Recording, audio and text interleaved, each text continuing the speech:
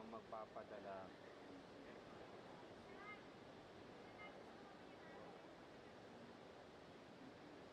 Ito ang magpapadala sa mga ngipin.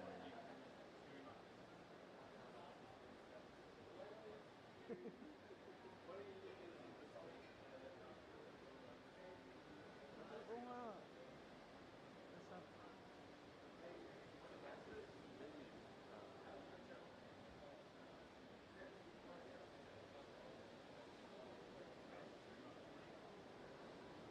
Ayun ang pagkakataon mo ng batiin yun, no? Feeling ko naghihintay ng bati sa'yo, eh. Yo, boys. Ayun na.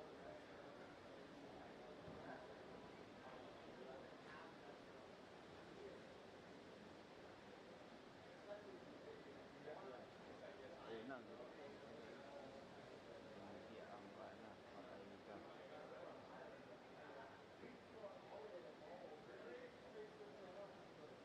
Hindi kasamang lasa ng mga ngipin yan.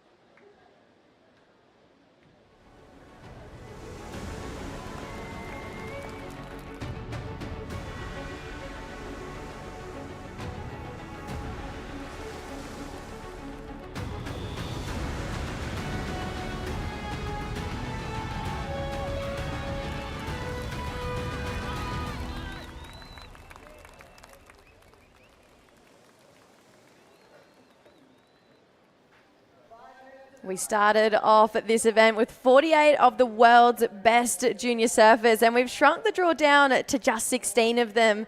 This is the WSL World Junior Championships, and it's been a pretty solid week so far. My name is Jessie Starling, joined in the booth by Di Wacko. Moving on to day 4 here today, Di, and the level just keeps lifting. Already day 4, and yesterday it was kind of smaller than the previous days, but still we've seen a lot of big actions, a lot of 8s and 9s even, Yes. and 6s, so a lot of big actions. Plenty of excellent scores have been coming our way all throughout the week. We're looking forward to potentially, we've had a little bump in the swell here this morning. We've got low tide as well.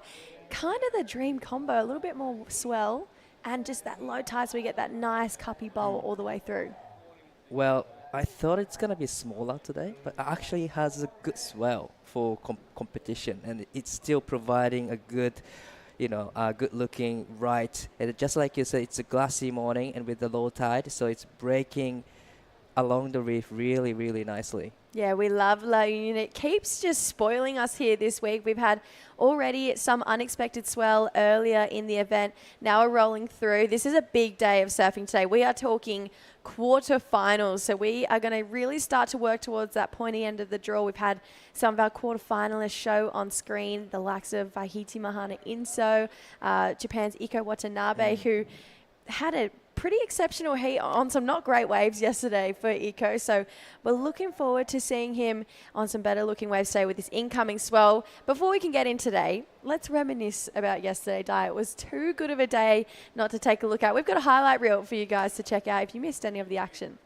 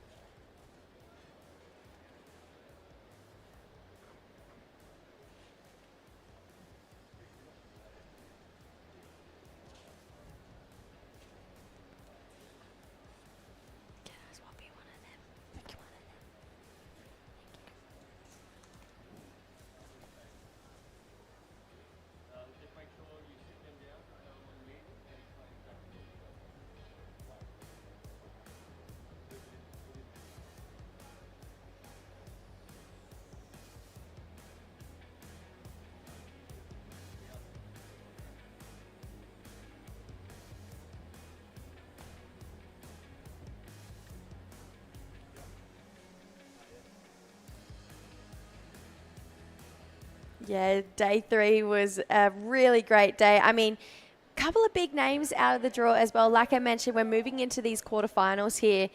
Looking at the likes of Arena Rodriguez, Talia Swindle, Reed Van Wagner, Laura Rupp out of the draw. We've got a couple of underdogs this morning in the quarterfinals. We're pretty close to getting underway for action here this morning. And we actually have the birthday girl, True Starling, down there with the morning call. 25 today, Bootsy. Yeah, thank you, Jessie. Well, it's day 4 of the event and we're into the quarterfinals like you guys have been saying. We actually also have the semi-finals on standby, so it's not quite finals day just yet, but we are creeping into that pointier end of the draw. A lot of the women this morning, they've got their game faces on, they're ready to rock and roll. They're starting early as well. The men have been out there, they're slowly starting to drift in. They're trying to make the most of the conditions this morning. And like you've been saying, we actually had a real bump in the swell. It was a delightful surprise this morning, honestly, to wake up, walk down the beach and see some bigger lines roll through. The period stays the same, just the swell increased a fraction. That low tide really helping it out as well. So we saw some great free surfing go down. I've got my eyes on Isla Huppert's to move into the semi-finals. That's my pick for the day. But yeah, it's going to be a great day of surfing. Quarterfinals are on, semi-finals on standby. It could be a huge day of surfing, Jessie and Di. Yeah, thanks, Trues. We just heard that hooter sound. So we are underway for competition here, day number 4. And it's the women's quarterfinals, just like True mentioned. Spain's Carla Morera de la Val, I would say big dark horse energy coming out of our surfer in red, taking on Ahiti Mahana Inso from Hawaii, slightly more established surfer on that Challenger Series. Pretty cool to see, this real flurry of underdogs really start to come through here. Definitely, like you said, Carla had a big hit yesterday in the round of 16 up against Arena Rodriguez, and she did a great job on her backhand attack, and now she is in the quarterfinals. Equal 5th place, even, not making to the next round. It's a great result, and this is a great matchup because they are goofy footers. Yeah, a couple of goofy footers to start off the morning, Di. And you know what? I think we've had this kind of similar theme running throughout the draw. We've had these real power surfers come up against maybe those fast, whippier surfers like at Carla. And we've got that exact same matchup here. We know Vahiti from Hawaii knows how to put up a pretty solid backside turn. She's got a lot of power. Strength is definitely her advantage in this matchup. And then Carla, yeah, like I mentioned, she's just been this really surprising name that has rolled through the draw. She's been really impressive and just great technique. She's almost got this really cool old school style. Taking a look at the upcoming quarterfinals as well. Heat number 2, Isla Huppert's taking on Japan's Anon Matsuoka. I mean, that one feels a lot more evenly matched. Right, that's something we see usually in the Asian QS Tour. Isla Huppert's up against Anon Matsuoka, and that's going to be a great matchup, And I love the heat number 3. Bella Kenworthy up against Sierra Carr. That is a stacked heat. Yeah, big looking heat there. Obviously that championship tour establishment for Bella Kenworthy. She's looking forward to having a second season on the CT starting in April. Sierra Kerr looking to get there, but she wants to be another World Junior Champion. She's already got one to her name, so that's going to be pretty solid. And then heat number 4, Catalina Ziraquai, another big underdog coming out of Peru, taking down a big name of Laura Rupp yesterday in the round of 16. And Yanire Gonzalez Echebarria, ISA gold medalist. That is going to be a really exciting matchup there as well. Definitely, her sister got knocked in the earlier round, so definitely she wants to get the win here, make it to the semi-finals. We've extended these heats as well today, so we've got an extra 5 minutes on the clock, 35 minutes for the quarterfinalists out there. 2 women with that much time on the clock, Di. It's going to feel like you've got plenty of time to get the decisions right out there. Definitely, it's a long time, 35, and yesterday we had a 30-minute heat. There's a extra 5 minutes today, and it's a great call because, there's a swell. Actually, Ocean provides a lot of swells, but it's really slow. Sometimes you get really slow here. So definitely, extra 5 minutes will be a good opportunity for them. But you don't really want to be sitting there just waiting for the right ones. I would say the quick start will be the key point. But some of them, like Lennox Smith, he's a really well-patient surfer. Can't wait for a long time and just get on this good waves and score. So, yeah, it's a lot of strategies going on here. Yeah, we love it. This is that little bump and swell we're talking about. 2 nice turns to start off day 4 of competition here for Vaihiti. And so you can see as these waves start to roll through, just a really nice direction of the swell that we've got here today. We love when it's just that direct north, because that's when we see those inside sections really start to bowl up. Tad little bit of west in the swell today. So it is really going to come down to picking those ones that do come in that little bit further north. But as far as, opening wave of the morning, Vaihiti, she's looking pretty strong. Wow, that was a great surfing. That was a quick start. And I think that was a great call from her. It was a short wave. We usually see the longer wave, but still great two-turn combo. And all those, two big turns can get you the good numbers. It was more of a check-in turn on the first turn, but definitely the big turn on the finishing section. So great surfing from Vaihiti Mahana to start her campaign in the quarterfinal hit 1. Yeah, love it. She's been saying she really wants to find that confidence on her backhand, and she has been working hard on it for a really long time. You do have that stance and that wave where you feel a lot more confident potentially going left or right. We're going to look at this last wave as well for Carla. We'll catch back up with that in a second. Just a small score for her though, so 1.6. But yeah, pretty interesting between these two. Never met head-to-head in competition before. Obviously, Carla's still really young. The biggest event of her career so far being here in the World Juniors, and to be in the quarterfinals, it's one thing to be here, but to keep progressing and get to these big and pointy end of the draw heats as the quarterfinals. Do you reckon a little bit more chirp is going to start happening in between the ears? Is there a little bit more head noise that's going to filter in? Yeah, I would say yes, but I would say, in a round of 16, there's going to be more noise in your head because you kind of want to make it to the finals there and then the quarterfinals. But now they're in the quarterfinals, which is a great result next to their name. So now probably it's time for them to just showcasing their surfing skill. This is the first wave from Kala. It's a small score, 1.60. But it's nice to just have a go on the wave. It's the 35-minute heat. There's so many opportunities, but you don't want to be sitting there just waiting. Yeah, so Carla, small score, like you said, they're 1.6. What are you thinking about how important it is, even just looking at that first exchange, to have the inside at the start of a heat? Because you can hear a lot of coaches, they say, get the inside at the start of the heat. It's a big time, a part of the game plan. When you're in a man-on-man competition at this part of the round, do you see it filtering in as just as important? Yes, definitely. It'll be really important strategy to have a deeper section. But I'm not sure because it's 35 minutes and there's going to be another chance. So you don't really want to be thinking and stuck in the, I got to go deeper and then deeper. More of you kind of want to be sitting in the right position that you were, talking with your coach. Here we go. Looks like we're going to have a paddle here. So priority in use for our Hawaiian surfer. Vaihiti connects with that first section. Unfortunately, just the one. So she's going to add to her scoreline. You can see she's getting her connections down pat. She's obviously looking really comfortable on her feet, but just frustrated that she's not finding one of those longer walls as of yet. But these 35-minute heats with just one other person out, it's actually a dream, really, when you think about it. You take the competitive side out of it. You've got a perfect point break. One other lady out there. This is just one turn here, though, Dai. Right. Definitely she wants to get that wave, that, break through the inside and gives her a lot of opportunities, but it wasn't that one. So quickly, just one turn. But just like mentioned before, it's a good idea to just keep the dice rolling in the heat. Even it's a 35-minute heat, just you don't really, you don't want to wait for a long time. Your body can get really stiff and all the noises coming into your head. So I would say it wasn't a good wave that she was looking for, but still it was a good call. Yeah, nice single turn there for Vaihiti. Priority now goes back to our young Spaniard. Like we mentioned, been super impressed by her.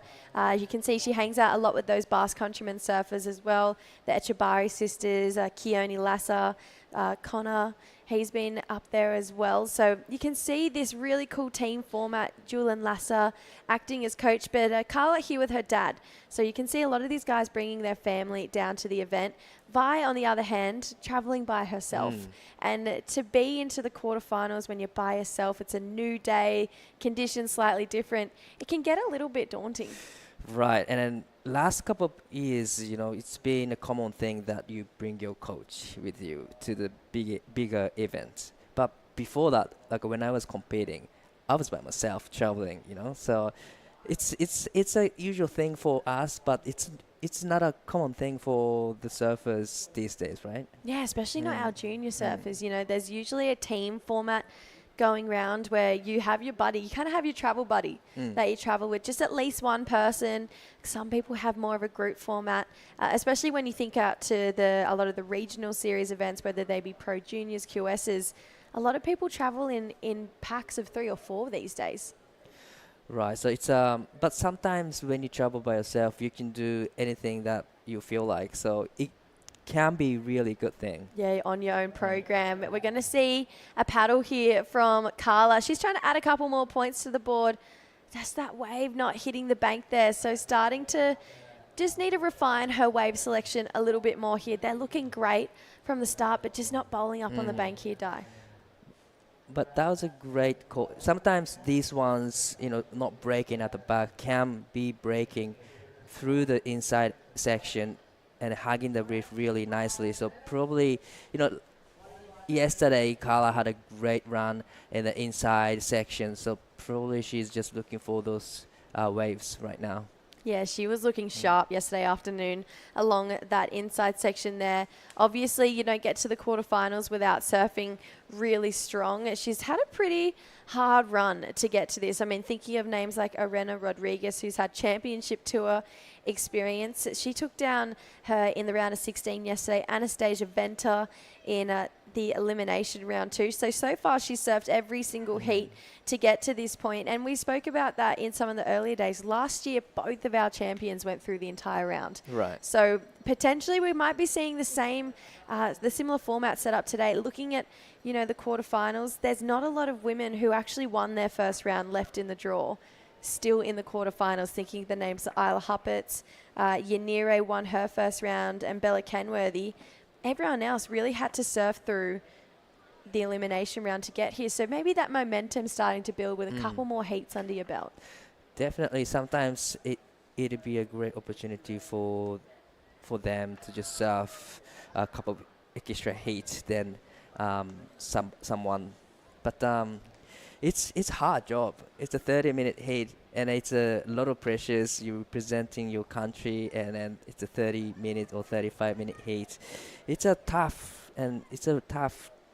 championships. It is. The talent pool is strong this year. And then if we take a look at the men's quarterfinals that we have coming up after the women's, heat number 1, every single one of them, they're absolutely stacked. Lennox Smith taking on Rickson Falcoa. 2 really powerful surfers, those ones. And that's actually a pretty evenly matched heat. And then coming up heat number 2, Gabrielle Klossner, Dane Henry. That's a little bit more opposing, but it gets you excited looking at these big names coming up in the quarterfinals. Definitely. Because I'm looking at the draws in the men's side as well, but they are all stacked. They're so good. Iko Watanabe, Winter Vincent, heat number 3. And then Ollie Zeitz, Nadav Attar. I would call number 4 a bit of an underdog heat as well, because those guys, they had big names. Lucas Cassidy, obviously one of the biggest that we had in the draw, went down in heat number 8 of the round of 16 yesterday to Nadav. And yeah, Nadav and both Ollie got the win in the dying stages too. Just really showcasing how much they want it here. Definitely. And always good feeling to have the buzzer beater.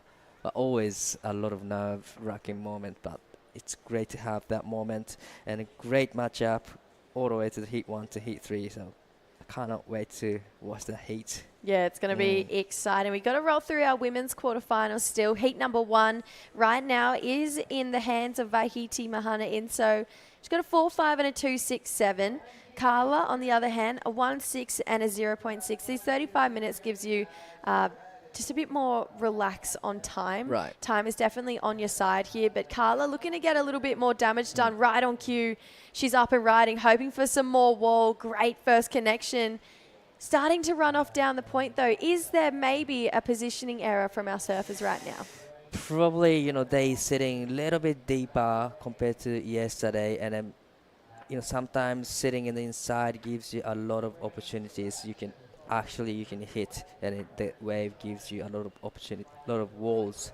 But this one, I really like that attack there, and probably she wants to come around a section and get into this inside section. Unfortunately, wave just shut down on her, so she's building up confidence throughout the heat. So she's getting a lot of waves. So that's a good call. Yeah, on this low tide, you can see that first peak, the deepest peak that we see a lot of these competitors surf on. We'll get back to that.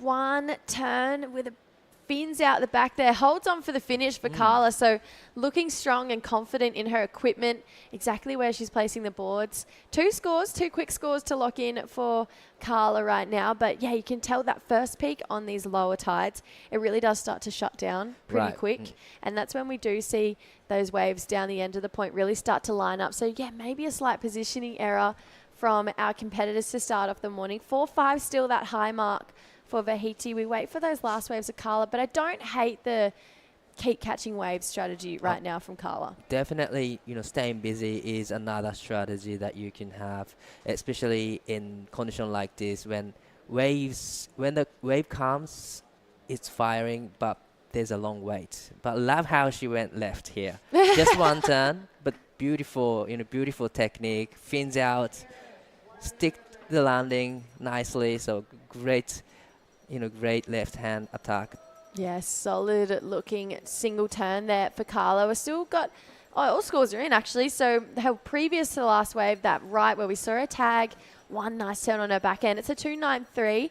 That last one, just a 1 point ride. So she's got a 4.25 is her requirement. She's going to keep swinging. I love this progression of energy here from Carla, trying to keep catching waves here and find her spot down the line. She has never really been too phased by where her competitors have been sitting. I've noticed so far in competition, she's really feels like she's that type of surfer who's going to stick to her own game and not get too caught up in that other lady in the water. We look like we got a strong paddle here from Vahiti.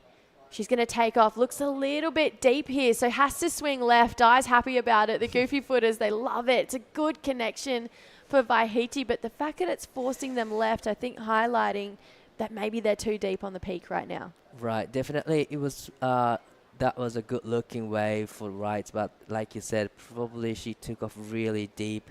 But that was a great goal from her. Just decided to go on the left and had a one turn in. So it's she wasn't wasting her first priority there. So that was a good call. Yeah, bigger looking wave, nice section and connection there for Vahiti.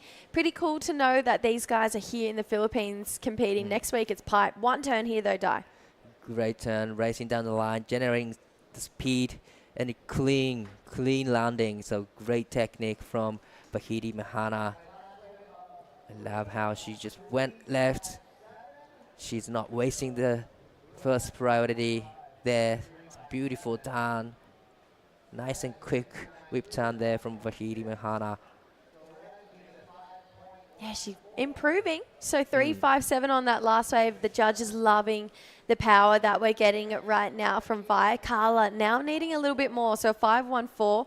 4 and a 3, it is applying just that little bit of pressure. You know Vi and Carla, they're the type of competitors, they want more in their scoreline right now. We definitely know they're going to try and find it in these next 17 and a half minutes. Obviously, Di, we watched the highlights of yesterday. It was a pretty incredible day of surfing. We rocked up to the beach. It was a little bit smaller, but these guys making it look so fun out there. Got to know your standout performer of yesterday. Well, I would say Lennox Smith. Yeah. Like how he plays the heat actually stands out for me. He waited so long for the first wave. Like he waited for like half of of the heat probably, and then he gets on it. He got the score, and back to back he got another one. So that was one of the standout heat. Yeah, and that was a big heat too, up yeah. against Lucas Skinner, who was definitely one of the favourites coming into this event. Those two had a really cool matchup. Just to be a fun heat to go back and rewatch. Just such fast surfing from then in the first heat of the round of 16. Bit of energy here. Having a look is Carla. She's not going to take that one. So some of these waves just not hitting that reef quite right this morning. So maybe just a little bit of morning sickness here so far. But 16 and a half to go. You know, you've got a 2 and a 1 to your name, Di. Are you thinking, do I hit the reset button? Or are you thinking, it's all right, I'm just going to keep building? Probably it's a 60 minutes left on the clock, so reset button could be a nice for her, but there's still plenty of time left, and we haven't seen a lot of waves with opportunities so far yet. So definitely we'll be seeing in the next couple of minutes, hopefully. Yeah, big standout lady on your screen just then. Isla Huppets locked in excellence on her opening round with a 9-point ride for one single maneuver, and then she backed it up with a 6.83 for another turn. So she won that heat, 15.83 points just on 2 turns, which is pretty exceptional. Went through to a round of 16 yesterday and just found these waves that you didn't really see anyone else finding all through the afternoon, and she just has that really cool finner on lock. Right, definitely. That maneuver is like her go-to maneuver, and I'm really enjoying watching it. And then especially on the 9-point ride, that was that was something that I never seen from men's side as well. It was the best turn of competition. Yeah, definitely. By far, men and women. She is looking so sharp. Definitely one of the favourites coming into these pointy ends of the draw. Like True mentioned earlier, we've got quarterfinals. We're running through them today. We know that. Semi-finals on standby. So there's a question mark around finals day. I'm feeling like it might not be. We've got that swell that's going to pop up right at the end of the waiting period. And you know what? We've actually been really lucky with waves here, because what we thought was going to be pretty tiny all week, we had 4 to 5 foot surf on that first day of competition, even that second morning, and even now we've got a little jump in that swell as well. So these ladies just trying to find those waves that offer them a couple more sections here.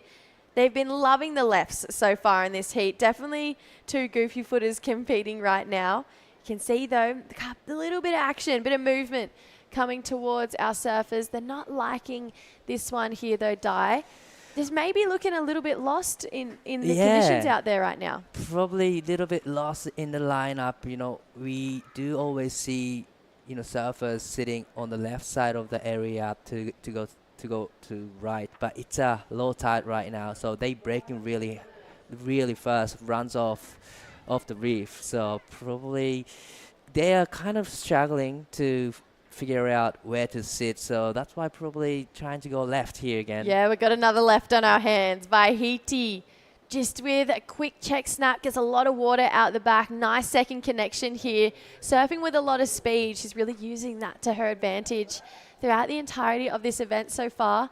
We just know the judges probably aren't going to score you much over a 3 or a 4 on those lefts. They do want to see those nice running right-handers. We are on a right-hand point break, but give it to the goofies to go left. Definitely. In this heat. I love it. This is exactly what they would love. They'd love a left-hand point break out here this morning. Some nice, she's surfing great, Vahiti, you know, looking really strong and sharp on her equipment here, Di. But she betters, so she gets a 4-point ride for that last wave, applies a little bit more pressure. Tell me what you like about this one. That's a great surfing from, you know, that was really whippy first turn and trying to get the finishing turn, and that's exactly what she did. Great surfing there. More of a checking turn, but generating so much speed so that she can hit the, you know, the further section really hard and throwing a bucket of spray. So it wasn't a wave that you can get 4 point, but she did a great job to get the 4.0. That's the land of the lefts out there this morning. Vi looking left again. Just a quick in and out of that one. So about feels like we're getting a little bit more energy coming our way. That was a bigger looking wave, nicer looking bowl, just a little bit foamy on the face there for Vaihiti. But like we mentioned with Carla when she went through just that wave catching spree, we love when these ladies are trying to surf themselves into rhythm. Exactly what our young Spaniard is trying to do. Unfortunately, not the best use of priority here. She was kind of eyeing for the left as well when she paddled, but unfortunately, the right didn't really offer the long stretch wall for her. So I'm not too sure if it's positioning mistakes, but I think they sitting in a great position right now. But on screen we have Anu Matsuoka just meditating. One of the best juniors coming out of Japan. Not just juniors, she is on that Challenger Series. She's a force to be reckoned with on the regional QS. She wins so much. She's so consistent no matter what the league is, no matter where she is around the world. And she's carrying that consistency here as well. But a big task of Isla Huppets. Wow, it's going to be a big matchup, But you know what? If anyone can rise to the occasion, it's got to be Anon. She has so much self-confidence and just belief in her surfing, which I think is such a great asset that she has, because for Anon, she never gets phased by who she has as a competitor. Definitely. She's got, a big confidence in her surfing, and then why not? Because she's getting good results. She's surfing on a CS tour, and she was training in Hawaii before she came to this event, and after this straight into the CS event at Pipe Pro. So definitely she is a strong competitor. She's used to traveling all the time, and she has a big confidence. Yeah, this is her opponent, Isla Huppet. So pretty solid matchup coming in quarterfinal heat number 2. That's just a little over 10 minutes away. Obviously, last year we saw Kana Nakashio go on to almost win the event. Came in place second. Was probably, as far as overall performances in the event go, was probably the standout. She had a lot of excellent scores. Obviously, when you have that absolute talent and caliber of Luana Silva, it was going to be a hard final. But that would have really psyched up a lot of the Japanese women to come here and try and do the same and do one better than what Kana did last year. Definitely, we are so excited to see that all the women's doing great from Japan. Better looking turn there for Carla, but unfortunately just a bit of a nightmare heat as far as it goes for finding those nice steeper sections. I feel like right now she's just got to create her own space. Right, that's totally right, But I like how she keeps rolling the dice in the water. And we just like we mentioned before, they seem like struggling to figure out where to sit in a lineup right now, but keep rolling the dice so that you can get a good wave, and that's a good strategy when you get lost. Oh, definitely. So Carla, she's got 9 minutes to try and find something with a little bit of energy, needing a 5.57. But when you break down what a competitor has, she's got a pair of 4s.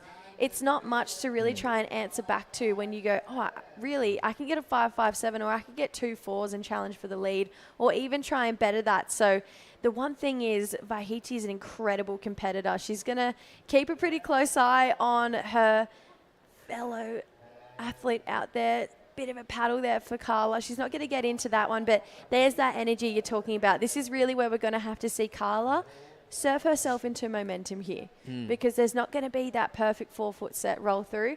But you know what we've seen? We've seen a lot of points had on that inside section over the last couple of days, and it feels like it's probably going to be the story of that again today.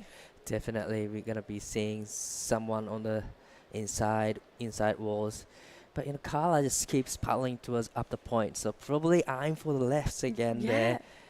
But Vaihiti is not letting her stay by herself. She has first priority, so she just stick with Carla, just chasing anywhere Carla goes now. Just feels like there's a little bit of dead water there potentially. We've seen a lot of rights roll through wider than they are. But you know what? It's easier said in the booth. You could be down there and be like, you know what? The energy's actually here. And when the lefts come through, they bowl back at you nicer. Looks like the ladies, they're looking left again here. So we are rolling with Vi, who's, oh, wow, giving us a great looking turn there. Question mark potentially on that ride out. Was the board out enough in front of the foam there? But just flexing her incredible range of repertoire that she has in her surfing. It was more of a blocking, Carla to get that one way, but beautiful surfing and adding a variety in maneuvers from Bahidi. Great carving turn into tail slide. Important way for Carla. Yeah, answer back. Goes big for Carla. Maybe that board just getting away from her a little bit there. And then this is really where priority, even though it's a two-man heat, it's going to come into play here, especially with less than 7 minutes on the clock. Well, definitely, having a first priority is really important key. But I love this carving turn into tail slides. Stick the landing, but I'm not too sure if it's going to be a completion. But beautiful technique there. Kick the tail, and just get a rotation and come back nicely. Unfortunately, it didn't ride out of it, but great technique. Well, while we're out here in the booth, just having a look at what's coming through, where the right bank is. True's down on the beach, and True's, what's it looking like out there? Because we've seen a lot of lefts come through this morning. Yeah, Jessie, exactly. That's why I thought I'd come down on the beach and kind of give you a front-on look of what's going on. So we've got the women's pretty much sitting directly or maybe just a little bit to the right of me. It feels like they're sitting maybe a little bit too deep. I heard you say on the broadcast before, Jessie, there is some good wide rights coming through. There is an opportunity to kind of move away and get away from, your opponent with priority and find those rights. We have seen it all week. It is Mona Lisa point here. It is a right. So it does feel like those are the best opportunities. However, where the girls are sitting, they're kind of in the spot for those lefts. They're feeling a little bit too deep to get around those rights and kind of find those nice bowly sections. But with Vi and Carla in this heat, the goofy goggles are on well and truly. It's quite clear with 6 minutes to go. But I think there is definitely a good tactic. You can even see right now, there is opportunities for that. I think with the tide, we'll probably start to see the rights be a bit more predominant and get better throughout the day. So what you're saying is they're doing their best die wacko at Cloud9. Well, obviously, yes. Yeah. That's Yeah. exactly what I'm saying. Love it, love and it. You know what? I would expect that from Daiwaka Yeah. here at this event too. Awesome. Thanks so much, Thank you, Trues. guys. Yeah, good to know that there are those rights out there. We came down this morning, we were watching the free surfing. The rights actually looking really fun as well. Yeah. But a goofy, they're going to love the left out there. And if you're not familiar with Cloud9, a perfect barreling right-hander. And Di loves going left out there. The perfect left-hander there at the Cloud9. It's a well-known goofy footer point, actually. There's a Yeah, left. you've been going wrong, going right all the time, guys. Have you gone left out, Cloud9? It's better. And that, I'm not sure, but that's pretty much their thinking here. They see the left coming in, and Vahidi scored 4.5 and 4, so maybe they see the potential on the left. Yeah, just maybe a little bit more confidence there as well. Right now, though, you can see Wow, that's a good footage. not flinching that the other competitors just close to them, but you can see two different types of strategies here, Di. A non looking super locked in, and then we've got Isla getting her preheat routine in, which is always kicking that AFL footy. So one really nice and calm, one trying to, I feel like maybe fire up just the senses a little bit more. It's quite cool though. Anon, she's always got that game face going.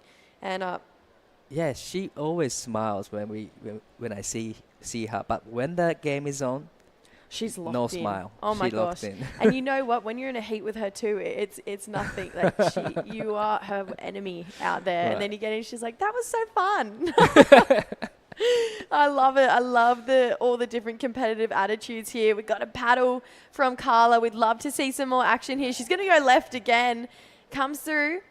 Nice finner. So it's just the one turn, but even just one completion of one turn, that's going to set out to be like, okay, I got that. Now let's build again on the next one. Definitely, one completion will change whole thing in the heat. So definitely great call for Carla, but I really love to see her going right as well. But this was a great technique on the smaller size waves, but able to release the fins nicely and then stick the landing nicely again. So great surfing from Carla. Yeah, look, she's starting to paddle wide down the point here. So we're having a bit of a change in the lineup right now. You can tell she looked in and it felt like maybe there was hands waving her back down the point a little bit wider to try and find these right-handers, obviously she's got such a strong backhand. She's been using Definitely. it to her advantage all week as well. So like you mentioned, Di, we'd love to see that in action again now.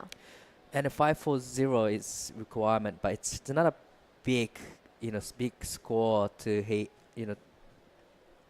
for the requirement when we think about Carla's skill set on her backhand. So if she gets on the bigger set or better waves, 5-4-0 is easy. Yeah, we haven't really seen either of these ladies kind of break out of that first gear because they've been surfing to the scores that they need. And that is exactly what you need to do as a competitor. But these ladies have kind of set this standard for themselves that they go out of their way to get big scores. And it's something that we love about both of these ladies. And so at this point in time, 1 minute 40 to go, you can see Vi positioning herself on the outside of Carla, giving us a good indication that they are down on that right as well. So Vi can block with that priority. But a 5-4, they're two nice connections on their backhand. A lot of their scores right now based on one turns. So if they can find one with two nice turns, you'd have to think a 5's not out of question. No, it's a really doable requirement for Carla and Vahidi as well, because 4.5 on the left, but we've seen a lot of them on the right and getting those good scores, 6-point range. So definitely once they on the right, they will get the good number. Yeah, the numbers that they're chasing a little bit deep for this one still. Looks like Carla might be able to scratch away, but she's a little bit too deep on that one there. So 45 seconds to go here. Carla chasing a 5.4. We've been so impressed with her surfing, her talent, her ability all week. Right now, Vahiti looking like she was in the spot for a right-hander there. And there's a good-looking line coming throughout the back. But you can see these two just trying to keep an eye on each other. This is all about applying pressure in the dying stages of this heat. Feels like it's this wave or nothing right now for Carla. Unfortunately, Vahiti, she's going to be playing defense. Priority in use for our Hawaiian. We love when we get to see this backhand in attack mode. Trying to find this inside section that we've seen really bowl up the last couple of days. It's not going to do it on that one there. So with 5 seconds on the clock, unfortunately, we're not going to see another opportunity for our young Spanish surfer. So Vahiti Mahana Inso is our first semi-finalist of the competition. Our first heat is in and over for day number 4 here at the World Junior Championships. There's the results on your screen. So Vahiti moving on through, unfortunately losing a very impressive young surfer, Carla Morera de la Val. We're going to go to a quick ad break, where we got a great matchup between Anon Matsuoka and Isla Huppert's coming up next. Stay tuned. We welcome in Stace Galbraith to take you through that one.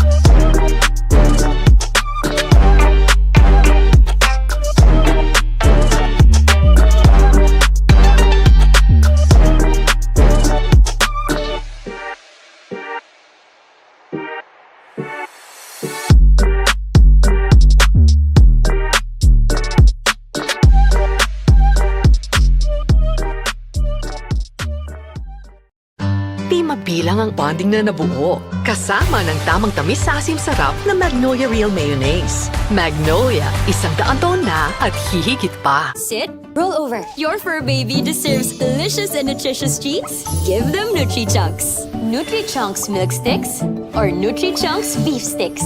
Fortified with essential nutrients. Nutri-Chunks dog treats. Love in every meal.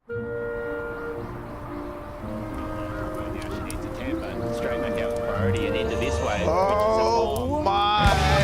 Deep one for Weston. However, she comes out. She comes out. She needs a 10-point.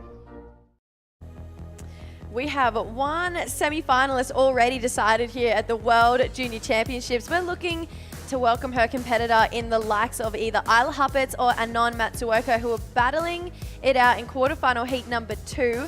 We're at the beautiful San Juan La Union. I'm Jessie Starling, joined in the booth by Stace Galbraith. Stace, what do you make of the morning so far? Ripper morning. Great morning. Yeah, just a cracking day. You can see no wind yet, so it's sheet glass conditions. I just saw a massive Spanish mackerel jump up out the back, so the fish are biting, the waves are cranking. And we're underway here. Like you said, semi-final is decided. We're going to try and find another one here. This young lady, certainly in form, Jessie. Yeah, love that single turn there for Isla. 4 points for one big turn. Kind of been a go-to. And fair enough, if you're getting 9 points for one turn, don't move away from it. Yeah, I mean, like what we've been saying all week, it's like the judges here judge on the World Tour. They're trying to get these kids ready for the World Tour. And when you're on the World Tour, you have to do the biggest turn you've ever done. You've generally got to do it 2 or 3 times in a row. So that's one way of getting these kids used to that kind of scoring system and what the judges on the tour want to see. They always want to see quality. No matter if it's an air or a steep takeoff for a tube or one big turn, they would much rather see that quality moment over a quantity of turns that are, say, good.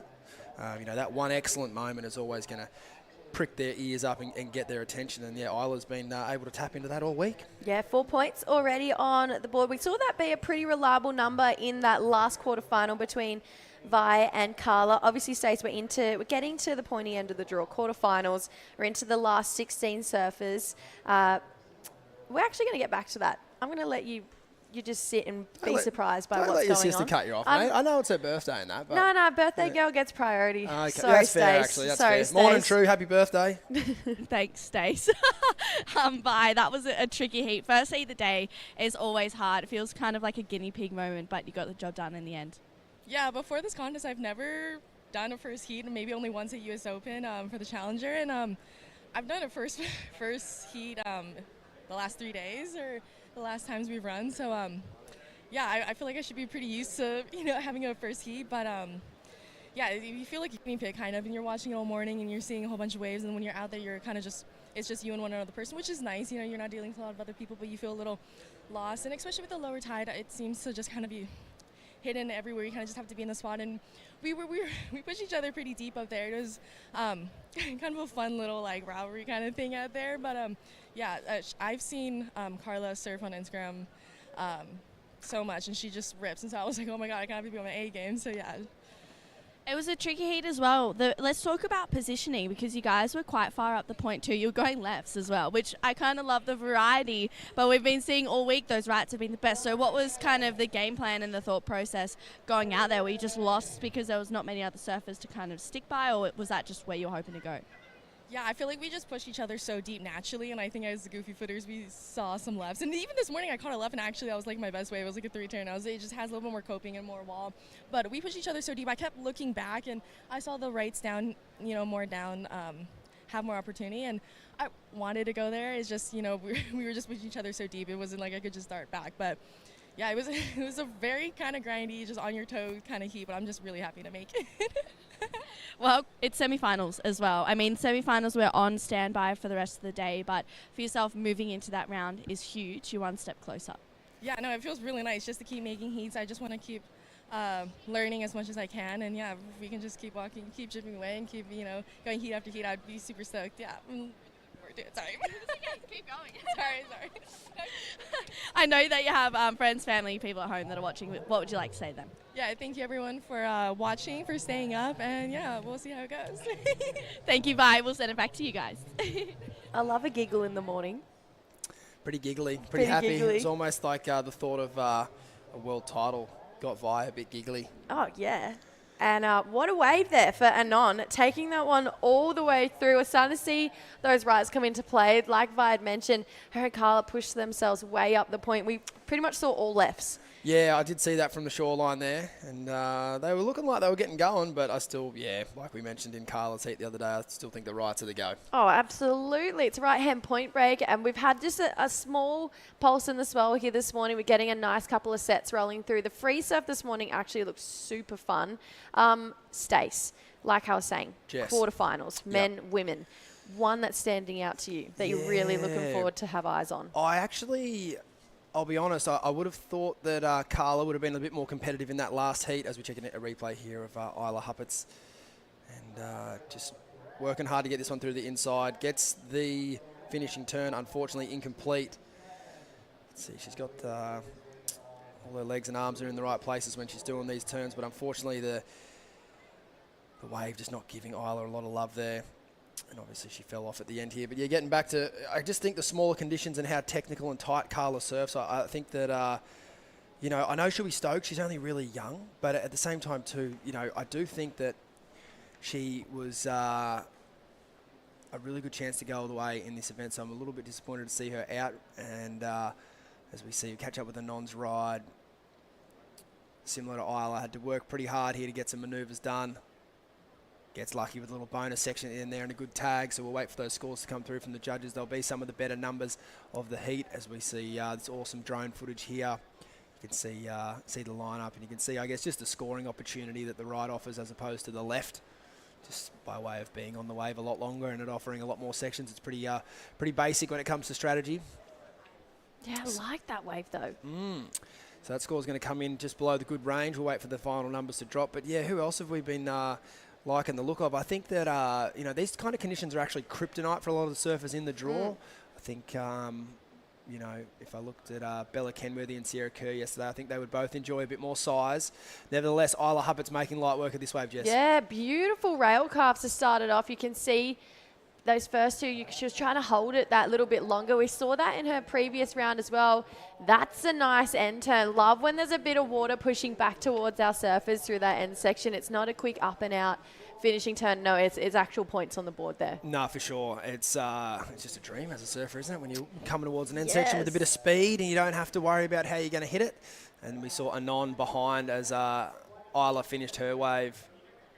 Just in and out there for Anon. That won't be a great score, so she'll look to get back out the back. And we'll wait for the number from Isla. Anon started well, 5, 6, 7. Yeah, not a bad number there. I feel like Isla's going to answer back pretty nicely.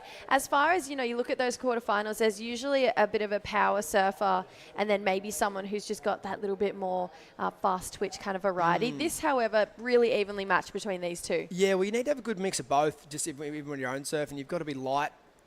You know, when you need to be generating speed down the line, and then heavy on the feet when you get a good section. I think Winter Vincent's probably been the, you know, he's the blueprint for how to surf this wave at the moment. And Isla just taking a leaf out of his book there, mixing it up with some big turns and some connecting turns, and this will be a good number. Really great wave selection.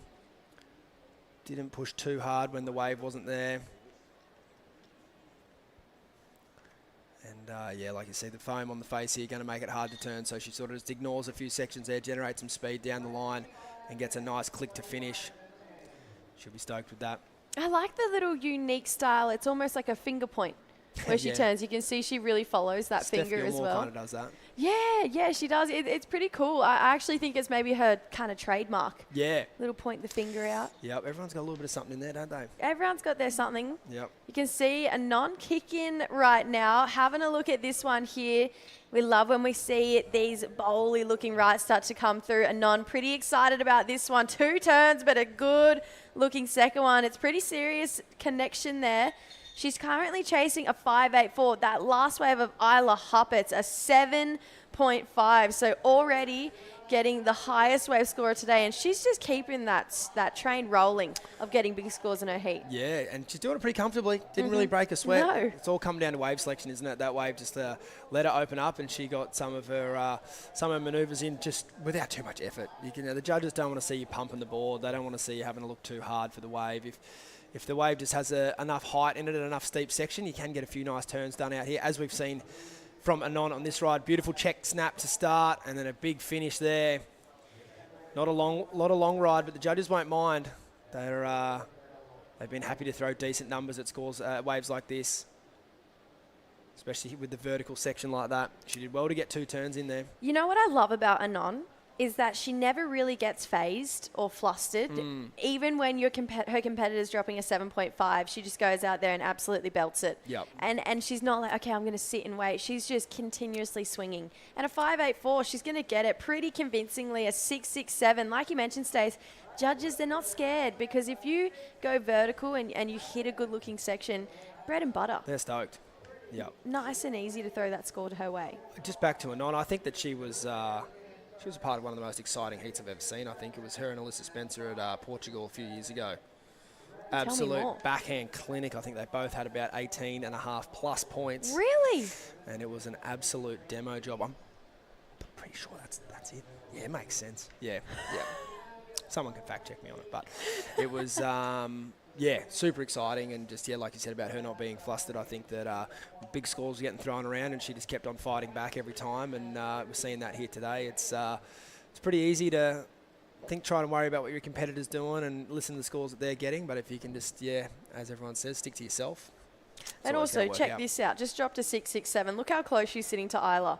You'll be able to hear her breathe sitting next to you there. It's gonna creep in between the ears there. It's not something you see a lot out of the crew from Japan, like to do something like that. It's a lot more common in pretty much everywhere else in the world. I can think of Australians and Brazilians that surf their heats like this. The Europeans can get feisty and full of passion. But for the Japanese surfers, they generally don't play that game a lot. And to be honest, I think they need to. It's all part of it, right? You need anything you can to kind of get your competitor a bit unwound. You'll take it. And nothing against the rules. You can sit where you like. Just don't get in their way when a wave comes. You know what? I respect it. Yeah. I really do. And you know what? I also think Anon's one of those surfers who feeds off situations like this, because now Isla needing a 4.84, not a massive score, but just to be able to sit there, apply that pressure, answer back, and just be like, kind of make Isla know that she's not going anywhere anytime soon, and you're probably going to get that 4.84, and I'm probably going to better it again. And I feel like Anon really feeds off these environments. Isla, she's a little more happy to stay in her own world. Yep. A little more happy to focus on herself, be her own competitor. Might be quite hard to do right now with your other lady just sitting right next to you. Totally, no, for sure. It's you can't. You have to let it in. You can try to block it out, but you can't ignore someone sitting half a metre away from you. So you have to learn how to digest that. And like a lot of learnings this week, as Vahiti said, it's all learnings, and there's lots of improvement, lots of things to learn, and that's what's so cool about this comp. It does model the CT. It's woman-on-woman competition all the way through to the final now. Long heats. Yeah, 35 minutes. And so that's very reminiscent of what you'd see on the World Tour. So it's... it's all part of it. But I think, too, Anon would know she's still behind. She's ahead on the scoreboard on 2 waves, but right now she knows she's still got, about a point gap between her best wave and Isla's best wave. So anything she can do to kind of unravel her and unnerve her and make sure that she doesn't get too far ahead is pretty critical. And it's Isla's next wave here. She could essentially win the heat on her next wave. If she gets an excellent score, that's actually going to put Anon in a really tricky position, because she's actually only holding a 6. So... the next exchange really, really important. And I'm not sure if Anon would have seen Isla's wave, but knowing that she didn't really click out of first gear either, and she dropped to 7.5. Yeah, it's always hard to judge from the back of the wave, isn't it? It always looks way better. You just see spray going over the back, and you think, oh, that was a 9, and then you hear the commentator read out, oh, it was a 6. And okay, maybe they weren't ripping. Epic. I'll take that. You'll take that. It's the worst when you're paddling back out going, oh, that was a 9 for yourself, and then the judges go, it's a 6. You're like, ooh. Yeah. Maybe I wasn't ripping. Yes, I need to try harder. Yeah. Are you sure? Right colour? Yeah. I'm giving myself a 9. What's going on there? Yeah. No, but you're so right. Actually, if Isla locks in an 8, that's going to be a massive requirement for Anon. It's a bit of a reset requirement, actually. So, yeah, pretty interesting. You can see Isla now just kind of stamping her authority, sitting right out the front of Anon. This is great. I love when you get to see the claws kind of come out a little bit. And you know what? You haven't really seen it too much from any of our competitors this draw, both men and women. So I love all the competitors to take a little leaf out of this book and apply it in their quarterfinals. We've talked about the women's though, Stace. Who's standing out on the men's side for you for the quarterfinal matchups? Yeah, I'm just, I think I sort of mentioned Winter Vincent on day 1. He was very convincing yesterday. I think I'm just going to ride him all the way into the final, Jess. Do it. Love it. Yep. Thoughts on that first matchup? Yeah, it's really good. I think Lennox was really good yesterday. He's really patient. Rickson looked to get really busy. So I think you're going to see a tale of 2 different strategies there. It's going to be awesome to watch it unfold. Yeah, both a bit more heavy-footed surfers as well. Got a bit more power behind them. Yep. I'm feeling pretty evenly matched between those two. Yeah, Lennox just a little looser in the hips, I'd say. He's just got a little bit more variety on the front side. I think he'll look to kind of exploit that. Rickson's been amazing. He's probably been one of my underdog favourites, but I think Lennox has just got a bit more variety, and I think he'll look to show that today. Yeah, a lot of power coming our way in these quarterfinals all throughout the morning here. We've already sent Vahiti Mahana Inso into the semis. She'll be coming up against either Anon, Matsuoka, or Isla Huppets. Ocean going a little bit quiet right now. You can see Isla trying to look for some advice. Got the incredible words of Clancy Dawson helping her out there. Her dad, Marcus, also here as well. Anon now Amura, who's using Stace's book of tricks to coach. No, there's no tricks there. There's tricks. There's a couple. There's a few. Yeah. So these two are the standouts that we've had the entire of the event. Big heat. Looking at number 3, Bella Kenworthy, Sierra Kerr. It's going to be a nice, interesting battle for Sierra because Bella's where she wants to be. And so that's going to be a nice testament to see just how she kind of comes up against those CT surfers. Yeah, big time. I think that that's probably match-up of the round, isn't it? Just by way of accolades for both of those young ladies. Both have amazing careers already. And, it's going to be an interesting one to see sort of how it all unfolds. I think they're both would look to improve on sort of how they've surfed so far. I know Sierra had a great moment where she came from behind yesterday, as we see now Amura there in the middle getting ready for that next wave to come through for Anon. Yeah, two talented surfers either side as well. Mirai Ikeda, Sumomo Sato. We lost him out of the draw earlier on, so Anon still flying the flag for Japan and doing it right now. Looking a better 5, 6, 7. Had speed down the line. We're out the back here, so important wave in this heat. Isla goes to the rail again. It brings that one all the way round. Cuts that one a little bit shorter here, but she's going to get nice and tight in the pocket. We said if she can lock in a big score here, it's really going to start to apply some pressure. Big looking end turn. Needs a 4.84, and that's a way to do it in style. Carves, snaps, nice and tight surfing in the pocket there, Stace. Not a lot gone wrong for Isla Huppets. No, that was really well done. And great paddling skill there to get into that wave. It's hard to identify the good waves out here when it's this glassy. You kind of can't really tell if this wave's actually going to break or not, so she did well to even get that. And had great speed out of that first little check snap, so she'd be disappointed that that wave didn't line up further down the line, but not the case for Isla Huppets. She grew up surfing waves not too dissimilar to this. Not as warm, but, on their day, I'm sure she surfed Winky Pop like this, very similar. Burley like this too now? A little bit. Burley's a little steeper, I would say, just on average, but for sure, still a right point. Sand bottom with rocks underneath it. Some nice turns here through the middle. And a beautiful snap to finish there. So obviously only chasing a 4.84, but I don't think she was really thinking about that score too much. She was just thinking about surfing this wave as good as she could and getting herself not only in the lead, but out as far as possible. She's obviously got the jump on the first score, a 7.5. Anon's best is a 6.67. So any kind of improvement that she can make above, say, Anon's best here is going to put her in a really, really strong position moving into the final third of this heat. Yeah, I'd go as far to say woman to beat so far in this contest. She's been able to show she can do it when the surf gets big, looking just as convincing when it is just that little bit smaller. So Isla, feels like it's going to be a big number. Early indication saying bigger than her last, and it is. Excellent score for Isla Huppets, an 8.07, leaving our Japanese surfer chasing an 8.9. This will be really interesting to watch for that next heat. Bella Kenworthy coming up next, and just showcasing you surf nice and tight in the pocket, get a good end turn. We're going excellent. Big time. Yep. And something that she is so capable of doing. Oh, absolutely. And I think more than anything, Bella's going to be capable of selecting the best waves. And it can be quite nerve-wracking having to wait for the waves that come that you want. But we saw Isla in that last heat that last exchange.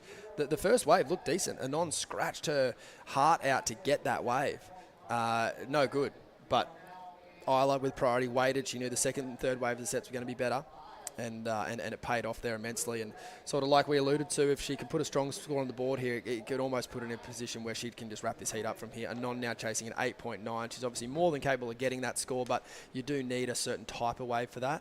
And as we've seen throughout the whole week, they're out there, but you do need a fair ton of luck at this point to end up on one of those waves. It's sometimes out of your control. Yeah, not really a foot gone wrong at this point for Isla Hupper. It's looking really sharp and really unfazed, to be honest. She should go and sit on the other side now.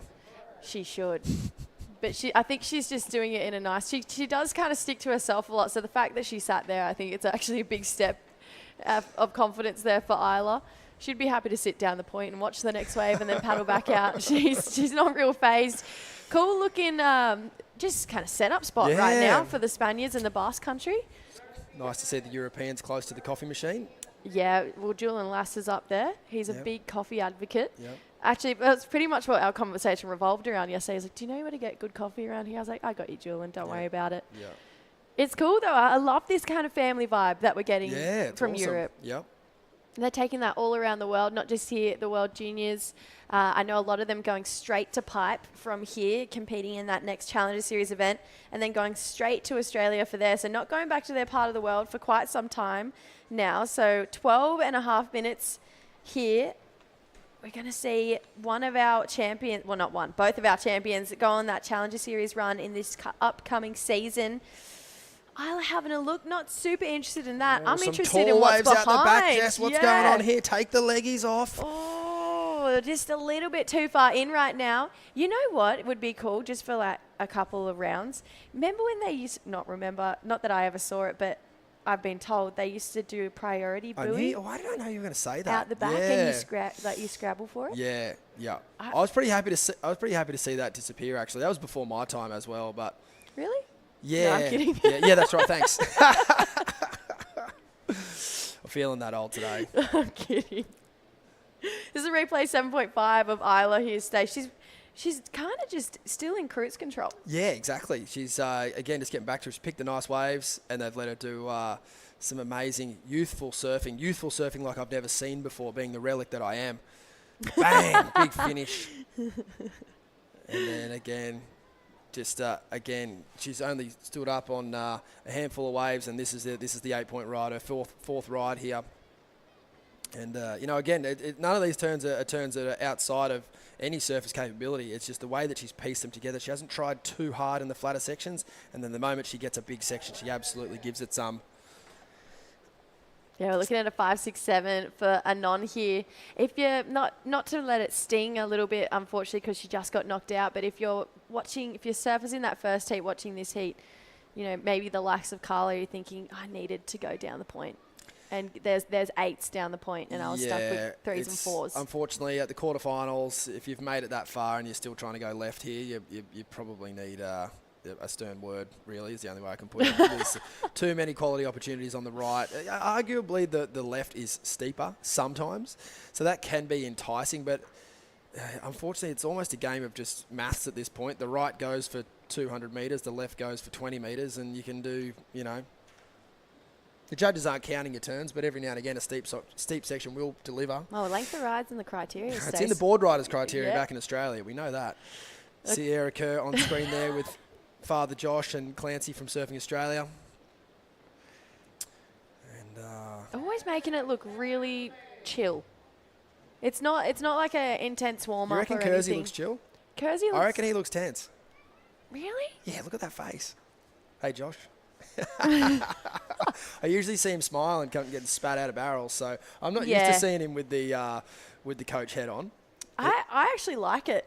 Yeah. I find it really interesting to see ex-pro surfers now sit in that coach role. Oh, big time. And it's really interesting. And it looks like that Josh, it's kind of lighting his fire still, because I reckon if you retired as a professional surfer, you definitely would still miss it.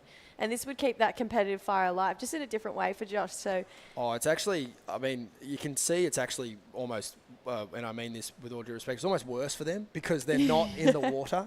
And so you can see certain heats with certain, particularly mums and dads, if they had a professional surfing career or even a professional sporting career, you can see it really... it brings up a whole new level of emotion, doesn't it? When it's your own flesh and blood out there. So, it is cool to see, though, especially just around people like Josh. They're always looking for fun stuff to do, telling you where the waves are, where the golf courses are, where to eat, and how to have a good time. So I think that people like that have done a few laps around the world, they know how to make the best out of every location. You can see that whenever Josh and Sierra travel together, they always look like they're having a good time. Yeah, don't they just? They look like they find every fun little avenue wherever they go around the world, especially the golf courses. They're kind of probably sitting in charge of finding golf courses around the world. Yeah, yep. Those two, they're always at a new one. Pretty sure you might have been in conversations with a certain one of them to go and find the golf course on we're on to Moz. I've been saying it every day, but the waves have been too good every day. So yeah, we keep rocking up and there's waves. Got to work. Yeah, honestly. 8 minutes here though. Isla, excellent surfing with an 8.07.75 as a backup. 8.9 here for Anon. She got a 6.67 pretty much off the back of one turn. That first time, it was a nice snap, but it was kind of setting herself up to go vertical on that second one. Good signs, though, to know that you find two of those big turns. It's an 8.9. The trick is it's been hard to find two of those big turns back to back.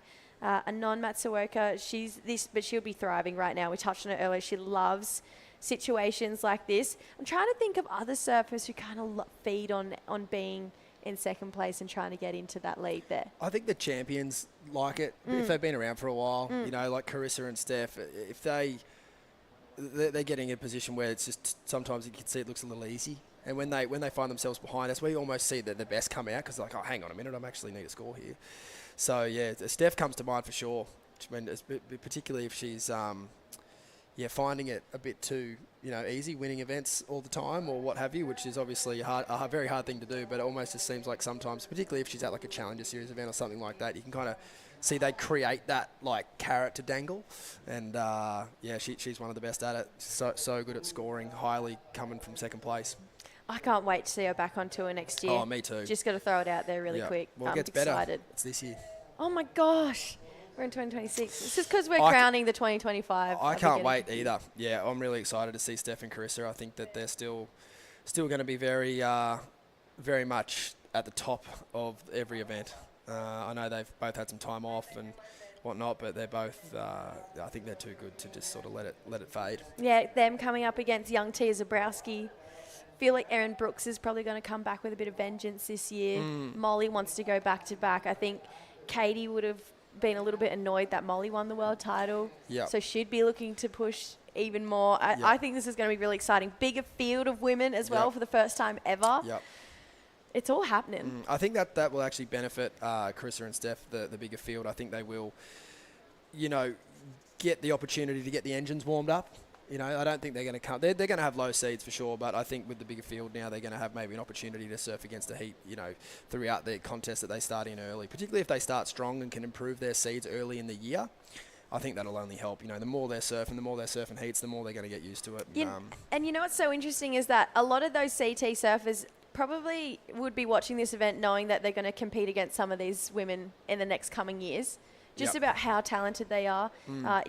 Even you look at the scoreline of Isla Huppert, Sierra Kerr, obviously it's not a matter of if, it's usually when. For sure. And you've heard that, being said by some of the best in the world.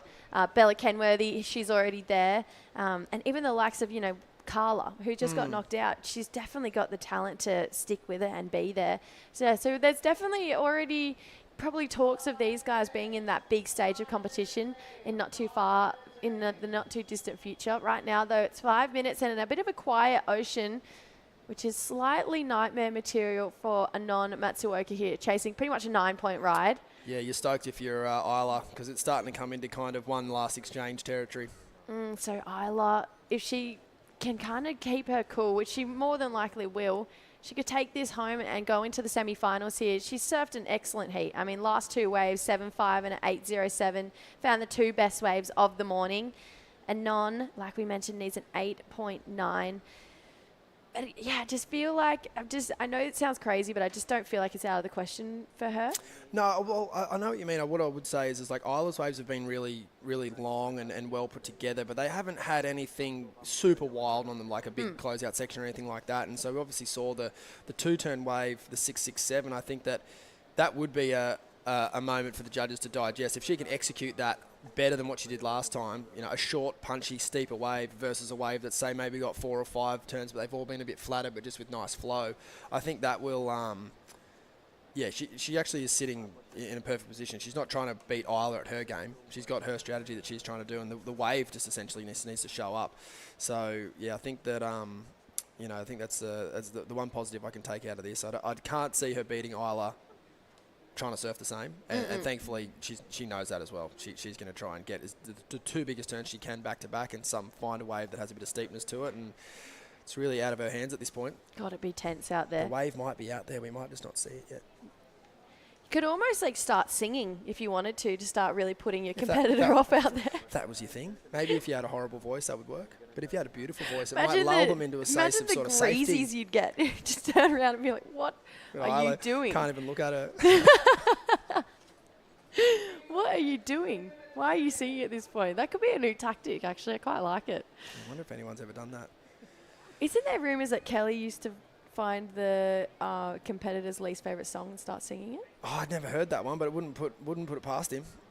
Imagine going to the effort of finding your competitor's least favourite song and then start singing it in heat. I think, yeah, I think Kelly could just start talking just about doing anything and make that happen, I reckon. Oh, God, yeah, absolutely.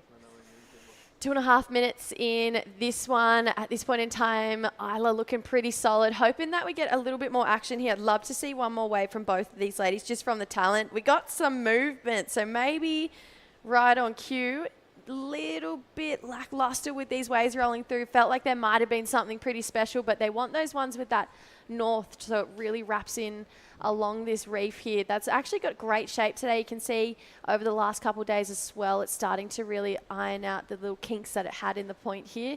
2 minutes to go, and you're sitting on the beach as a coach thinking, come on, send her away. Yeah, just send an opportunity. That's all you want. And yeah, you just want to have that feeling that maybe just a chance, but not looking likely at this point. Minute 45 on the clock, and a massive ask, an 8.9, the highest score of a non's campaign so far. As we see our local trophy guy. If you're ever looking for some trophies, he actually makes all of these himself. It's not the trophy of the event, but he's very proud of his work here. Yeah, absolutely. And you can pay, I think, maybe 40 pesos and get a photo with it. Oh, yeah? Be your own champ. Beautiful. Yep.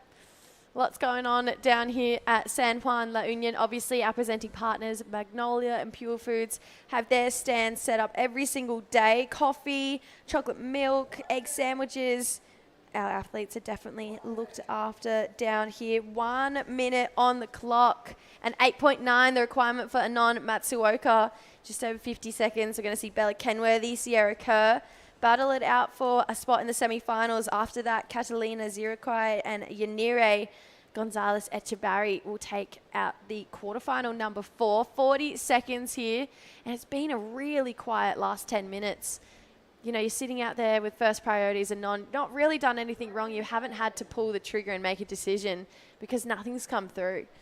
Sometimes it's just how it goes, unfortunately. Yeah, you're right. She won the first exchange, but it was only a second later that Isla found herself on a bomb behind the back, and that was something that you just can't control. Yeah, she hasn't really need to think about a wave to come through yet because nothing's come through with almost 9 points on it. So the Ocean definitely on Isla's side. Great sportsmanship between these two. They spent a long time competing against each other now in the regional QS.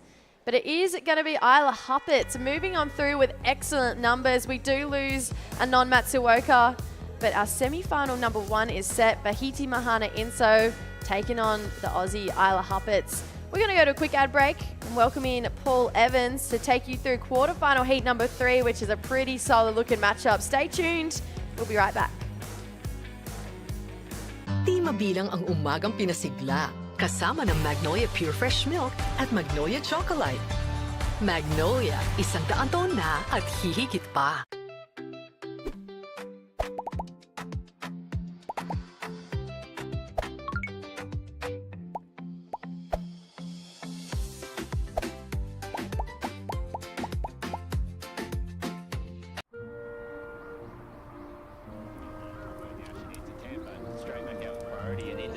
Oh my!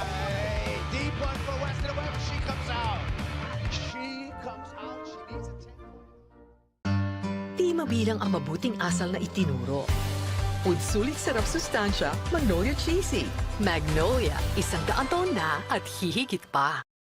Welcome back to the Philippines quarterfinal 3, hitting the water for the women. Checking out Bella Kenworthy of the CT taking on Sierra Kerr, couple of the graduates of the Ladybirds generation. Outstanding surfers with progression, a bunch of flair and talent. What are they going to do out here, Stace? Can't wait for this one.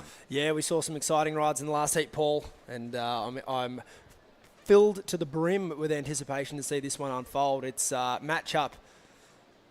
As far as names are concerned, it's probably matchup of the event. Definitely. You look at these two, think about performances down the years, results, but performances as well, where they can take it and where the future of the sport lies. We're watching it. New chapters being written right now, up and right in. Just getting a little caught, unable to get a lot of speed on a wave, which pushed wide for Sierra Kerr. Just went kind of fat, so not really the start she's after. She gives it a little grimace and kind of watches the wave, but there's always a little bit of a softer one. It's super clean out there. Yeah. Aquamarine, turquoise. It looks beautiful. It does look beautiful. You had a dip this morning. Oh, lovely. Sampled the temp. So nice. Delish. However, you got a heat. You're not thinking about that. You're thinking, I'm pretty close to glory. Yes. To a world title. You get here, you can kind of smell it, Stace. Yeah, big time. We saw the trophy getting around on the beach before, one of the trophies. And, yeah, it's becoming real. Down in the quarters, you've made it to the final 8 surfers, and you've only got really 6 waves up your sleeves, and you could be calling yourself a World Junior Champion. In terms of these two and their journey to make it to quarterfinals, Bella Kenworthy was pretty good on the opening day. For Sierra, she's had to work a little harder to get here, hasn't she? She did mention she was feeling a little bit unwell. She has had to just kind of grind it out a little bit. I just wonder, sometimes that's ominous, isn't it? And you come into form when it really matters. Let's see. But she's not had it all her own way. She's had to put quite a bit into her heats in terms of getting those results and getting the wins. Yeah, big time. The last heat against Reed in the round of 16 was a tight battle until it wasn't. But Sierra was behind, needed a score, and absolutely smashed a wave and got the score and some. But yeah, I think that, like you said, when you have to grind out a few heats, you start to leave a little bit in the tank. In terms of Bella, coming from the CT and back to surfing the juniors, we saw Luana Silva do it last year and achieve great success. And it actually really lit the fire. She had her best year ever on the CT. But it's always sometimes a bit of a strange one, isn't it? Because you're already that elite status, and then you're almost like stepping back down to surf with the juniors. It's sort of been a theme down the years. It has, yeah, it has. I mean, Gabriel Medina famously did it in 2013, and we all know what happened after that. So I think that it's just a testament to the legacy of the event, isn't it? And Bella's mentioned it in her posted interviews. Yeah, she wants to come here and surf well and get back in the jersey. She's had a unique year where she qualified for the tour but didn't make the cut, so she's had a few months off. So she'd just be stoked just to get back in the Rashi as sort of plan A. But then, like you said, you get to the quarters and you start to think, well, hang on a minute here, I'm a real chance. It was a long break anyway, even if she had made the cut. But yeah, it's been a long time since she's been surfing. So I totally get the idea of you don't want to get kind of ring rust. No, not at all. You want to be well-oiled coming into the 2026 season. So yeah, I could totally understand why she's here. But then again, it just sort of ticks a lot of different boxes. You're surfing against. I also think too, it's a good chance to see like your peers coming through, who's coming on the up, and who am I going to see in the CT in a few years' time, and what data do I need to collect on these youngsters? I was listening to you and Jess just talk about the coming season on the CT. How do you think Bella's going to go? It's going to be a new challenge with some of the all-time greats coming back with all their trophies and a bigger tour. It's going to be tough. I think it is. I think it's going to be a really challenging year. There's no doubt about it. Bella will know that. She had some good success last year, even though she was carrying a bit of a niggling knee injury. So I think that's something that she'll take out of it. She wasn't even at 100%, and she was still doing really well.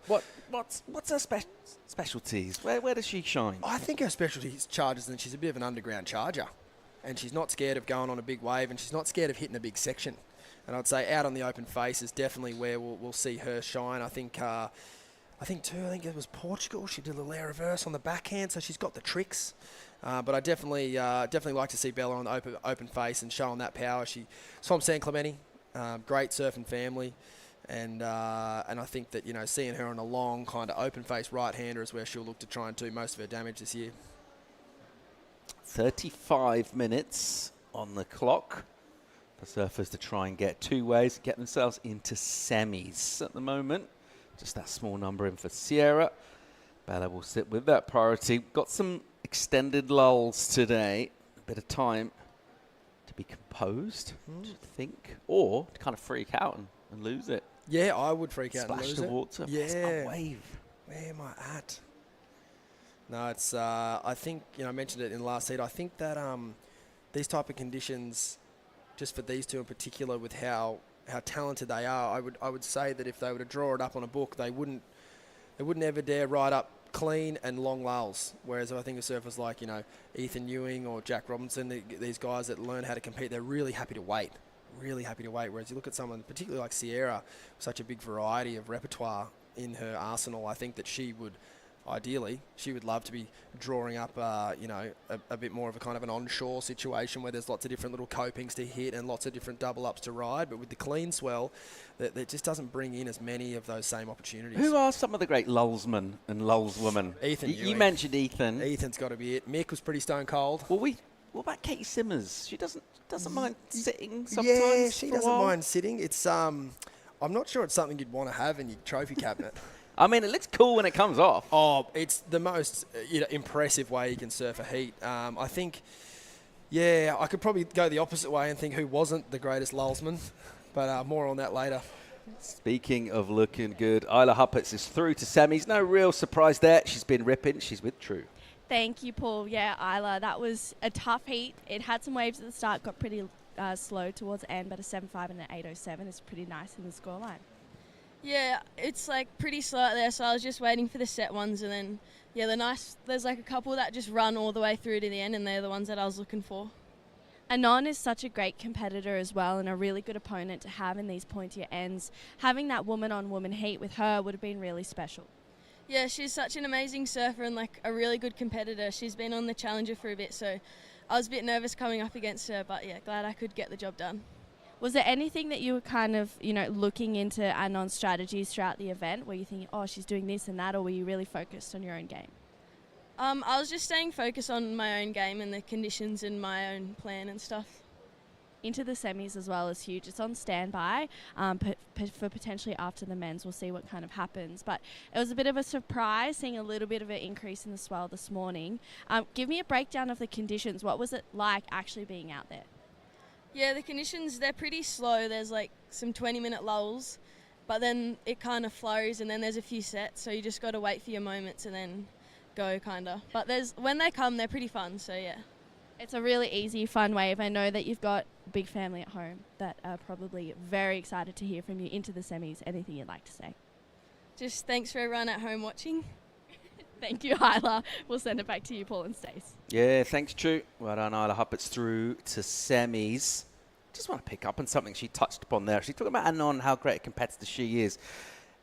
There is a theme, I think I've noticed it with the Japanese. I don't know if you're with me here. Very gracious in defeat. I mean, she was smiling at the end there. From a coach's perspective, are you all right with that? They seem quite pleased to just go out of competition. Would you like to see maybe a bit more mongrel? As a proud Kiwi, I'm used to just bowing out in defeat.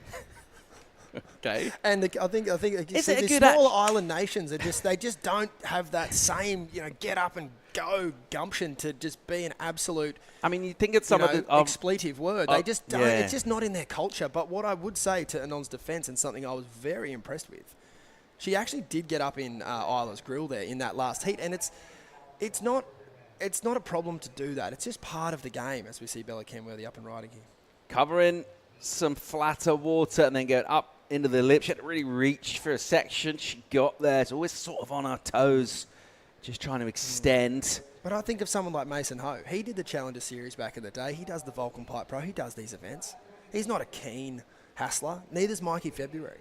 These guys that used to compete that now are the icons of the video and free surf world. But when the jersey goes on, it just is part of that game that you do need to learn how to play. And ultimately, you want to surf another heat. The losses need to sting, don't they? They you need to be sting. motivated by that disappointment. I mean, seen some of our recent world champions, they lose a close heat. It looks like the end of the world. Yes. And there is something in that. There's a merit to having that perspective. Yeah, big time. It does. It needs to hurt. And particularly, even in improvement, like think about, people learning to ride the tube or learning to ride an air. It's those ones that you almost make that you don't, that's what keeps coming back. It keeps coming back. And so but it needs to sting. It does, you know.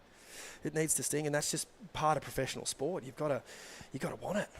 A low-scored affair in the opening 11 minutes or so out in the water. No one really getting a hold of this as yet, and it's not to do with mistakes or anything like that. We just haven't really had one of those sets that stands up properly. It kind of sweeps down the point here. It is really lined up this morning, but as you mentioned, stay some lulls out there. So you take the clean conditions and how pretty it looks, but on the other hand, it's a bit of sitting around and being patient.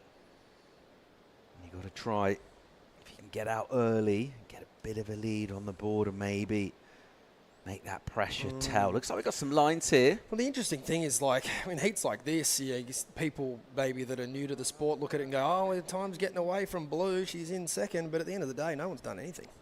So the heat hasn't even started for either surfer. And that's the perspective you have to have. The heat starts when the first good wave goes down. If that doesn't happen until 5 minutes to go, then so be it. And that's just all part of being adaptable and learning to just surf the heat you're in. Yeah, the last heat had some great opportunities. There's no guarantee that's going to happen here. And so there's just no reason to get flustered here for either surfer. It's just the great news, it's a 22-minute heat, which is plenty of time. Plenty of time to sit and wait and look to find the wave you want. It's 21 minutes away from being panic stations. A little look from Bella Kenworthy on the inside. Nat Young, great lulsman. Big lulsman? Yeah, big lulsman. Which one? Which one? Not the 56 Nat Young. Okay. The Santa Cruz Nat Young. Yeah, okay. Who's some of the lulls women? Steph? Yeah, I want to say Steph, but not by choice. No, Okay. she's a frother. She wants to surf. I could recall her sitting at Bell's in a big lull, but that's just because there's nothing going on. Like, Ethan Ewing will let waves go. That's the sign of a great lulsman. Yeah, it looks so good when it comes off and you get an 8. If the ocean's flat and you're waiting, well, that's not even your choice, you know. It looks amazing when it comes off. Especially against someone who's looked to ride a lot of waves. Italo. Philippe. Yeah. Busy boys. Very busy boys. Not the great lulsmans. Some of the highest wave counts in professional surfing history, I would say. So they're the in-betweensmans. Yeah. They're looking to get after it. And I love it. I love watching those two surf, particularly Philippe. Just visceral surfing. Yeah, I mean, from a sort of spectator fan point of view, watching people surfing is good. Geordie Smith, great lulsman. Just look One at where of the these greats. people grow up, you know. Does seem to be a bit of a correlation, doesn't it, between that sort of your technique and how keen you are to go on maybe in between smaller waves. Meanwhile, bit of an exchange here. Just a quick wave from Bella and then Sierra Kerr. What she got, not loads of speed, so she can't really unleash. There's a bit more vim and vigor in that turn, and now onto the inside. That'll feel nice. She'll click a re-entry for a finish, even just exiting with a bit of speed as she pulls that board under the white water. First kind of legit wave that we've seen, and a little bit of an advantage to Sierra Kerr now. Yeah, I agree. That's sort of the first moment on the board that we've seen, and that's the way that we'll get this heat going. That'll set the tone. It'll be an average score, but it'll be a score that she can look to build on from there, and then it sort of sets Bella up in her mindset of, okay, well, Sierra's got that. Now I've got to try and one-up it. A little bit of a slide on that first turn, but she did well to kind of keep the board moving through the inside, and then a really nice turn here to finish. You can just see in the equipment there, opting for the carbon stringed epoxy this morning.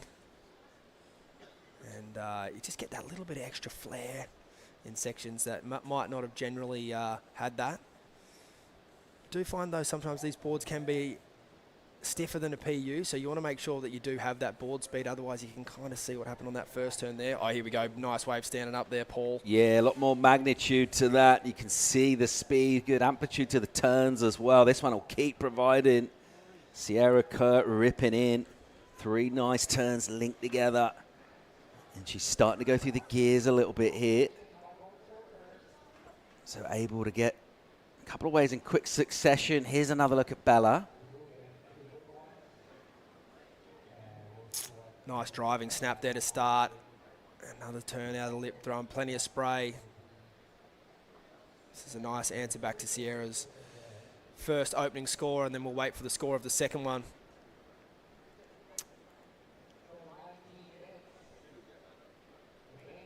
Bit of a paddle back out here, Paul. You've kind of got to dig in. Yeah. Need a little bit of energy just to fire yourself up somehow, whether that be by a paddle battle. This was Sierra making really nice connections here. Bit more vertical base in this one. A couple of nice turns. You see the tail going out the back of the wave there. Very well surfed wave. And I think the judges will appreciate this wave for sure. It's always a good feeling as a surfer when you come around the corner into a double up section like that and there's just a little section there waiting to be hit. And she did well to kind of string 3 really nice turns here together, all with vertical face. It's going to be a really nice point of difference for her in this heat. And an easy score, I think, for the judges to enjoy.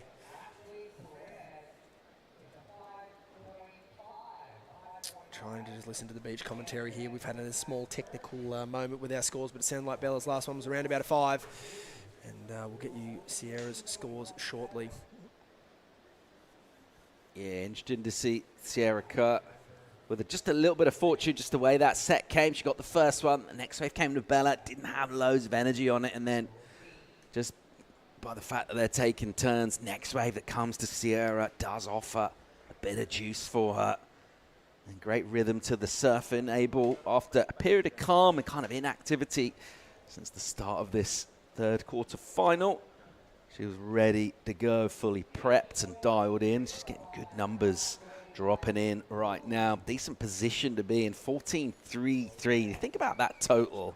That's actually kind of huge. If you think how much energy has really come through, it's amazing that she's managed to amass that many points. And 8 points for that last wave. So judges really using the scale. And I think just recognizing as well on the fact that it is kind of tough out there to find sections. If you can do that 3 times in a row, combo them up, get vertical, you're going to get big numbers.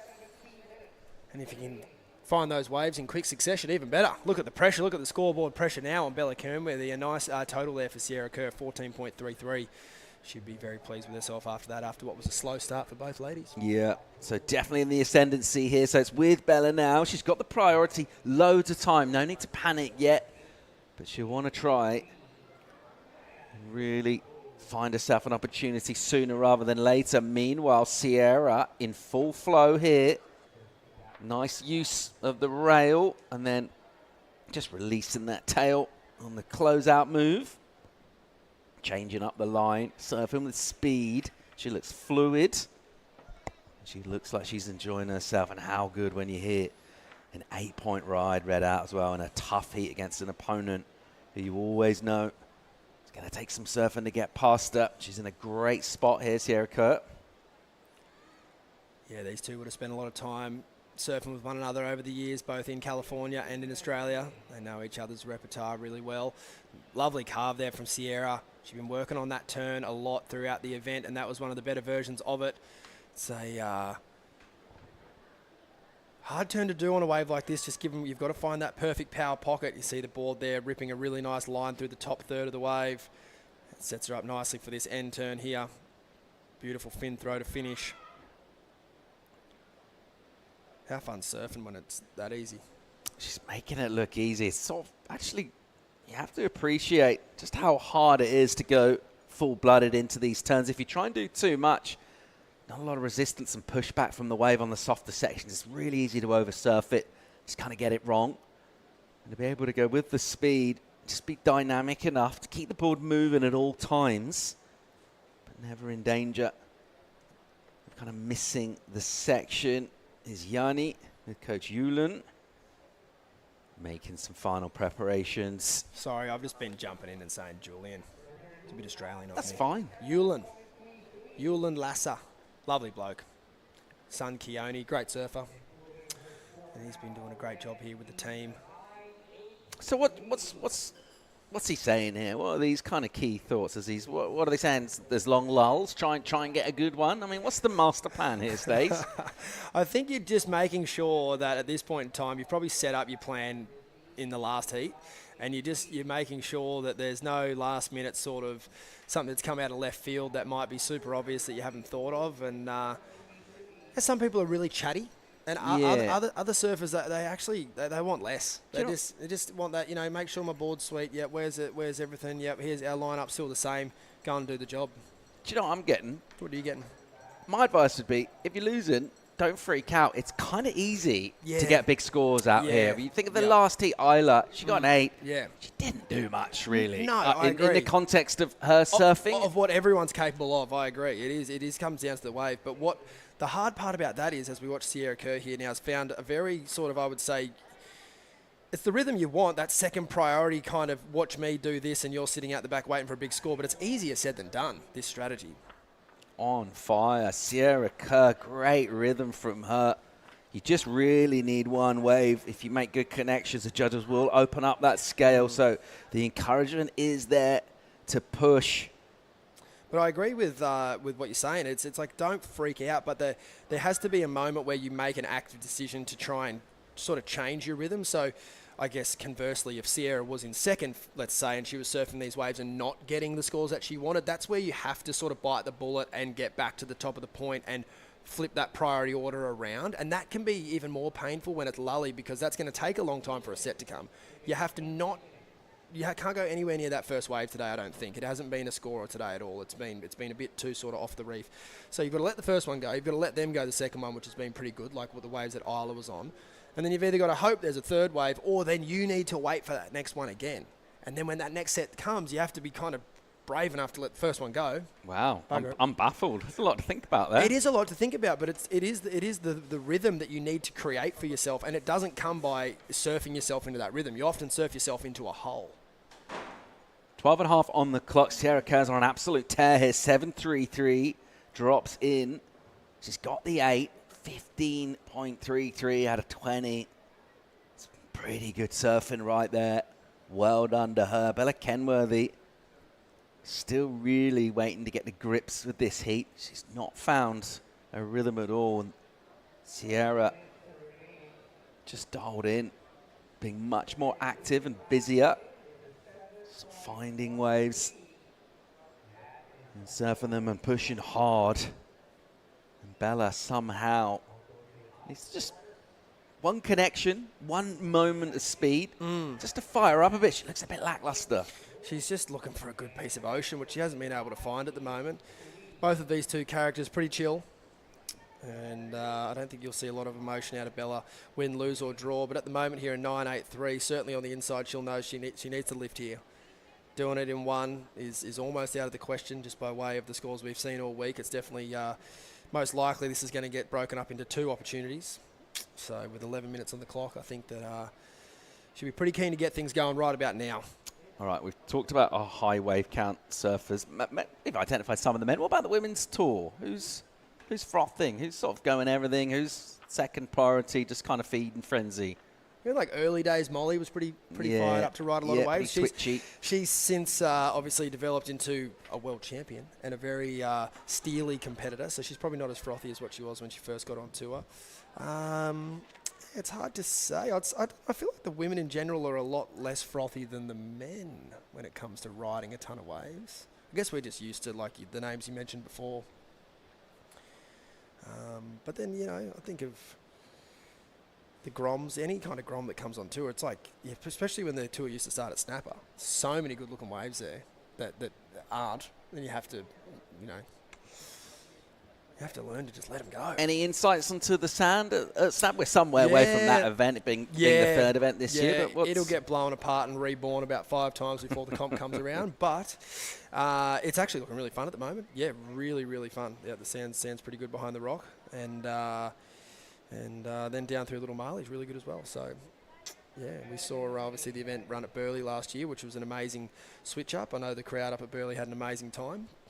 But I think by all accounts we'll be back at Snapper this year. Some tall looking waves out the back, Paul. Here we go. We need some lines. Looks like we're getting them, particularly Bella Kenworthy. She needs to find a wave here. She needs to tap into something and just get going. She's still timed to get a couple of scores. Right now, 9.83, the requirement. That she feels a long way away from that, but you know, a couple of high 7s, couple of 8s. Just chip away. Just think about finding a good wave and ripping it apart and just seeing where that puts you. But she might just try and position herself for a little chip in and hope for a double up through here. Here goes Bella Kenworthy, uses that priority. She's got some speed here and drive. The first time almost stops herself completely with that snap, then picks up speed. There's a nice little speed hit off the top, but the wave's kind of closing out.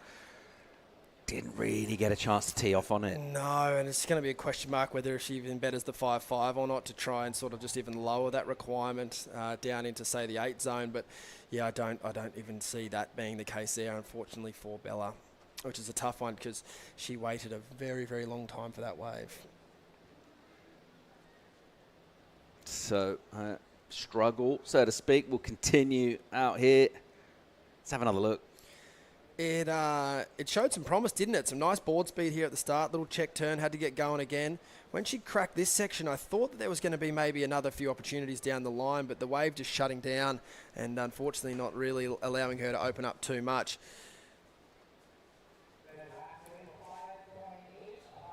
Yeah, so it's coming at a 5.8 this wave, so it narrows the requirement just slightly. Nice spark out of the top there on that one particular turn, but the wave just ending abruptly here and unable to kind of keep powering down the line because it's a shame. She certainly had the momentum. So Bella Kenworthy, she get another mid-range number in. That's nowhere near the number she needs, 9.53 at the moment. It's Sierra Kerr heading towards the second semi-final. She's got a big lead in this. She's got priority out the back as well. Just her overall form. She looks like really well prepared for these kind of conditions, and particularly the sort of surfing maneuver selection, all of that stuff. Everything placed well on the wave. Having a look at our next quarter. Yanni, out of the Basque Country. Whereabouts? Are they from Zerouts? Mundaka way? That's a good question. I know Yulin's from Zerouts. Yeah. I should know. Let's go with that. Let's go with that. Sounds legit. Yeah. Taking on Catalina Ziriki. You're from the Basque Country. Where does the border start and end? No, the border is at Boucau, so just north of Bayonne in France. So where are you? You're Cap Breton. Yeah, that's not Basque Country. I better be careful saying that. Yeah. But my kids were born in Bayonne, which is the Basque Country, so they can play for Athletic Bilbao because they only have Basque in the team. Oh, beautiful. So they got a professional football team in La Liga. Really good team. Yep. But you have to be Basque to play for them. Yeah. Wow, you nailed that. So the kids can play for them and England, which is, you know. So the handball's out. Unusual. Soccer's in. Yeah, or handball. Yeah. There's no wrong answers, are there, really? No, there isn't, no. Yeah. Handball big in Oz, people? Not European handball, but tennis ball handball at school's massive. Okay. That was before iPhones, though, so I'm not too sure now. Right. Yeah, ace, king, queen, dunce, that kind of game. Catalina getting ready. She's a picture of calm. She'll need to bring that smooth polish. She's quick on her feet and light on her feet. I think those are really good attributes to have today. It does feel like that day where you could be kind of a little twitchy and just kind of tag it and keep moving, stay light, stay in motion. Feels like a good thing to be able to do. Amazing to see the scoreboard. Sierra Kerr just thrown away a 7-1-3. Doesn't need it. She got a 6-3 as well. Doesn't need that. Giving me Lennox Smith vibes from yesterday. Just found the 3 very best waves and did some really good surfing and just leaving their competitors just in their wake. It's a tall order to come back from here. You really do need a special bit of luck. And today, this wave, the characteristics haven't been consistent. Is not something I would throw out there, Paul. I mean, from here, looks like we've got lines coming through, but we've been kind of a little bit deceived already in this heat where we go, all right, here we go, we're on here. And nothing's really happened. Let's see if Sierra Kerr with Pryor is tempted for anything. What about Bella's position here going deep? You like this? No, I don't. I think that the scoring potential is further down the line and you don't want to be too deep. Some waves around the world, you want to see the wave breaking towards you. That kind of signifies that it is going to be a good wave. And then other waves around the world, you want them to be like clean and have not broken at all before they get to you. And this wave, I think, is one of those waves where taken off on the corner of a bit of a whitewash is actually not a bad problem. It shows that the wave has energy and it will double up down the line. But if you're too deep behind that foam, you won't come around it. So it's a brave and a bold strategy. I hope it pays off for her, but I wouldn't say she's too deep right now, but any further, it could be an issue as far as just connecting the wave through to the inside. Speaking of Lennox Smith, coming up men's quarters. First 2 of those will be Australian-Brazil clashes. Lennox Smith taking on Hickson Falcao. And then Dane Henry against Gabrielle Klausner. How do you see those going? Yeah, I think that both Aussies have been looking the better out of those two matchups, and I hope that that can be taken without an inch of bias.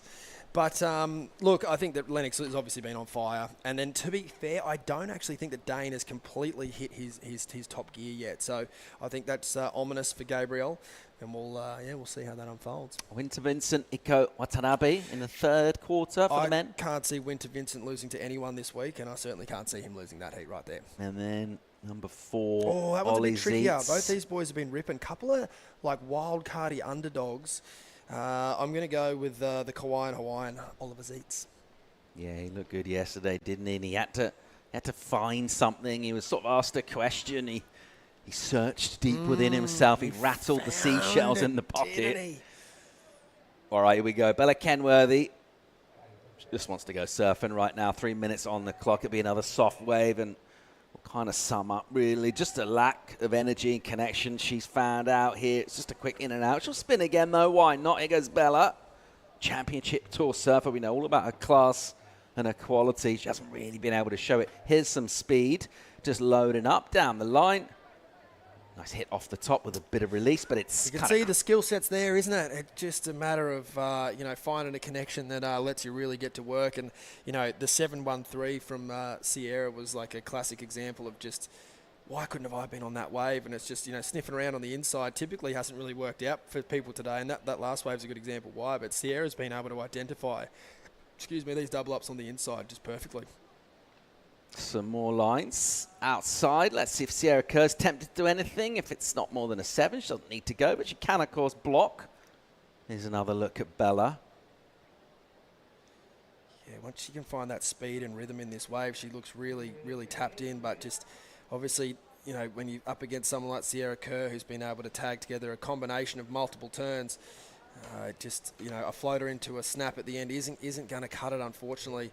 It's a nice small wave surfer nevertheless, but just lacking a bit of opportunity. I really like that finishing turn there, through the tail as hard as she could. Got the nose of the board back around, but I don't see that score going too high, unfortunately for Bella. With 90 seconds left on the clock and Sierra Kerr with priority, I think Sierra Kerr is too good to let this one slip up from here.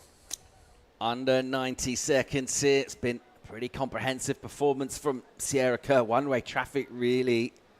And Bella Kenworthy has not been at this at all. Should be disappointed. At the same time, sometimes really the ocean's just sort of it's dictating everything, and there's nothing much you can really do. She hasn't done anything wrong. She just hasn't found the waves. No, exactly. It's been all one-way traffic for Sierra Kerr at this point. All right, well, final minute here. Let's see how Sierra goes at controlling this with priority. Do have some more lines coming through. Let's see if we get a ride out of Sierra, maybe a blocking maneuvers, a bigger one out the back. They've seen it. Let's see about positioning here as well, because pretty much right on the button to take this. Sierra will try and go it. She does have priority. It's her right, and she'll snaffle this one. Under 30 seconds. Opening turn and then a second one. Puts a bit of body into it. Off the top with some speed, and then a little click to finish as well. And you have to say, a very, very well surfed heat. She's done everything right. She's definitely kept her options open, found those connections, and when you're doing that, she's very hard to beat. Yeah, that's a very, very polished heat. Very well done. And unfortunately, that'll leave Bella Kenworthy searching out the back there, and not to be a comprehensive victory there, Paul, for young Australian Sierra Kerr. Yeah, good job from her. Big numbers as well. Great to see the judges rewarding surfers, pushing it with the combos. Excellent score for Sierra Kerr. Even her backup is healthy. It's a big, big total. You think about the conditions as well. We might be looking at that sort of stuff whenever finals happen. So that bodes well for her. She'll be full of confidence. More live action. We'll round out women's quarters on the other side of the break. Stay tuned. Switch na tayo to Nutri-Chunks for small breeds like you. Small bone shaped kibbles para easy to chew. And for easy digestion for your teeny tiny tummy. Fortified with essential nutrients. Nutri-Chunks for small breeds. Love in every meal. Di mabilang ang uwian na naging kabang-abang. Kasama ang pambansak manok. Magnolia, 100 taon na at hihigit pa.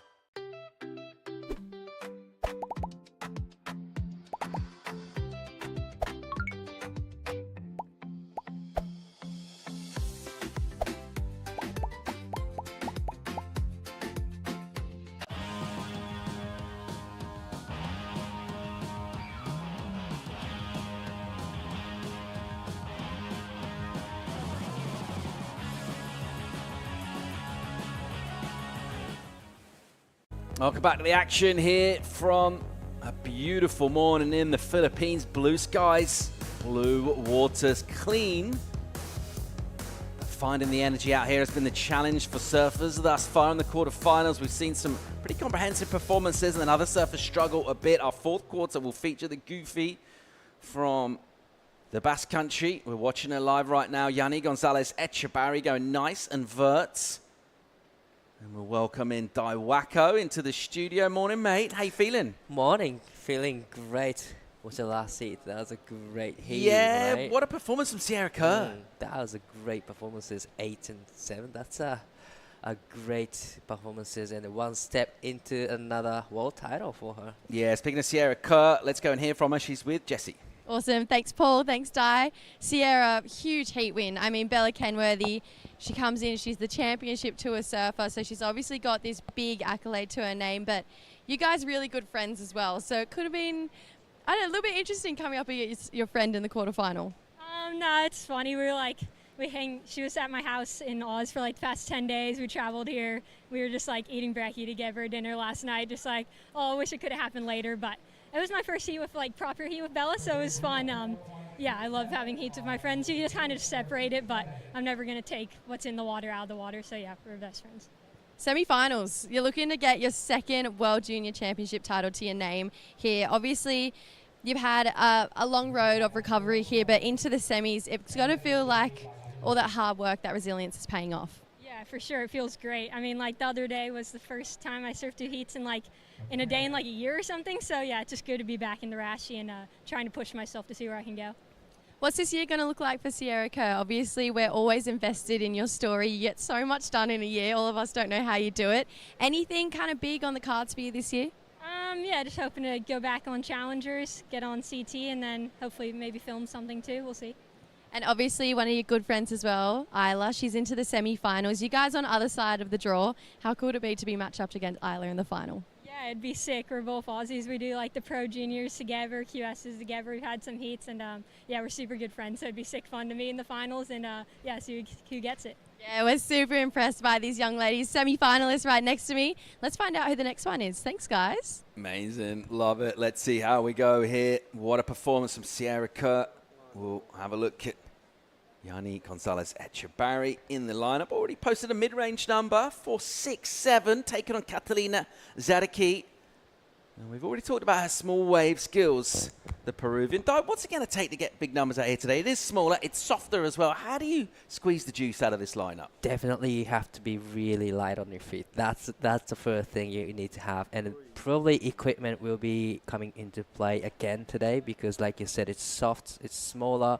But you know, there's opportunities that you can where you can actually hit the steeper section. So finding those good waves, great equipment, light on your feet. That is 3 things that I would recommend everyone does. Yeah, preparation with the boards and all that. That's something you can work on months before and coming into an event. You can have all of that dialed in, even your small wave game and your fitness and sort of how fast your reactions are.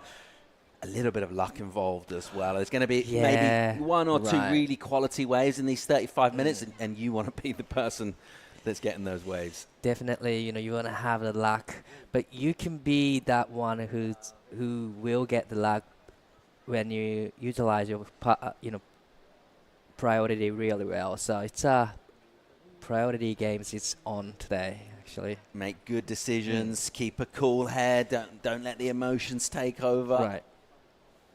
So it's a tricky, condition today. It's smaller.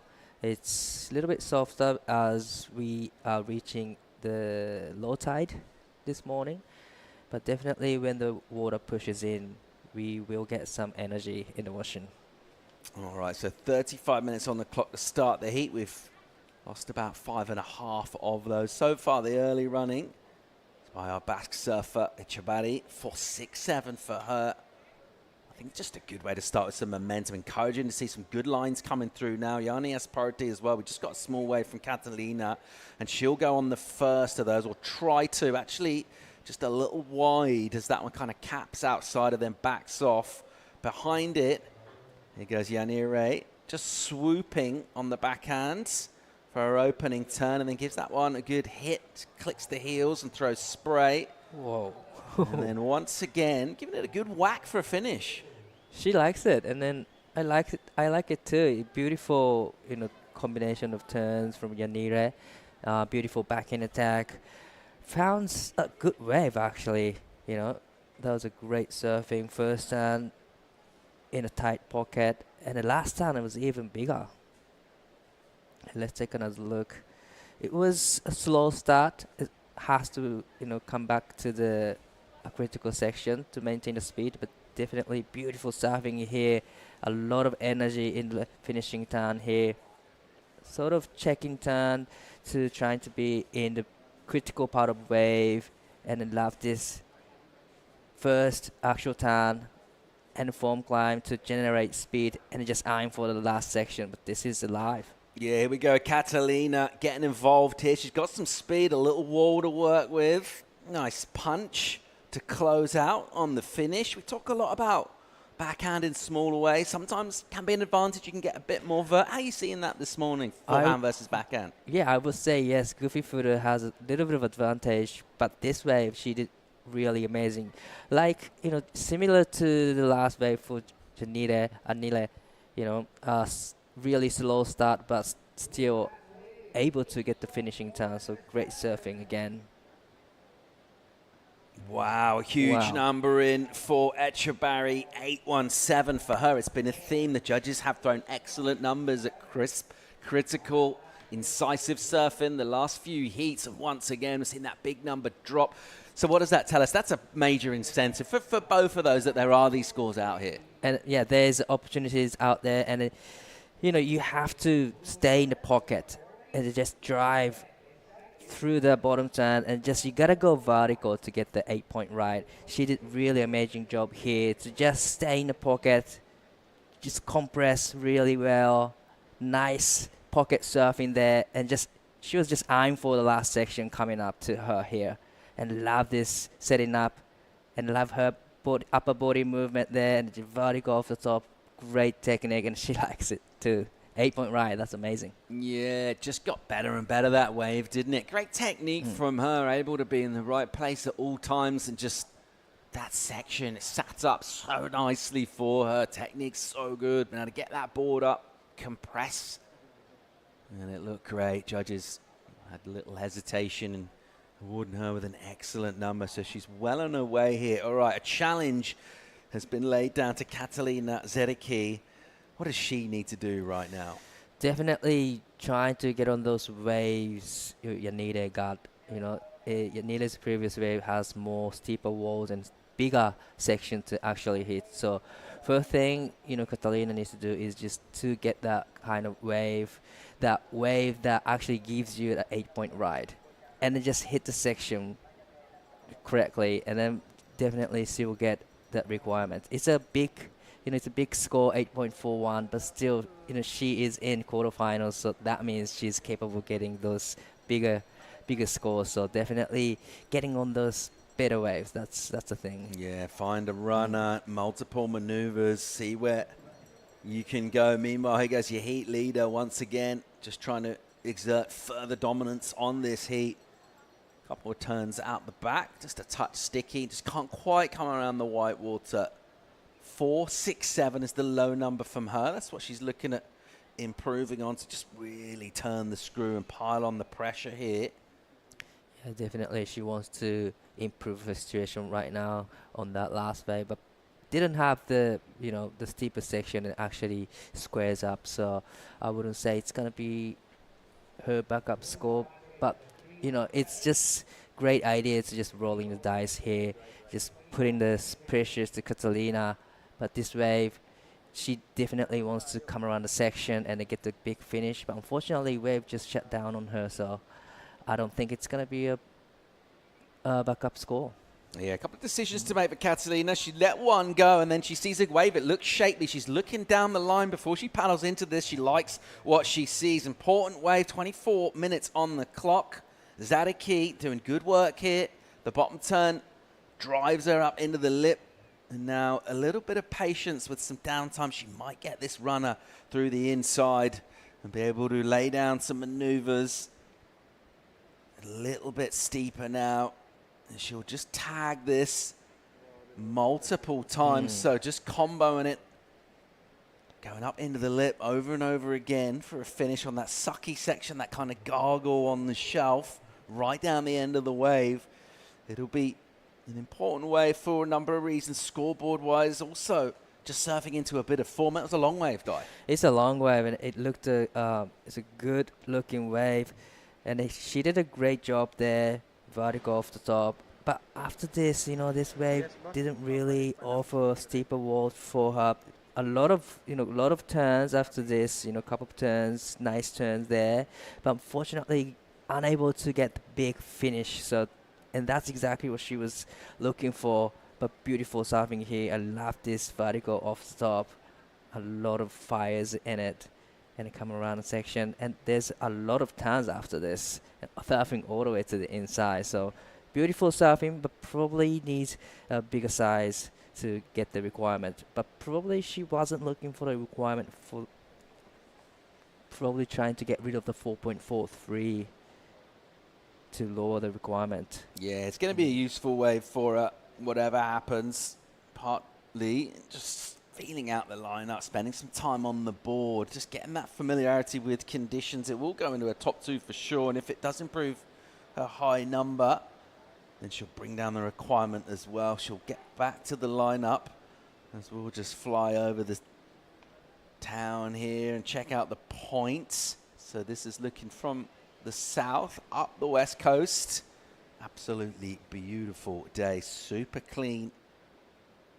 Offshore's blue overnight, really cleaned up the swell. A little click in the periods. But as you mentioned, that tide, the lower tide, maybe just dialing down on the energy a touch. That'll change when it swings back in. It'll bring a little bit more juice onto the reef here.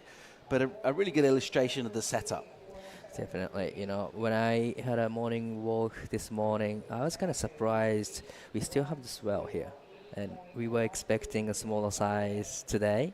But I don't know how, but this place just keeps providing the swells. What's your morning routine look like, mate? Coffee straight away, or a bit of meditation before we get caffeinated? Actually, a bit of meditation first, and then take shower, and then straight to the cafe for the coffee. What's the meditation look like? On the balcony? Lotus position? What are we doing? On a bed. Nice. In a dark room. So nice to have one every morning, but looks like. Yeah, good looking wave here. Look at this bowl for Echebarri. Check the speed. Bang. She hammers a backhand turn.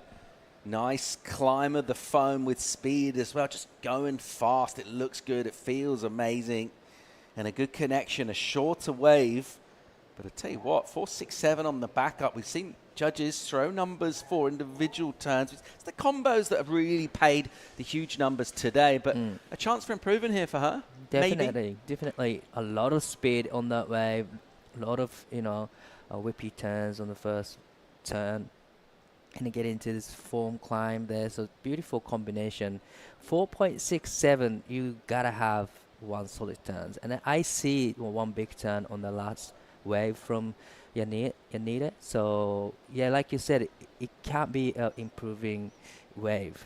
Yeah, she's going to get it. 5.63 for her, just piling on the pressure now. 13.80 for the Basque, and it's all to do for Zadiki. She needs a 9.07 right now. We'll get another look here, but speed key to the surfing die. Definitely a lot of speed. I loved the first turn. Actually, it was really, really great first turn. She squares up, vertical off the top, and actually she could, she was able to swing the surfboard all the way to the white water and straight into the foam climb. So great combination. So it's a 5.63. Yeah, it was a great first lap. How she went vertical off the top and then straight to the foam climb. Beautiful combination. If that foam climb was more of a vertical hit, then it could be another excellent score. Yeah, great surfing from her. Good way to add to your total. And those replays sort of got a good appreciation of the kind of control and the footwork. Another thing you can do on your backhand is get that leading hand right down and kind of touch the board, get really low, and just make sure you come out of the turn and kind of pump into your recovery for the speed. It looked really good. And just on a short, steep section, 5.63. And it piles on that pressure now. Catalina, bit of work to do here. Loads of time on the scoreboard for her. And we were just talking about it with Stace earlier about kind of tactics coming in and maybe preparation. And you don't need to get too disappointed if you're losing out here, because you can get an 8 quite quickly and relatively easily. Just get a lined up wave. There are big scores available. Catalina not using priority on that one. We've seen some bigger waves. This is encouraging. We've seen waves break outside and come through the lineup. Well, this is interesting exchange right now. A lot of, the ocean starting to pushing a little more energy in the ocean. We haven't seen that bigger sets in a while, so definitely there's a potential. But like you said, Catalina has work to do in this heat. Has a priority, but 9.07 is a huge score. But I'm not too sure. I don't think she's looking for the 9.07 right now, because there's so many, plenty of time left, 17 minutes. So probably looking for a way that she can actually get into like a 5-point range or 6-point range. Yeah, get yourself a high 6 or a 7 and bring that number right down. You're looking at another wave of that magnitude. 2 7s really is the way to look at it, with 17 minutes. So bags of time for her to have a couple of swings with priority in that rotation. Interesting to see that set break further outside with that lower tide. Bad news of that is it's kind of spreading the energy out a bit. So you see a line coming through out the back and you're like, okay, I'm on here. But actually, those bigger ones almost kind of missing the takeoff bowl. So bit of a conundrum, bit of a puzzle to solve for the surfer, particularly with priority, and trying to find a good wave, a bigger wave that's steep, that offers speed in multiple sections. Wow, it's an interesting, positioning from two of them, because Yanide has second priority, but sitting up the point, and then Catalina is sitting actually inside section. So it's obvious that Catalina want to have go on the smaller size waves that actually breaks along the reef, and it gives you a lot of opportunities. But with the second priority, Yanide just decided to sit out the back. It's an interesting call. Sierra Kerr waiting in the second women's semi for one of these two surfers at the moment. It is the Basque Etchebari in a commanding position in this, and the momentum's been with her from the beginning of this heat, really. She got that early 4.67 and just built from there. Backed it up with an 8.17 and able to improve on the backup by going 5.63. So let's just see this response. We're still kind of waiting to see Catalina try and get the grips with this. There has been a bit of a theme in heats. It's been a little bit one surfer really favored in terms of the rhythm of the ocean. The other surfer just sort of struggling to find form. We haven't seen a close sort of tussle for a few heats here this morning. Few lines at the back, so it's going to be interesting exchange here. Like you said, Anita is the only one who's having a great rhythm with the ocean, but Catalina was on a waves which weren't so as good as Janile got. So even though she didn't get the good ones, she's scoring 4.43 and 4.73. So once she gets on the better waves, then definitely she's capable of getting those higher scores. Hopefully she maintains the nerves and emotions right here now.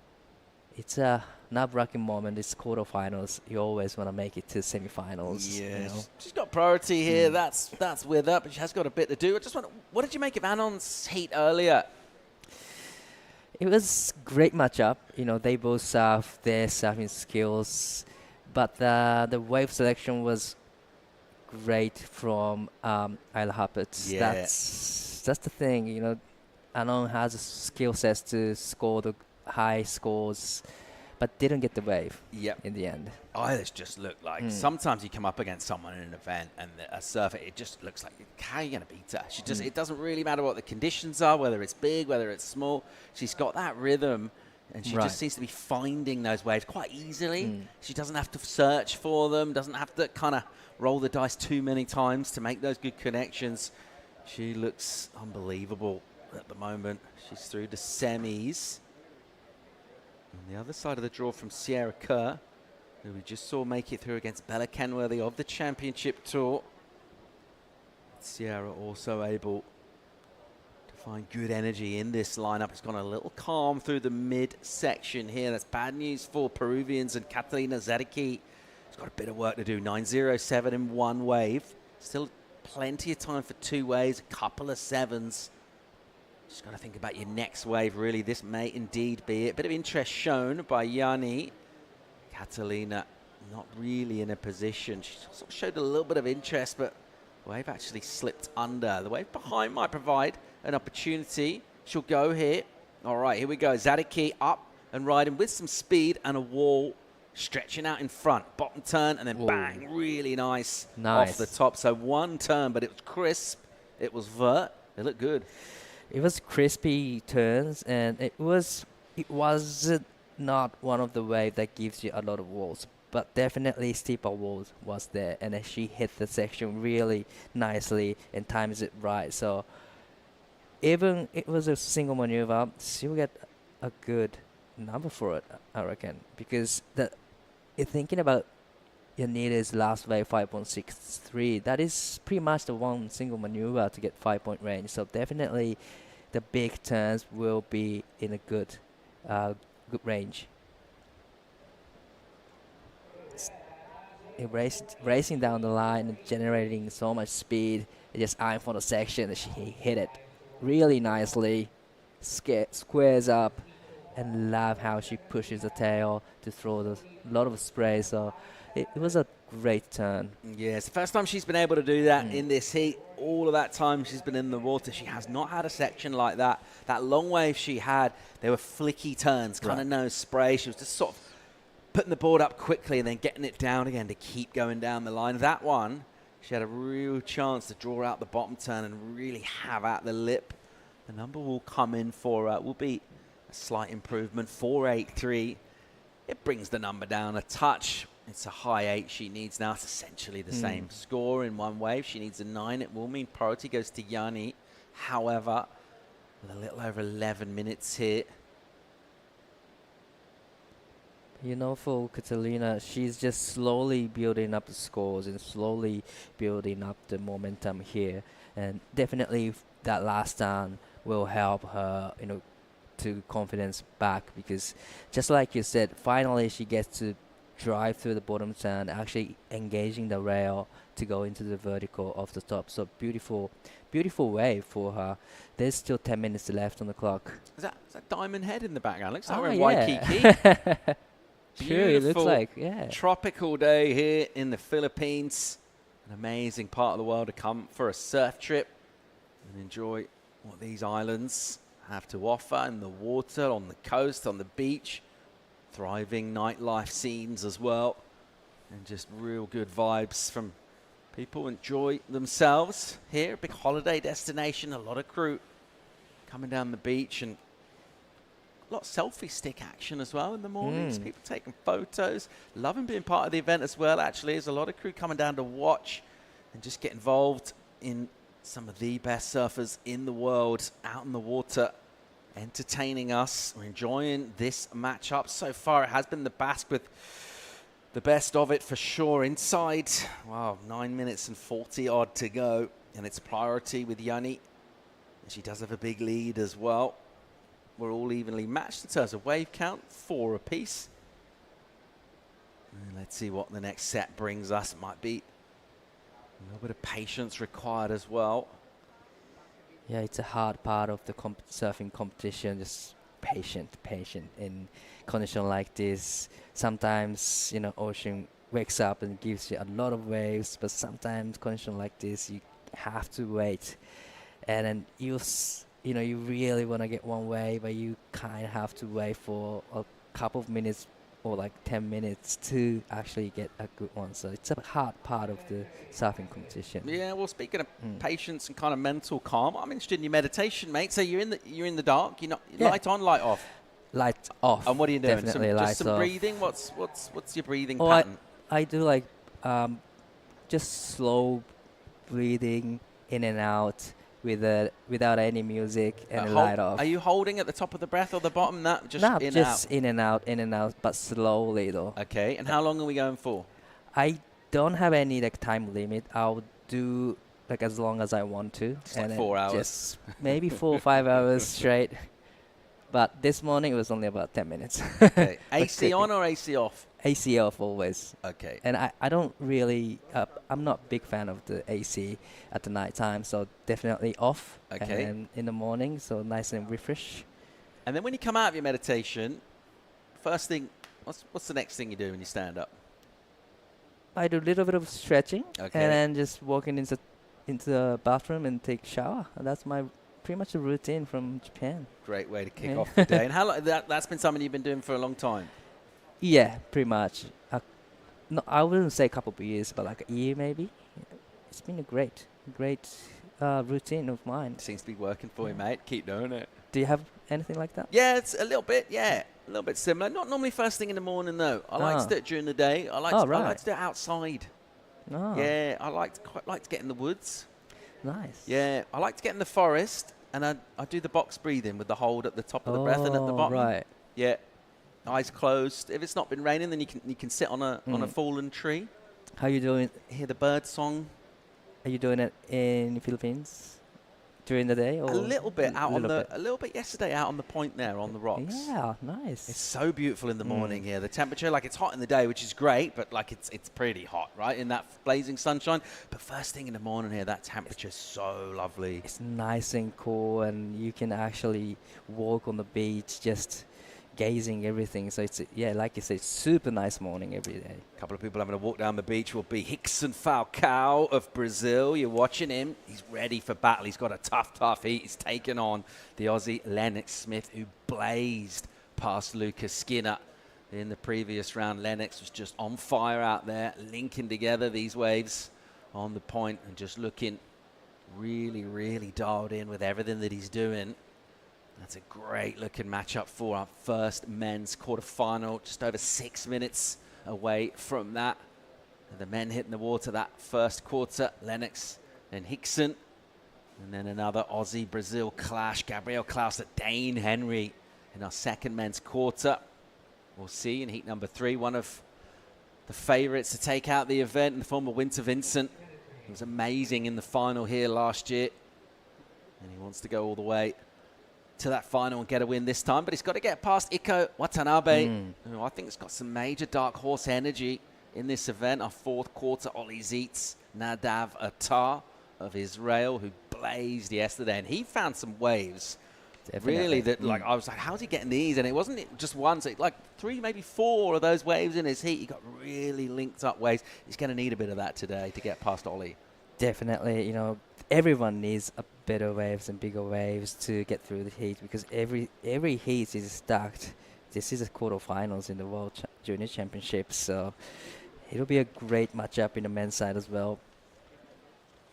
Looking to wrap up the women's quarters here and send someone to face Sierra Kerr in the second women's semi at the moment. It's the Basque, Yanni Gonzalez Echebarri, with a big margin, major scoreboard pressure. And Catalina Zeriki of Peru, who's really struggled in this one to find waves. Just that one moment on a last wave in particular. But other than that, you'd love to just kind of get another wave straight away. So what we saw with Sierra, right? She got a decent wave and then another one immediately, and you kind of, everything's firing and ready to go. But even when she's had that moment, then she's had to wait again, and she's waiting on second priority as well. So it's almost that little kind of stop-start emotionally as well as with your energy. Definitely, just like you said, you really want to keep the momentum rolling and going, you know. Catalina had a moment, 4.83 on the last wave. She had a moment where she just, you know, momentum is just up there. But like you said, now she needs to wait. Kind of, I wouldn't say it's slowing down, but definitely you wanted to keep the momentum going. You come off that wave, that big turn, and you think in your own mind, give me two of those. Give me a wave of one out the back, one on the inside. I'm going 7s, 8s. I'm going up the scale. And then you just have to sit there and you have to just almost kind of lose that energy and just feel it ebb away a little bit. Meanwhile, Yanni, she won't mind that at all. She'll look out to the horizon. If she sees a flat ocean, that's absolutely fine with her. Her surfing's done in terms of getting that excellent number locked in. And she will still try and improve for sure on the 5.63, but she's got a bit of a cushion as well. And now we're inside 3.5 minutes dive. Right, probably now, you know, Inire will play some defense here with the 3 minutes and 20 seconds. There's not going to be many opportunities here, but this one, she let her go on this one. Catalina opens up on a rail, snaps out of the turn, and then just pushes into a bit of a crumbly lip. It was a softer wave. It's exactly why there was no interest shown with priority from Yanni. She just let her go that one, and that's exactly why. And it's a continuing theme. She's been second best, really, in terms of the waves that have caught and what they've offered. There's always an element. You don't know exactly what the wave's going to do at this venue. I think that's been a bit of a theme. It's not one that's a really obvious read in terms of what's going to happen, but I think this morning, anything that is a little smaller, you're going to have pretty confidence in your decision that, it's not much coming from that. So she'll keep trying here, but another minute off the clock, just over 2:20. Yanni looking really good. Yeah, it's looking good for Yanire right now with the first priority and with 2 minutes, just over 2 minutes remaining. But I really like how, you know, Catalina is playing in this heat. Just keep the dice rolling and try.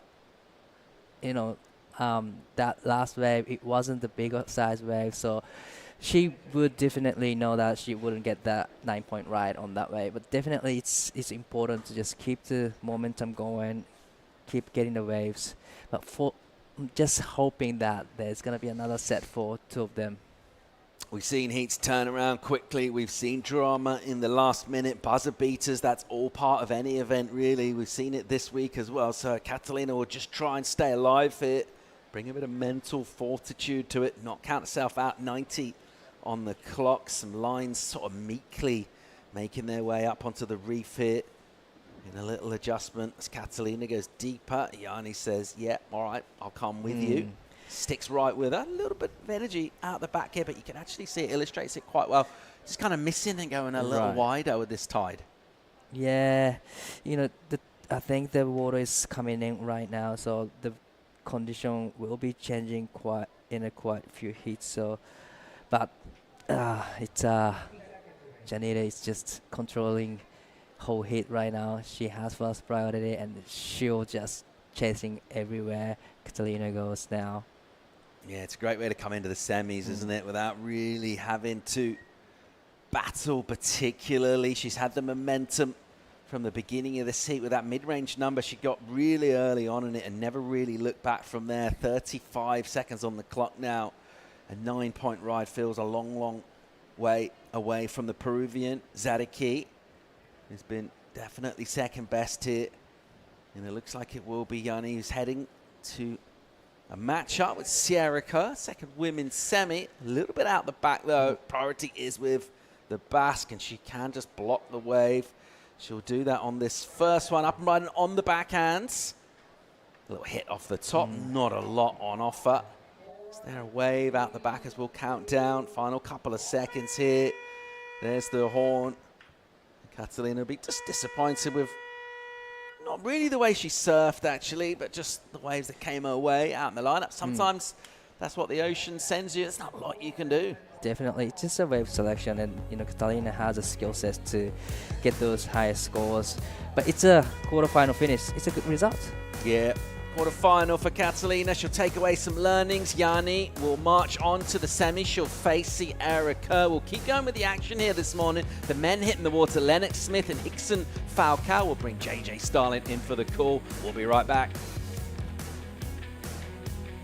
Di mabilang ang araw na naging espesyal with the best tasting Magnolia Gold Label Vanilla Ice Cream. Magnolia, 100 taon na at hihigit pa.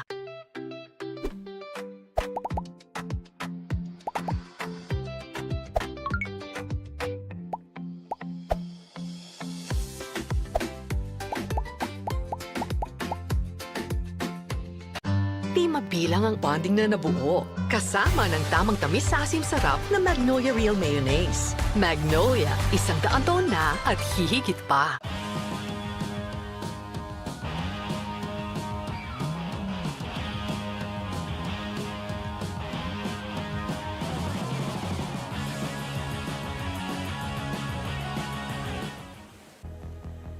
Oh, just stunning scenes here in the Philippines at La Union for the WSL World Junior Championships presented by Purefoods and Magnolia. Lennox Smith taking on Rickson Falcao from Brazil. We're into the men's quarterfinals. Semi-finalists are now set for the women. Looking forward to really figuring out who the best are for the men. We've got pretty interesting conditions out there, but these guys making it look super fun. My name is Jessie Starling. Di Wacko in the studio with me this morning as well. Di, we just rounded out the women's. Right. Solid looking semi-finals going down. Solid.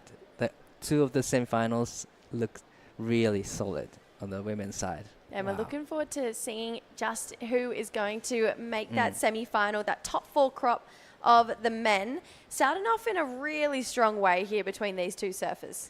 Wow, this is a great matchup, Lennox Smith and Rickson Falcao. Yesterday's round, Lennox had a great, to me, like a great heat. He waited for a long time, and, he's the one of the competitor who's willing to wait for the wave he's looking for.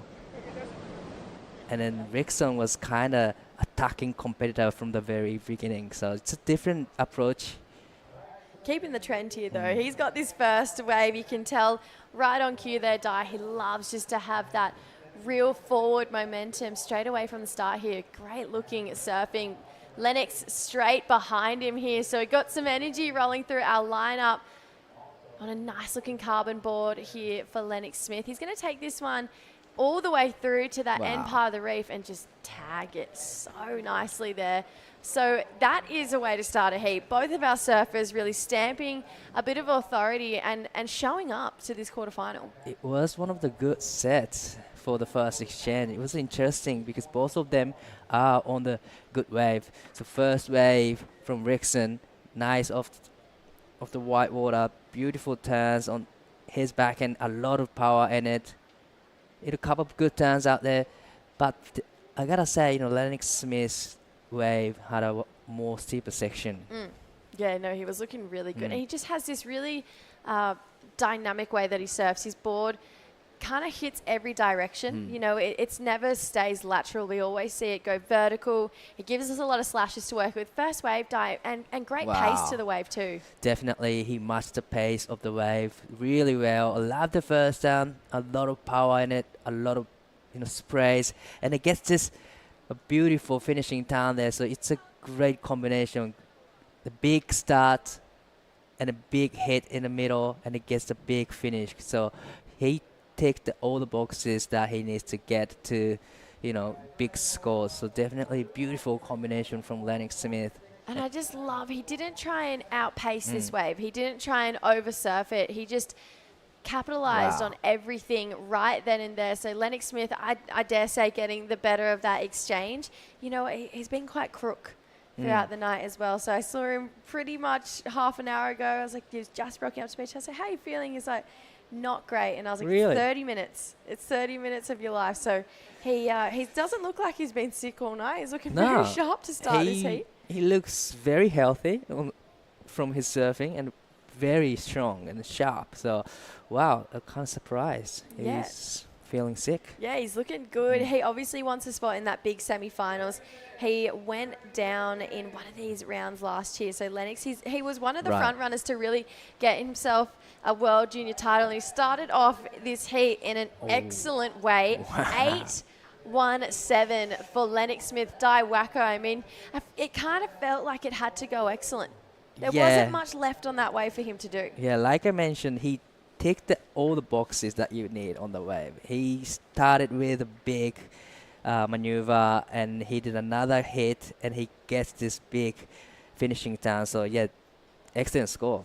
Excellent surfing, 8-1-7. We've seen a lot of excellent scores this morning go down. Thinking back to, first of Isla Huppert, she really set that tone. She had an 8-0-7. Then moving through to Sierra, and then Yanire. Feels like, though, there isn't multiple excellent scores out there. Based on what we've seen this morning, do you think potentially we're going to see that energy shift between these two surfers? Definitely these two will be getting those excellent scores. But to get this 8-point ride, you definitely have to have the big start at the back and a big finish in the end. So that's the thing you need to do to get the highest, excellent scores, or probably the 9-point ride. Yeah, so Lennox, what a way to kick off this quarterfinal. We got some more waves rolling through. These guys actually shifting right down the end of the point, because just like it's been providing the whole event, that inside section looks super fun. Lennox is going to have to give way here. Rickson Falcoa, first wave of this set, staying nice and tight in the pocket here. Going to his rail, love when he gets vertical, just like that there for Rickson. Can see he really had that desire to hit it and attack it on a nice vertical section there, but just really strong surfing to start that wave off as well. But maybe lacking a little bit of X factor in that first turn. Definitely, it was a great combination, but like you said, probably needs to have the good start to get the good scores. Yeah, he's absolutely charging out the back, so he's excited to be surfing a little bit more. Someone else who's surfing a little bit more because she's into the semi-finals, Yanire Gonzalez-Echebarri. She's down there with Stace Galbraith. Thank you, Jess. Yanire, congratulations. Excellent surfing. Yeah, thank you. I'm really happy, and it's a bit tricky, but happy to get that one. You're into the semi-finals now. You've had a few cracks at a World Junior Championship. What would it mean to go all the way? It will win everything. It's my last year in the juniors, so I really want to finish in the best way. But if it's not possible, it's not possible. Just trying to show my surfing and enjoying the process.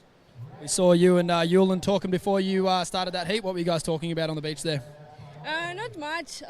Getting the good ones and just show my surfing. I have enough surf to in the backside. I really love left, but I like rights as well. So just show my surfing and have fun. You're traveling obviously with your sister Annette and a big team. That must be really fun. Yeah, it's really tough. We have a family here. We are, I think, 5 or 6 Spanish surfers, so that helps a lot. And the vibe, it's really good. So super happy to be here with them. Really good job. You're nearly there. Keep it going. Would you like to say hello to everyone back at home? Bai, bueno, ez dakit jendea norbait ez nada, baina bueno, eskerrik asko ikusteagatik eta gabon. Eskerrik asko, Yanire. Thank you, Jesse. Oh, Stace. Oh. I was pleasantly surprised by that. Like that a lot there. Wow. Pretty cool. That's cool. I always get nervous to say thank you in another language in a post-heat interview. You are doing great in Japanese, oh? No, Di, I'm not. I know the very bare minimum in that one, but it's so cool. I love when you get to see just that other side. Obviously, there's a lot of different cultures and countries in this event, clearly, because we're in an international event here. Looking at that last wave score for Rickson, a 5.83 dive for that one. So like we mentioned, it was a good wave. It was surfed all the way through, but yeah, just lacking that X factor to really get it up in that excellent range. But he's the type of surfer who he just wants to keep improving, especially in those heats that we've seen in those earlier rounds. It felt like every time he was up on his feet, he was getting a better score. Definitely. Just like you mentioned, Rickson is the competitor who wants to have a good start or strong start, and he's a surfer that creates own rhythm with the ocean. Like you said, he's just catching waves by waves quickly and trying to building up some momentum going, and that's exactly what he's doing. First wave 4.67 and second wave already building up 5.83, which is another bad score. It would be a keeper. Yeah, it'll be a nice backup score. He's definitely wanting to get himself something in that excellent range, because you're going to have to think that Lennox is going to find that 2-3-3 and then some. So you don't want to be left behind the 8 ball needing something with such a big requirement. He's going to have a look again here. So Rickson maybe trying to sell Lennox onto a little wave there. You know, Lennox is so smart competitor, so he wouldn't get the sell there, but great attempt from Rickson Falcao. It's a crucial thing to have first priority in condition like this. You know, there's not many good looking set coming through the lineup, but looks like Rickson, he doesn't like He's the trying look to of it. make Lennox flinch. He's trying to make him make a decision on one of these waves coming through. But, yeah, Lennox looking really unfazed by that. I also just love the positioning from Rickson as well. The fact that he has second priority, he's consistently paddling back up the inside of Lennox and making him think about those waves. Because right now, Lennox does have a big choice to make with that next best wave that comes through. And it's so easy to be sold in a situation, especially like this, with two-man heats on a point break.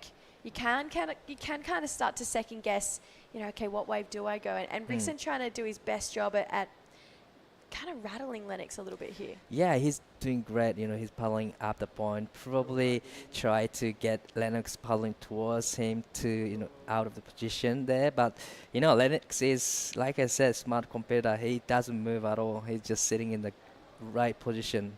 Yeah, really staunch right now for Lennox. He's not phased at all. Thinking, we just spoke to Yanire, our last semi-finalist. Let's talk about those semis and just what they're going to look like. For Hiti Mahana Inso, she's going to take on Isla Huppets. Wow. Big-looking semi-final number 1. That's a big semi-final heat number 1 for Hiti Mahana against Isla Huppets. Both of them surfing incredibly throughout the whole event. Well, obviously, that's why they are in the semi-finals now. But Isla Huppets, she's been on fire whole round to me.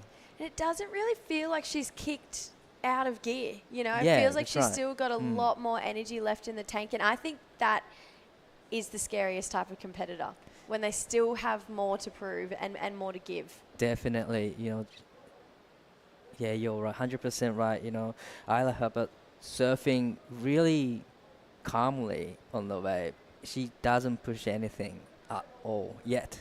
Maybe we could see some of the pushing surfing in the semifinals, but yeah, it's a scary moment. Yeah, potentially on this afternoon as well. So we might see some semi-finalists. Rickson Falcao trying to add himself to that list of semi-finalists. He currently has the lead, but Lennox Smith starting off with an 8-1-7, only chasing a 2-3-3. He's obviously got a big crop of Aussies supporting him. Sierra Kerr, one of those surfers. She'll be coming up in semi-final number 2 of the women against Yanire Gonzalez Echebarri. Really, really different surfers, those two. But I feel like that's going to be a pretty exciting matchup. Lennox, he's having a paddle here. Use of priority. He's got an 8-1-7 on his first wave. Slash to kick that one off. And again, he's hoping this one bowls up, but it doesn't really. So maybe a bit of a poor choice with priority there for Lennox. He's going to get the 2-3-3, but not that perfect kind of cupped out wall we're used to seeing him on. Yeah, like you said, it wasn't the wave probably he was looking for. Compared to his first wave, it was one of the good-looking wave. But probably he just wanted to get backup score first, and then probably will be sitting there because there's still plenty of time, 21 minutes left on the clock. But he did a great job on this wave. This wave actually didn't offer too much, but he did everything he could do on that wave. He did a couple of good turns here. Nice checking turn to start with.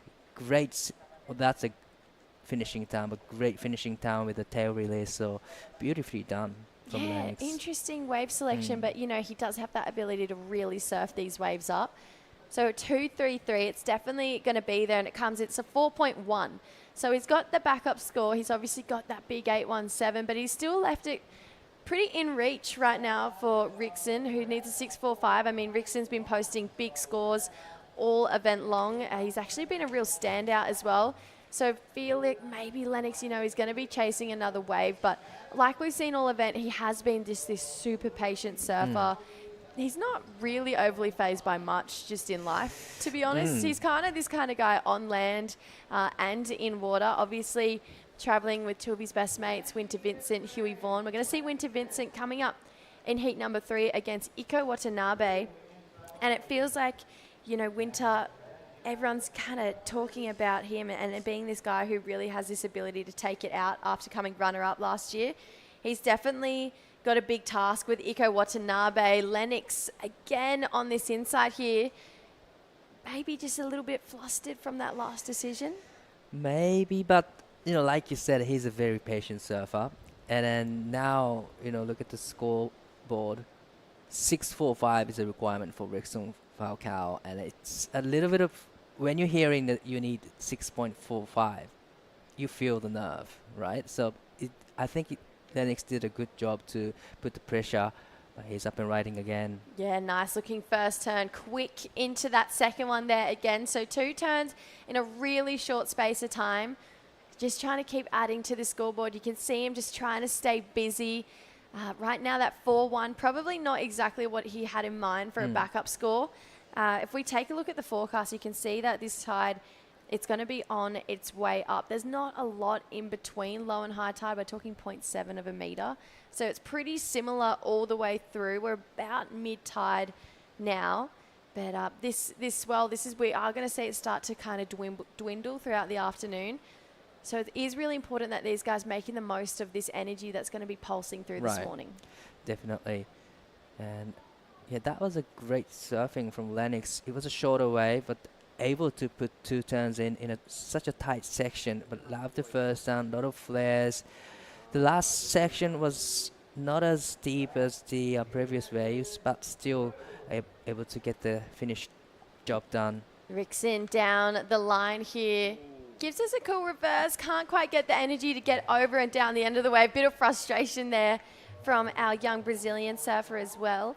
So you can see a 6.45. You can just see how much these guys want it, you know. And for such young juniors, even if you look at the entirety of the draw, so much maturity from this crop of athletes. Oh yeah, I couldn't believe this is a junior event. So that's how much they surfing is in with a lot of maturity. So yeah, they surfing level is just up there, like a CS and CT level already. And I really love how he is up on this wave. He didn't waste any time trying to get the requirement. So a little bit of, you know, fires in the end. But probably this wave wasn't the wave that actually, you know, able to give him the 6-point ride. But he was trying to, you know, get the requirement, trying to do a little bit of different approach there. It looks like those two having a bit of a chin wag out there. A little bit of combo going down. Lennox doesn't improve on that last wave there though, Di. So 3.97.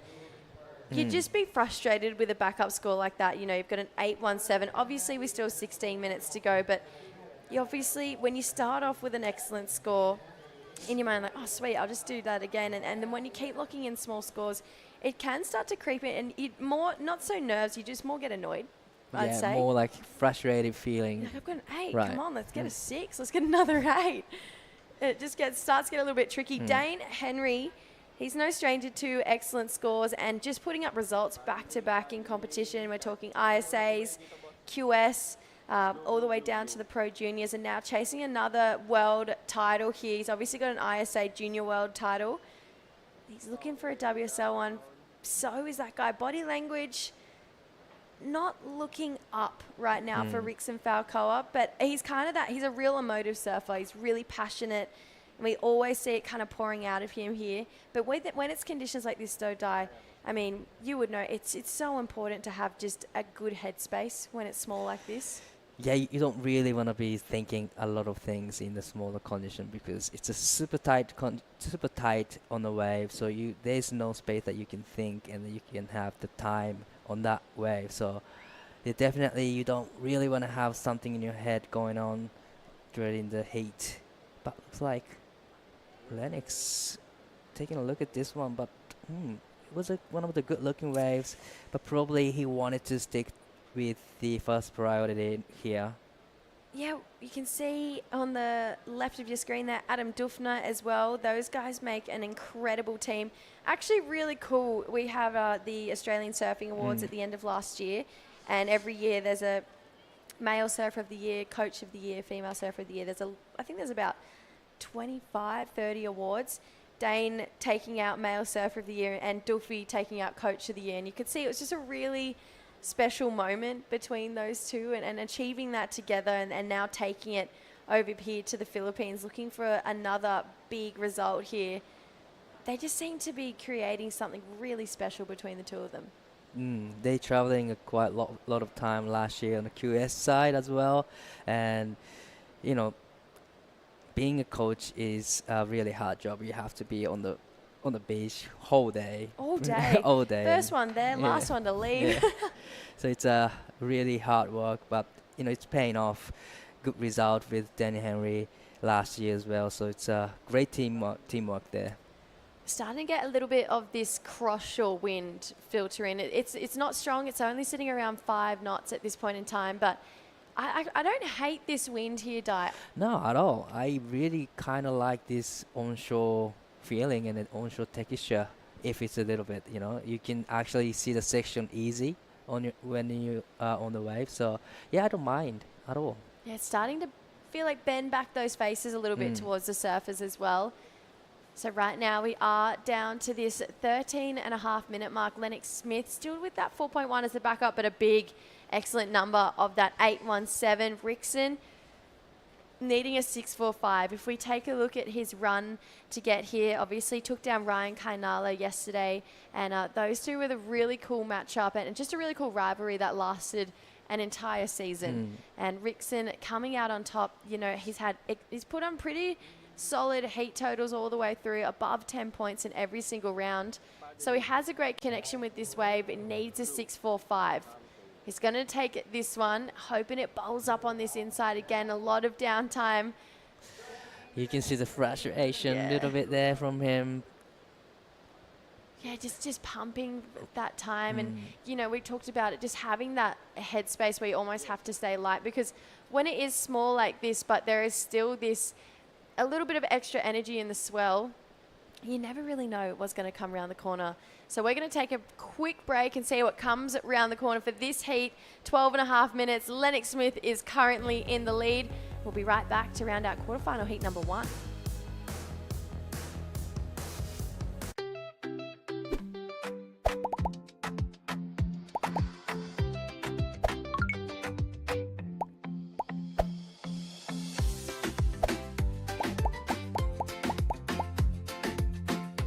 Start right, grow right. For my 4-legged bundles of joy, Nutri-Chunks. High-protein puppy dog food with active boost, prebiotics, and goodness of real meat. Fortified with essential nutrients. Nutri-Chunks for puppies. Love in every meal. Di mabilang ang umagang pinasigla. Kasama ng Magnolia Pure Fresh Milk at Magnolia Chocolate. Magnolia, 100 taon na at hihigit pa.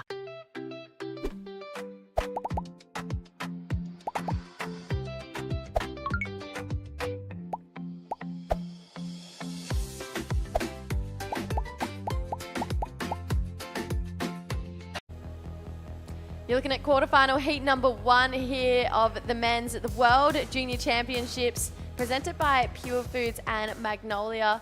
We're down to 11 minutes 20 here. Lennox Smith started off in a really strong way with an 8.17 with this really convincing surfing. The thing I love most about Lennox's surfing is, we spoke about it at the start, Di, his board never stays one way and every turn is different. You can see him just use a full range of repertoire, and I don't think it's in a way that he's flexing. I think it's in a way that he just enjoys doing something different every time a lip approaches him. Yeah, he's the one person that enjoy every moment pretty much. Even under pressure, he enjoy the moments, and just he does his thing on the wave, and that's exactly what he's doing. And his board looking really sharp and fast as well. So he's super ready to get a world title next to his name, because he was finishing equal third last year, 2025 World Junior Championships. So definitely he wanted to get more. Oh, maybe a little inside runner here. Rickson not super interested. at this point in time. So we're hoping that we're going to get another flurry of waves, just like we saw at the start of this heat. Obviously, talking about Lennox, you know, he's had a great run on the regional QS. He's currently sitting second at the moment. Reeve Hazelwood is out there in the lead. So Lennox, even without the win here and that big world title next to his name and a go to the Challenger Series, he's probably looking pretty safe for the Challenger Series on that next season. And I feel like, yeah, he's surfing. It's definitely not out of place there. His surfing is there, definitely. You know, and how he plays in the heat as well. He's very smart competitor, very mature competitor. So definitely his surfing level is just up there.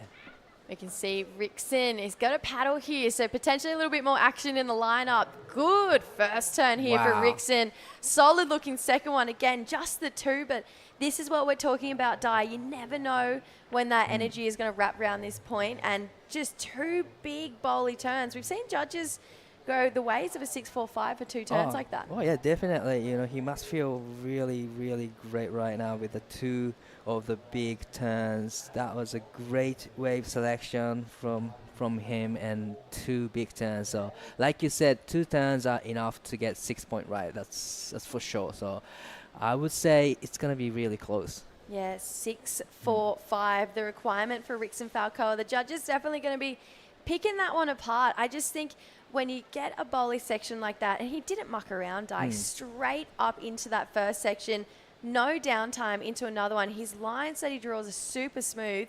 Let's watch it again here, Di. Beautiful first turn, straight into the second turn, and there's no downtime in between.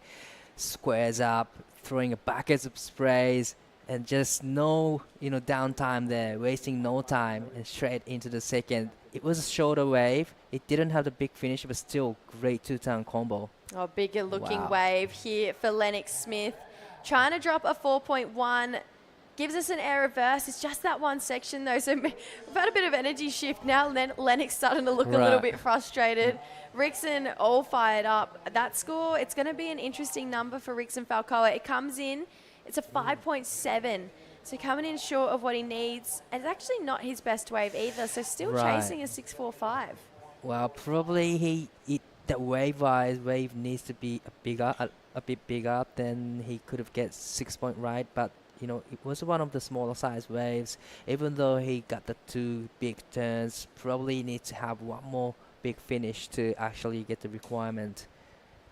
But just like you said, probably Lennox was looking for the lot of walls ahead of him, but instead he just went for the air reverse there. But beautiful turn from Lennox Smith, but definitely wants to have one more turn. Yeah, but it just edging ahead again, so it's a 4.77.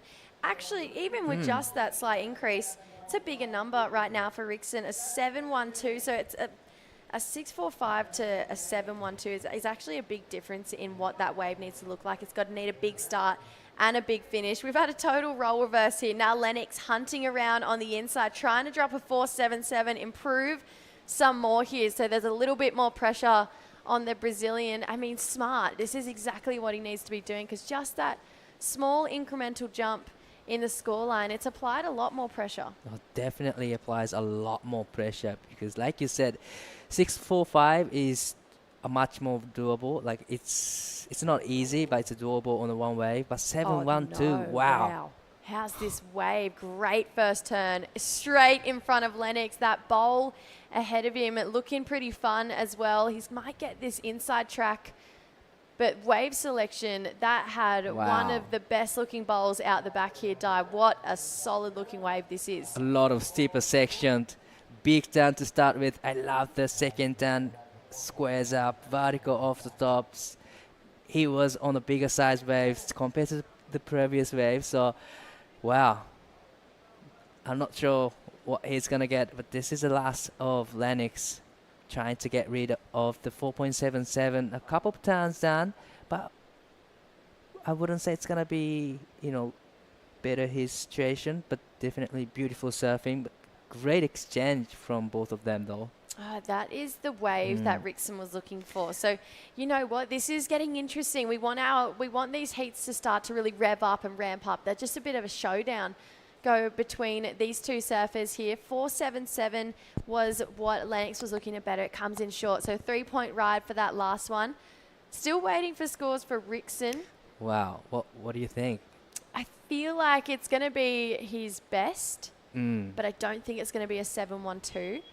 I just feel like it didn't have a solid enough finishing turn. And it's funny, like your mental space does change from going, okay, I just need a 6 to, oh, I need a 7. You know, they are really different looking waves. Rickson giving himself every opportunity. Another Brazilian surfer coming up in heat number 2, Gabriel Klosner, Dane Henry. So we've got 2 Aussie v Brazil matchups in those first 2 quarterfinals. Looking forward to seeing that next one out there. Really interesting surfer, Gabriel. He loves a buzzer beater. He's great under pressure. I'd say maybe does better under pressure. Maybe he should try and find second priority more often because he makes magic happen. Okay, scores in, numbers in. Rickson Falcoa, it's a 6-2-3, so it was his best wave so far. Now bringing that requirement back down to a 6-7-2. Like we just said, Di, it's so different to going from needing a 7 to a 6. Opportunity here for the young Brazilian. Takes to the air, full rotation, arms go wide. Flexing all the way to the shore there for Rickson Falcoa. Asking the question of a 6-7-2. Haven't seen any full rotations. Haven't seen any of that in this event, any of the full rotation. So that was the first full rotation from competitors. Rickson had a long time to hit the section, needing 6.72. Wow, it's going to be really close. It's new. Wow. It's something new for the judges as well. Obviously, like we mentioned, we haven't seen any full rotations in this event so far, and we're into day 4, but getting it done here, Di. Wow. He had a moment. He raced down the line a long time. He just hit the section really perfectly and got a rotation fully and landed cleanly. So, wow. Yeah, feeling like there was 2 approaches to that wave. There was obviously some really nice sections where you could have teed off way down the line. Rickson going for the one big Hail Mary and paying off a 7-1-7 for Rickson Falcoa, leaving Lennox Smith chasing a 5-2-3. Died this time last year. We've seen Lennox need scores and get them in the dying stages. This year we've seen a couple heats where no waves come through. So it unfortunately, if a wave comes through, we know he's going to try his best to deliver. But we've seen the ocean let surfers down today already as well. It's a crunch time for Lennox, but just like you mentioned, he's done this a lot of times last year, the buzzer beater. So I'm just hoping to see one more set for 2 of them. But looks like there's energy. Wishes come true because we've got a bit of energy here. There's a second wave out the back that I think might have some better looking shape. Rickson, he's going to go the first one. Wave well left there for Lennox Smith. So obviously knows this lineup.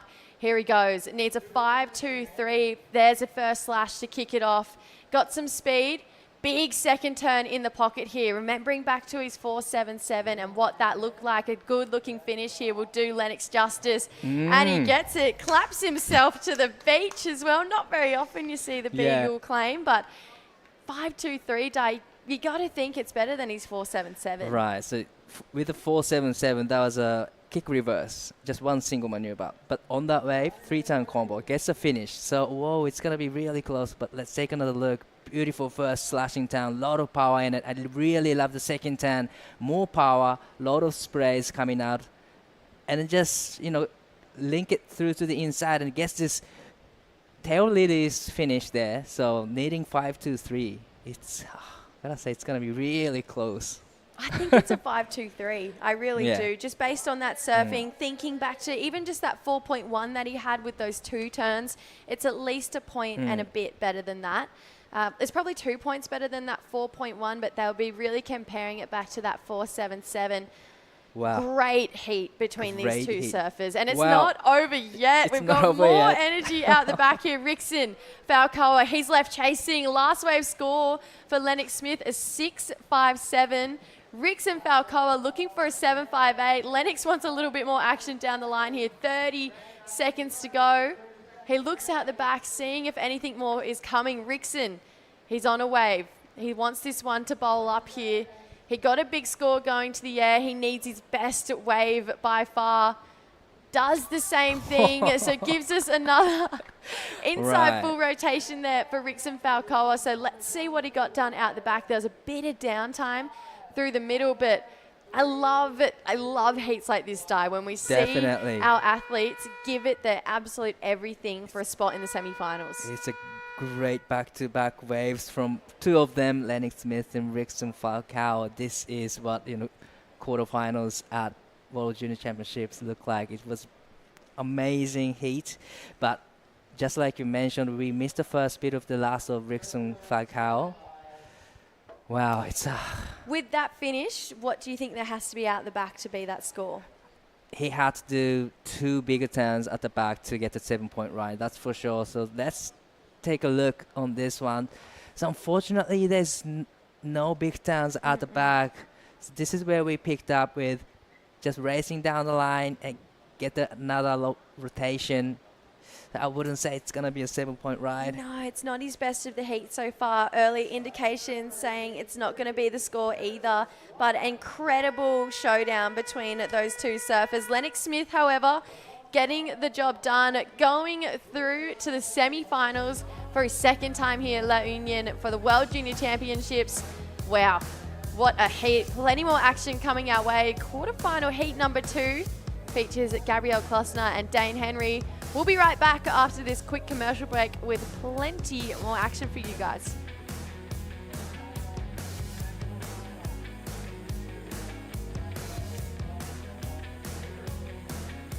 Di mabilang ang umagang pinasigla, kasama ng Magnolia Pure Fresh Milk at Magnolia Chocolate. Magnolia, 100 taon na at hihigit pa.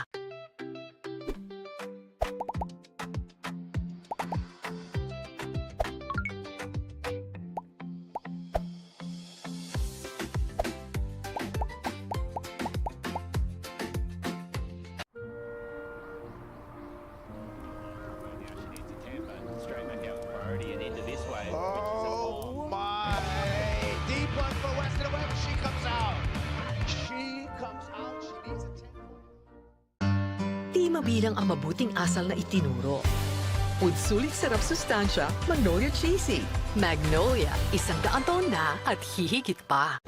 Oh, I'm still trying to get my heart rate down from that last heat. Really exciting finish, and that is plenty more to come right now because the World Junior Championships is on. We're into the quarterfinals, heat number 2 of the men, and it looks like a solid matchup here. Gabrielle Klossner from Brazil taking on Dane Henry out of Oz. Second matchup of the day where we see Brazil taking on Australia. I'm Jessie Starling, joined in the booth by my big sister and actually birthday girl, True Starling. And True, how's your birthday going? So far, so good. To be able to watch the world's best juniors is pretty amazing. Yeah, I've been revved up. I've been excited. And my heart rate was really elevated in that heat, especially in that last 5 minutes. It was super exciting. Lennox, he's there with Stace Galbraith, and he's probably just as revved up. Thank you, Jess. Lennox, bit of deja vu from last year, mate. What are you putting us through? Mate, just a bit of Filipino belly. It's about it on my end. Gurgler. Advantageous to your performance? Well, yeah, that's what I've been saying. It's a blessing in disguise. Shed a couple kgs. Let's keep hosing the hydrolytes, mate, and be back on the horse in no time. Talk us through the last couple of minutes there. Pretty exciting. Yeah, I thought I butchered it, giving him that wave. I had prior, and I was like, far out. What have I done? But the little one came at the end, and I did a few little wiggles and managed to get a 6, so pretty chuffed on that one. How'd you feel at the end of that wave? Did you think you had it? Yeah, I don't know, eh? Like, I was just like kind of delirious out there. Just trying not to spew the rest of me guts up. You had some amazing buzzer beater moments here last year. You've actually looked really in form this event. What do you put it down to? Could be a couple of things. You know, been doing a bit of training at Kira Beach Hotel, running laps the stairs, a couple of the lads. But outside the hotel or inside? Outside, inside, you know the drill, mate. But yeah, I don't know, just a bit of worko training. I mopped Cal and Jarvis in a little acai bowl classic before I came here, so that was good prep. And yeah, mate, I don't know, just maybe it's a couple kegs that I've lost since I've been spewing. So yeah, put it down to that. Good bit of equipment under your feet too, I reckon. Yeah, thanks, Jace, mate. Some magic sticks. I've been telling everyone for years these are the best boards. It goes to show. Keep a secret, mate. You want to beat them. Yeah, well, they don't know what this one is. I'm sure the RSL's packed at home. You want to say g'day? Yeah, just shout out everyone at home. Thanks for the support, me fam. Let's try it. Thanks, Jess. Thanks, guys. Let's trot. Those two know the ins and out of the Kira. How's the Hotel debrief as well. we're getting right now? Wow. That was a solid connection there from those two. Love it. Taking a look at this heat, Dane Henry, Gabriel Klasner. Dane obviously really starting to establish himself as a name in this industry. Gabriel a little bit someone you don't see as much in comparison to Dane, but he's just been this incredible force to be reckoned with this event. Yeah, he really has. It's been really exciting to watch him surf. And I feel like, you know, I've said it a few times this event, those underdog moments are always the best ones. And I think it's really cool to see these juniors come head to head with, you know, the likes of Winter Vincent, the likes of Dane Henry, even in that last heat, Rickson Falcao and Lennox Smith. That's a really tricky heat and a tough one to get through. And it's exciting to watch. Dane trying to get a score on the board here. Started off with a 0.5, so just a little nerve settler here. He got a good first turn. He's going down the line.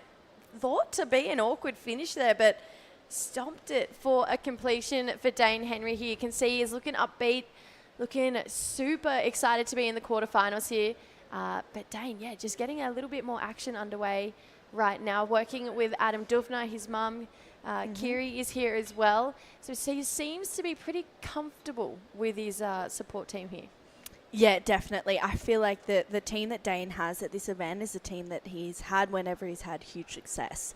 You know, we look to the ISA World Juniors getting gold there, ISA World Surfing Games also getting gold there as well. So he had Duffy in his corner. I know that he had his family supporting him as well. And it makes such a big difference, all those messages and those, you know, moments of support for Dane. That was a really good, strong first term. Looks like he's changed up his equipment on a smaller sharp eye right now.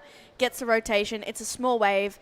Nothing exceptional, but it's still going to just get the ball rolling in this heat and, yeah, get that momentum in. He surfs with so much speed, and you can even see as he drives off the bottom when he goes into those turns, how responsive that board is and how much it just lights up as he goes into those sections. Did really well to make that air with how far up that front foot landed and the lack of power. Yeah, that was really impressive there. 4.67 for that wave of Dane Henry. So I like it. The judges still keeping that scale relatively low and wanting to see these guys push a little bit more. Looking at Gabriel's run through this event, had a pretty tough heat against Iko Watanabe and Connor Slipen in that earlier round, and then has just gone on an absolute tear, taking down Alfonso Suarez in the elimination round, Keone Lassa in the round of 16. Obviously, Dane being one of those top seeds, the top seed coming out of Australia at this point in time. And, you know, when you see these guys who are winning in their region, I feel like it actually gets these competitors more fired up to come up against them and see if they can take it to one of another region's best. Yeah, definitely. It's cool to come up against an international field, and I think, you know, all of these competitors, these 24 men and women in this event are obviously the best in their region, the top two in their region. So to kind of see where they fit internationally is huge. I mean, even looking at those point scores from yesterday in that round of 16, Gabriel, he got a 14.1 heat total to take out Keone Lassa. Dane Henry got a 14.14 to take out Willem Watson. So looking at their performances yesterday on paper and at their score line, they're sitting really close together, and it's cool to kind of see those adjustments that they make with each other and see where they're going to fit in. Dane obviously took out his very first opening round, whereas Gabriel, he's had an extra heat being in that elimination round, and sometimes that really helps with the momentum. But I feel like for him right now, in regards to, you know, the wave catching, usually we see those Brazilian surfers be busy, you know, want to be on their feet, getting that momentum. He's choosing the sit and wait strategy right now. Granted, we haven't had too many good waves roll through, but he's, you know, going, you know what, I've decided that I'm going to sit and wait for those sets to roll through. And definitely pays off. Yeah, he's been looking really sharp all event. I've actually been quite excited for this matchup. I thought this would be a pretty interesting one between these two surfers. Obviously, the second year we've come here to crown world champions, we saw just that level be through the roof with as far as aerial surfing went with Bronson Mady last year. If we know Dane, we know that he would be using that as a benchmark and wanting to do more, you know, and we haven't seen too many airs so far in this event. So a great full rotation from Rickson Falcoa, getting a 7-1-2. So the judges, they're wanting to see him as well. Let's see if Dane's going to give us what we want. Nah, just a quick in and out, all good, totally understand. I feel like Dane maybe even trying to sell Gabrielle, trying to make him flinch on one of these moves here. But yeah, you know, Dane, he would have not just a competitive desire to win this, but a competitive desire to be an aerialist to remember in this event. Absolutely. And Dane is one of those competitors who's always striving to be the best at everything. And that's, you know, to be the best in this event, as you're saying, Jessie, to be the best in the air at this event, to be the best on rail, whatever that is. And even the best strategic surfer. That was full strategy right there from Dane Henry, trying to sell Gabrielle onto a wave, which Dane knew wasn't a good one. And he's just like, I'm just going to commit to this wave. If he doesn't go, no harm, no foul, because it's a two-person priority. So Dane, he's trying to force Gabrielle's hand right now. Just past that 25-minute mark. So 10 minutes down. Gabrielle keeping his cool here. Just sitting there for 10 minutes, not too phased by any of those waves that have started to roll through. Hasn't quite tickled his fancy so far, so we can see just this competitive excellence when it comes to decision making right now. But you can see Dane, again, maybe trying to confuse him a little bit. He's paddling up the point. And we saw two surfers in that first heat of the day really paddled themselves too far up the point there. Unfortunately, completely missing the bank. We'd hate to see that happen for a second time today. Yeah, it's so tricky because when it's like this and it's small, it's tough to actually be like, yeah, I'm going to stay here because this is where the waves are coming through. It gets to a point where you're like, is this where the waves are coming through? Do I need to go up there? I'm seeing waves come from up there, and then that head noise and that chatter starts to really get louder and louder. So for these competitors, they need to stick to the plan and stick to the game strategy, I guess, coming into this heat. It's quarterfinals. You're in a position where you can't really be making mistakes, you know, and you have to be in form. You've got to be in tune. And even looking at it now, we're almost, you know, halfway down in this heat, 5 minutes till, and Gabrielle still hasn't caught a wave. And that's a tricky one when you're in quarters. The more times you're up on your feet, the more opportunity you give yourself. But we haven't really seen some of the best opportunities roll through in this heat just yet. Getting to that 23-minute mark, we've had a call, so we've got an update. So no semi-finals to be run today. So this is not going to be finals day for the World Junior Championships. We're going to make you guys wait a little bit longer before we know who our champions are, who's taken home a world title, and who is going to the Challenger Series for a full run. Obviously, we're looking at the next quarterfinals coming up. They're going to be the last two heats of the day. Once we round out this number heat, Winter Vincent, Iko Watanabe, two really talented surfers who actually get to compete against each other a little bit with our co-sanctioned regional tours back between Australia and Asia. And then Ollie Zeitz and Nadav Attar in that heat number 4. Thoughts on heat 3 and 4? Thoughts? They're thoughts are loading. They're stacked, obviously, into the quarterfinals. I mean, no surprises seeing Winter Vincent in the quarters of this event. But I think he's got a bit of an underdog, you know, of Iko Watanabe. Iko's been moving and progressing through heats. We haven't seen the best of him just yet as well, I think. So I think that'll be a really cool and different approach. Iko, he's a sprightly surfer, loves to be in the air. Whereas Winter obviously has that bigger stature, loves to be on rail. And the last one, I think that is a really, really good heat. Oliver Zeitz and Nadav Attar. I've been chatting with Nadav for a lot of his post-heat interviews, and he's got a really cool aura around him right now. He's feeling really grounded. He's got his family here. Everything seems to be working. And Ollie, he's got that seashell superstition as well. Before he goes out into his heats, he finds a cool little seashell, picks it up, puts it in his pocket, and keeps all of those shells from the start of the event. I know. I love that. He said yesterday in his heat he had a buzzer beater moment, and he was shaking the pocket of his board shorts to try and like get the shells to so bring some waves. Each shell from each heat is in the pocket. Mm-hmm. Does he take the shells home? He just leaves them in his pocket. Forever. They stay there forever. Oh my gosh, that's really cool. Yep. I love that. You don't get to hear many stories like that. No, I thought it was super cool. He's like, yeah, I just saw it and picked it up and was like, okay, this is my good luck seashell. It was awesome. Yes, Yeah. seashell superstition. I'm a fan. We're kind of looking for a little bit of seashell superstition right now. The ocean going super quiet. We're pretty much 15 minutes into this heat. One of our surfers not ridden a wave yet.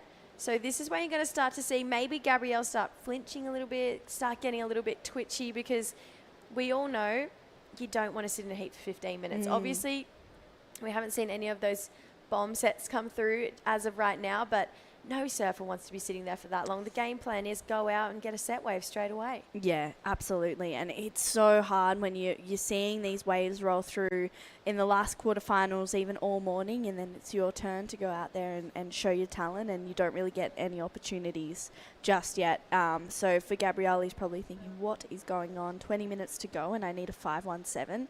He can do that in his sleep. He just needs the wave. And for Dane, he's probably thinking, okay, I've only got a 467. I need to get busy right now and find waves. And there's always two really different strategies when it's smaller and you're competing. You can either sit and wait, or you're paddling around. You're trying to find the wave. You're hunting for it. You're in a position where you're like, okay, if I need to sit a little bit further in, I will, just to get the ball rolling, just to get in rhythm with the ocean. So it's a tricky one here for both these surfers. Yeah, so 19 and a half to go. We're past that 15-minute mark now. So Gabrielle currently looking for a 517 just on one wave. So the high mark of this heat so far, a 467 for Dane Henry. He'd be getting flustered as well. You know, he's the type of surfer that loves to catch heaps of waves. Not much going on in the ocean, lots going on down the beach. You've been hanging out down there more than I have. Yep. There's everything down there. Yeah, everything is down there. There's coffee, there's ice cream, chocolate milk, hot dogs, whatever you need. The Magnolia zone has it as well. There's the Purefoods zone right next to it.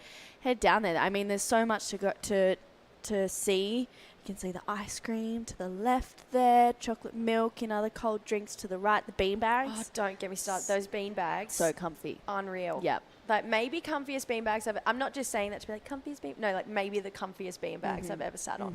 The long ones. Yes. So good. So good. I'm not going to lie. I've also been eyeing off a little tie-dye tote bag. Whoa, stop it. Yeah, they look really cool. Wow. Okay. Might take it home as a souvenir. Do it. All right, finally, we got a bit of action. A paddle here.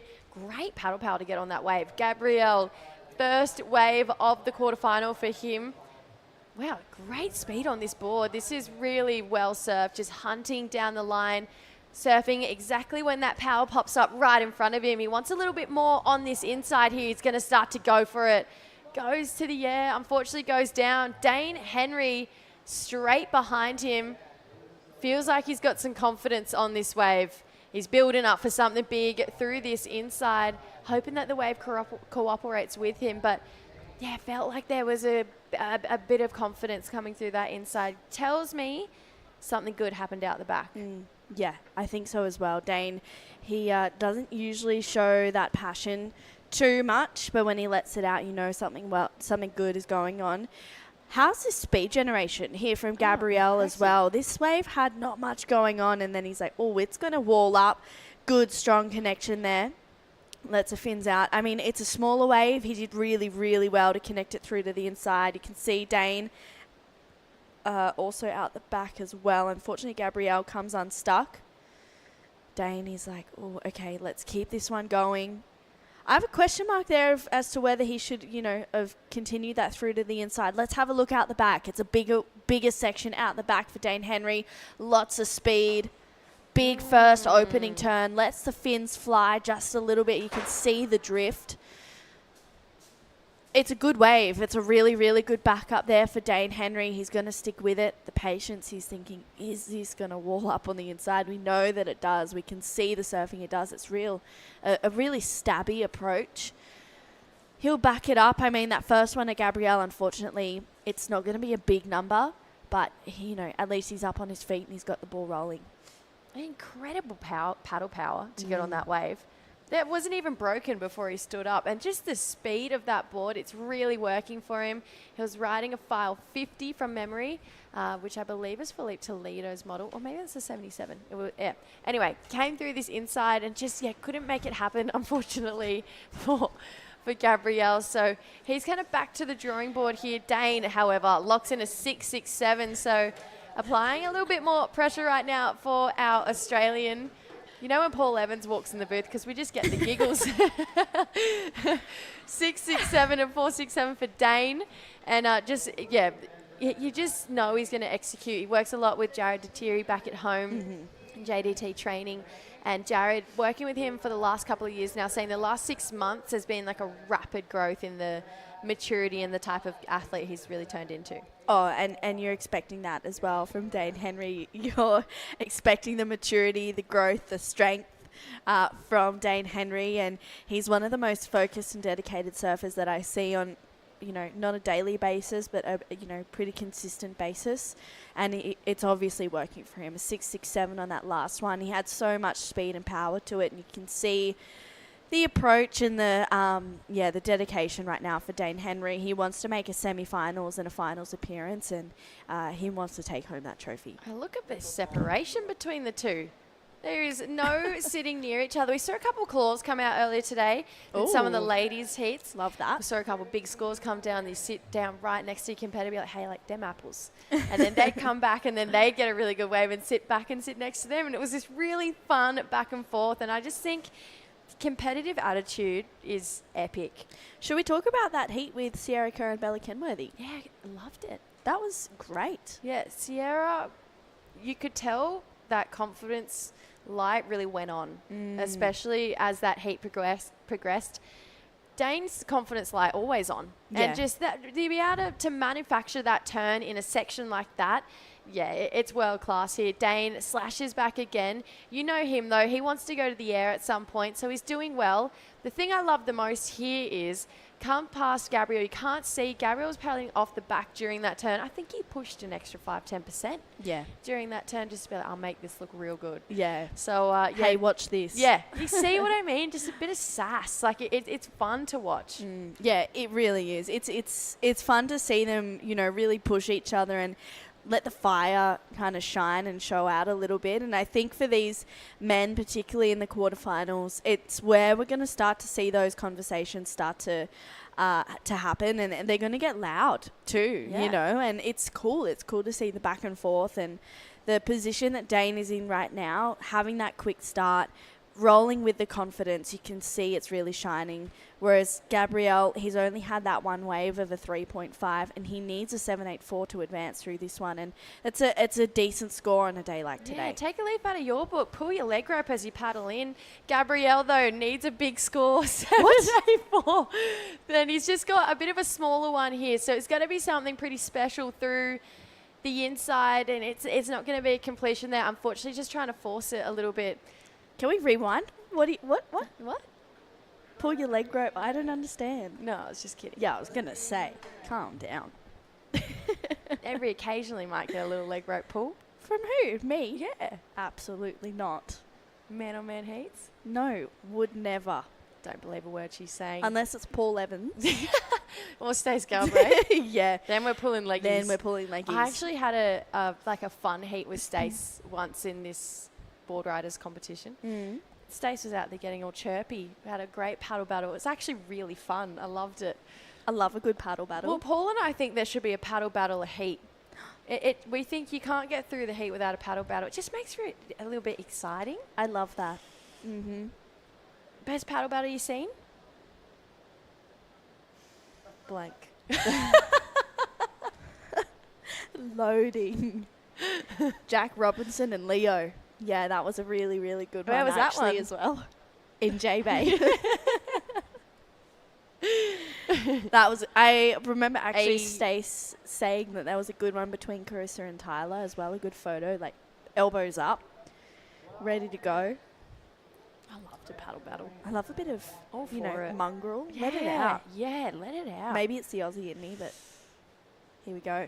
Another Aussie coming up, Winter Vincent, taking on Iko Watanabe. Maybe a bit more of a cool, calm and collected type of competitor coming out of Oz. I feel like you'll see a bit of sass come out of Iko.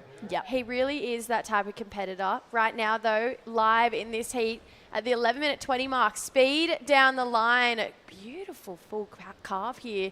Again, slashes in the pocket for Gabrielle. This is more like it. Momentum shifting, starting to go more in his favour. He just needed a completed ride there, and just such smooth lines all the way through there for Gabrielle Klossner. You can see when he gets the wave, he'll complete it. The potential is there. And I think Dane not really surfing out of his skin at this point right now. So he'll need to keep on lifting, because I feel like if Gabrielle catches fire, 10 minutes is enough time for him to really turn this heat. For sure. 10 minutes is plenty of time. The paddle back out's not that far. You can even try and pick one up on the way back out. So let's see. I mean, having another look at this one, it was an important wave for Gabrielle. You can see such great speed generation. His sharp eye also looking really smooth and spicy under his feet. That was a good connection there. And then to get that finish, he made something out of nothing. He really turned the wave selection of a high 3 to a 4 into something a little bit better than that. And that was a strong connection, kicking on the tail. You can see the board redirection here, and then just up and over that section. It's tricky to do that on a wave that has not much power, so he did well to manufacture a good score. Yeah, creeping up towards Dane Henry. That last wave of 5.83, now chasing a 5.52. The man we were just talking about, Iko Watanabe, taking on probably the favourite of the event, Winter Vincent. He was looking pretty good yesterday, even with pretty poor wave selection. So Dane, though, air reverse on that one. He's chasing an inside bowl here. Might get a couple extra points if he can find it.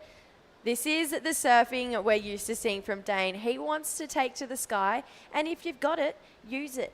You know, use it to your favour, and he's really starting to find that energy now. Yeah, he really is. And how was that? He did that air right in front of Gabrielle, almost landing on his foot. Did you see that? That was crazy how he is just asking the question. He's going, watch this. So for Dane, he's surfing a really, really good heat, but he's also, wow, that nice was projection. Interesting. Really good projection. Gets a little bit of length in that air as well. But yeah, he's been a bit sassy, and I like it. I'm liking the sass from Dane. Yeah, he's listening in. Want to see a bit of energy come from these guys. This, obviously, he's got those air reverses on lock now. Really nice projection. You obviously saw a lot of control through that air as well. So, and you know what's interesting is that, like, obviously that was a good air, but in the scheme of airs that he can do, we're probably still sitting in the lower scale of airs for that one, especially. Like, when you think about those videos that broke the internet maybe 2 years ago, what he consistently is still doing. We obviously had an event over in the Philippines, a QS event, and Dane did a backflip in that event. That's huge. You know, and we wanted to see a Bronson-Dane final. I think we got a Bronson-Dane semi. Yes, that's right. That was super interesting. So the fact that Bronson would have won this event, he would really be looking to do the same, because I feel like he wants to put himself in that same aerialist world as Bronson maybe. And he wants to find himself on the Challenger Series too. Yes. And I feel like for Dane, that's where he wants to be at. And I think, that Bronson and Dane semi that we had in Shargao was so anticipated. Everyone was really looking forward to it.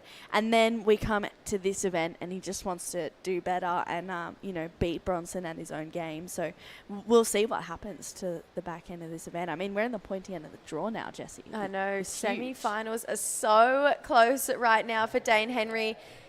Gabrielle with priority. Great paddle into that one. Unfortunately not making it happen. So Dane Henry, he's going for it. Gives us another air reverse and some more wall to work with through this inside bottom turn into a slash here. Let's see some more. Vertical snap in the pocket, and again for Dane Henry. So he will be feeling more like himself on that one. Gabrielle, unfortunately, with priority, he seems like a very strong paddler, but just that one just was slipped through his fingers, unfortunately. He was just in the wrong position. Oh, it's a real heartbreak moment for Gabrielle then, because I think Dane's going to improve again on his bottom score. And that was a well-surfed wave. It just kept going. Wow, Dane, he just glided into that. It was like the ocean was gifting it to him. Boom. Really quick, really tight. Gets a little bit of a carve down, just setting him up for these connections through here. Dane Henry opens up once again and then gets a finish. Wow. Huge from Dane. I liked it. I liked it a lot. Thinking back to his 5.43, air probably not as good as the 5.43, but the end of the wave, best finish to the wave we've seen this entire heat. We got variety, we got that flair, and now we've got a little bit more speed and energy going through this bit here. That's what the judges want to see. Vertical turns, tight in the pocket, bam, bam, close together too. Absolutely no downtime. And we've got Gabrielle finishing off a wave as well, so catch back up with that. So the fight is still well and truly on for this heat right now. Wow, wow, wow. This is going to be a really tough back end of this heat. This is huge. Yeah, this is. See, another small score for Dane dropping in, so you can see staying busy. Iko Watanabe, he'll be watching on super closely.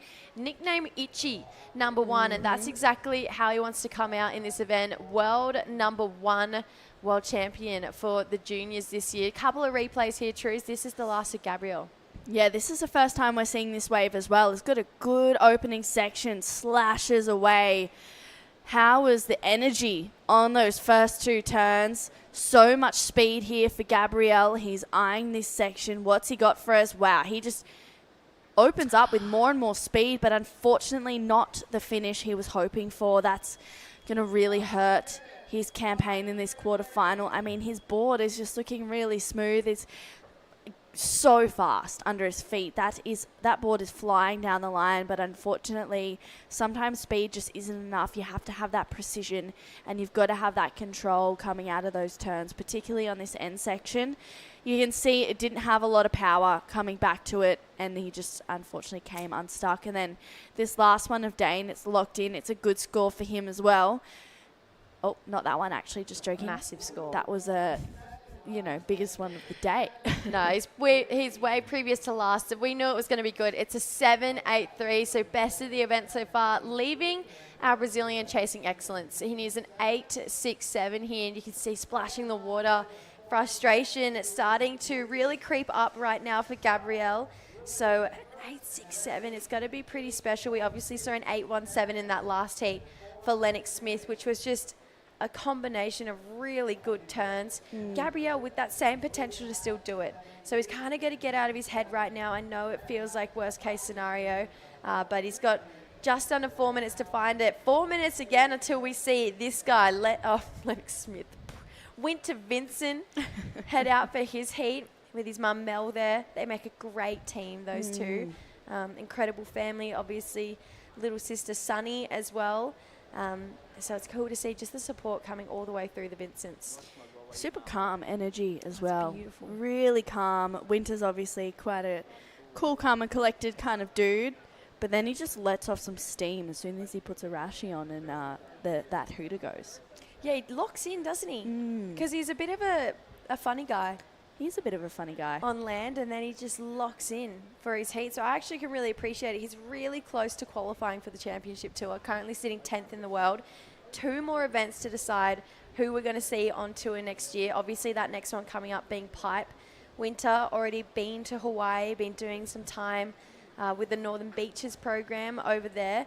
And then back to Newcastle, where we saw Winter have her quarterfinals at the start of the year. So it's exciting. It's really close. There's probably about 25 surfers that could still do it. Wow. For 10 spots. Wow. But you'd have to think maybe top 3 are probably set. But you never know. It's so It's hard with the extra 2 events this year. It's a revolving door, isn't it? You'd love, if those guys would love for it to be 5 events like it has been, but I'm excited for these extra 2. Feel like we're going to see a last dash to the finish line from a couple names that we haven't maybe seen too much of. Yeah, and I'm also really loving, the new faces that we are potentially going to see on tour as well this year in the men's side. Yeah, Luke Thompson, Oscar Berry, obviously the return of Eli Hanneman, who's looking super great. Just won the last QS event at Pipeline, so but won it during airs. So hopefully we get big barrels over in Hawaii. So yeah, it'd be great to see traditional Sammy Pupo going back to the CT more than likely. Cowley Vast, he's in sixth. He is a CT surfer through and through. Like, I would love to see him on the CT.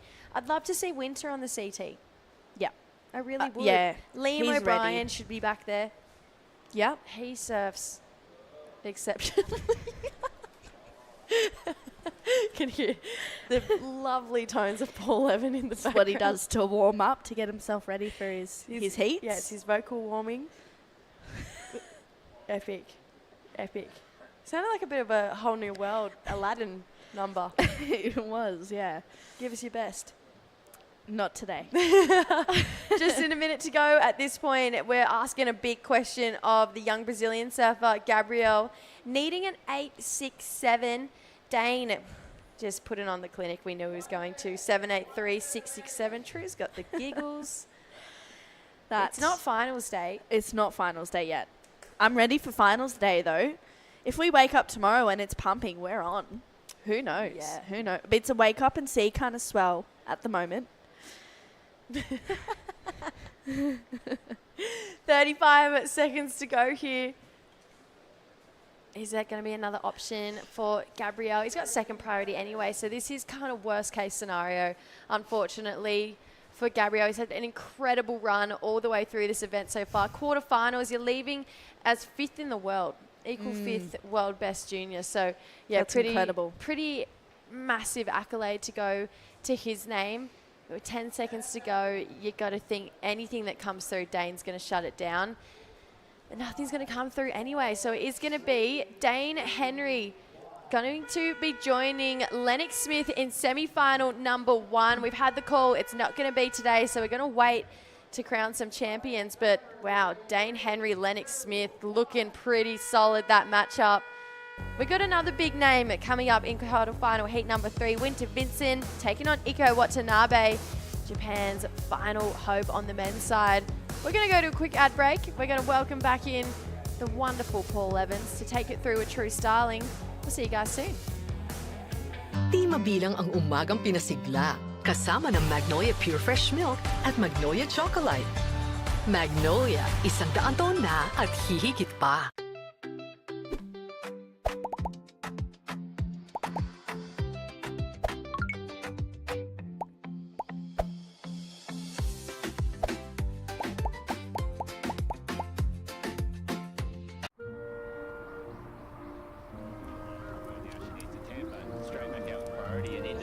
Oh my! Deep one for Weston away, but she comes out. She comes out. She needs a 10. Di mabilang ang mabuting asal na itinuro. Sulit sarap sustansya, Magnolia Cheesy. Magnolia, 100 taon na at hihigit pa. Welcome back to the action here live from the Philippines. A beautiful day. Quarterfinals for the men currently in the water. Last year's defeated finalist with a bit of unfinished biz with this event. A lot of people's favorite to take out the title. I tell you what, he's got a tough heat. I feel a little bit of outsider energy with Iko Ichi Watanabe.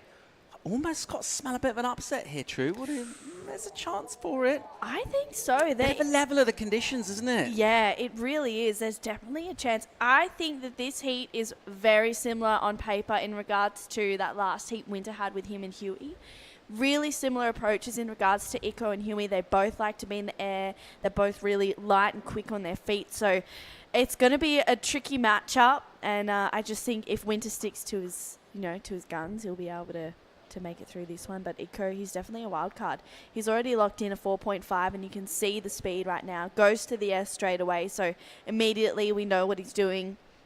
Doesn't get the height, gets a rotation. It's really nice, it's clean, but yeah, the judges definitely asking more from our Japanese competitor, who's the sole Japanese surfer left in the event. So far, in the men's side, 2-0 for the Aussies against the Brazilians in the first couple of matchups. Some tight heats. Competitive heats. Good job from the Aussies. Yeah, huge job. We are going to have at least one Australian finalist, because that first semi-final between Lennox Smith and Dane Henry, that is actually going to be that's going to be a really good semi-final full of character, I think. It's a great day, isn't it? Yep. It's the 14th of July. Let's try again. It's the 14th of January today. It is, yep. That's that is a good the day. date. That's a good day, isn't it? It's a great day, Paul. Why is that? Wow. Because it's your birthday. True Boots Starling. Many happy returns. What a great day for the world, for surfing, for broadcasting, for lots of things. Thank you, Paul. How's it going so far? So far, so good. We've got 2 heats left, and then we can all go for a paddle. Let's go. All right, Winter Vincent's up and at 'em here. Bit of spark, tail high, just kicks it and clicks it, and then stands tall and cash. So just easing his way into battle here. Heads a little wide, kicks his legs, gets a bit of momentum from that. They're quite long legs, aren't they? He's quite tall. He's like 6'2". Definitely, he has to pretty much get into a squat whenever I have an interview with him. Poor bloke. I'm on my tippy toes. He's in a squat, and he's still towering over me. I mean, in the smaller conditions, you sort of tend to think maybe if it's smaller in stature, it might help. He's pretty good when it's small as well. Yeah, he's really good when it's small. He's been putting in a lot of effort to, be a master of small wave surfing, and he's doing really well at it. And I mean, even this first turn, or this single turn of this is so critical, so technical. Gets so tail high on that. That's really hard to do, and Winter just makes it look easy. It's like he's just casual about it. It's like he does it every day, and he probably does. I mean, Winter is just on fire at the moment, and I think he still has more to give. 6.33 in for him. It's a solid number. Let's get down and hear from Dane Henry. He's having a chat with Stace. Thanks, Paul. Dane, set him up, knock him down into the semis, mate. Yeah, it feels nice. Was a pretty tricky heat. I saw in the heat before there was the lads were sitting pretty far down, and seen a couple of pretty good ones come through at the top, and then that was the game plan. I went out there and it kind of nothing came through. So I'm really glad to just build a bit of momentum in that heat and get it done in some tricky conditions.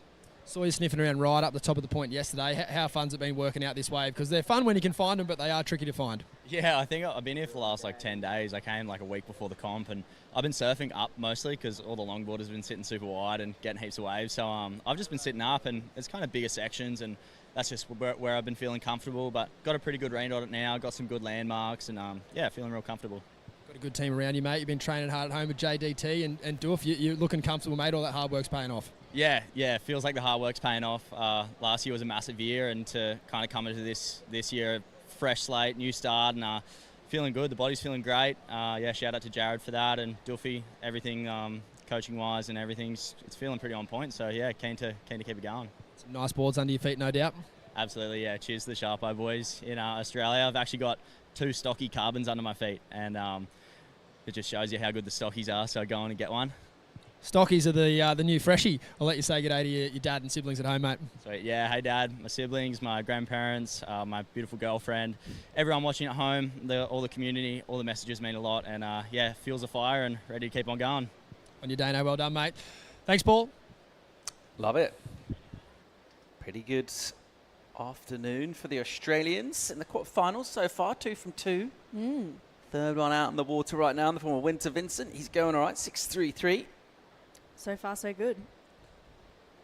Let's see how this plays out. Still plenty of time, 28.5 minutes. Watanabe got involved early on. It's with him now in terms of priority. A chance to not let Winter get away from him, build too much pressure on the scoreboard. Right on cue, Winter Vincent gets going, slashing up a storm, and then just his development gets a little arrested. A bit of a chop, bit of deeper water. Stops all of a sudden, but decided to try and post another number. Had a little more pressure, buzz around, try and find something. What a beautiful coastline this is. I know, it is absolutely stunning. A couple palm trees, some really nice hotels, and the waves, super fun.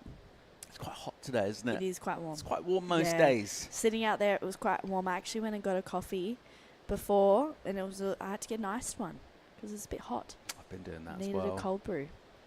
Delicious, so aren't they? Just slip down. It's so good. I love a coffee. I was at the point where I was like, if I don't have a coffee in the next 10 minutes, Gremlin could see start to come out. Yeah. Can't have a freak out on your birthday, mate. I mean, it has happened before. Yeah. Yeah. It just helps to keep it tame.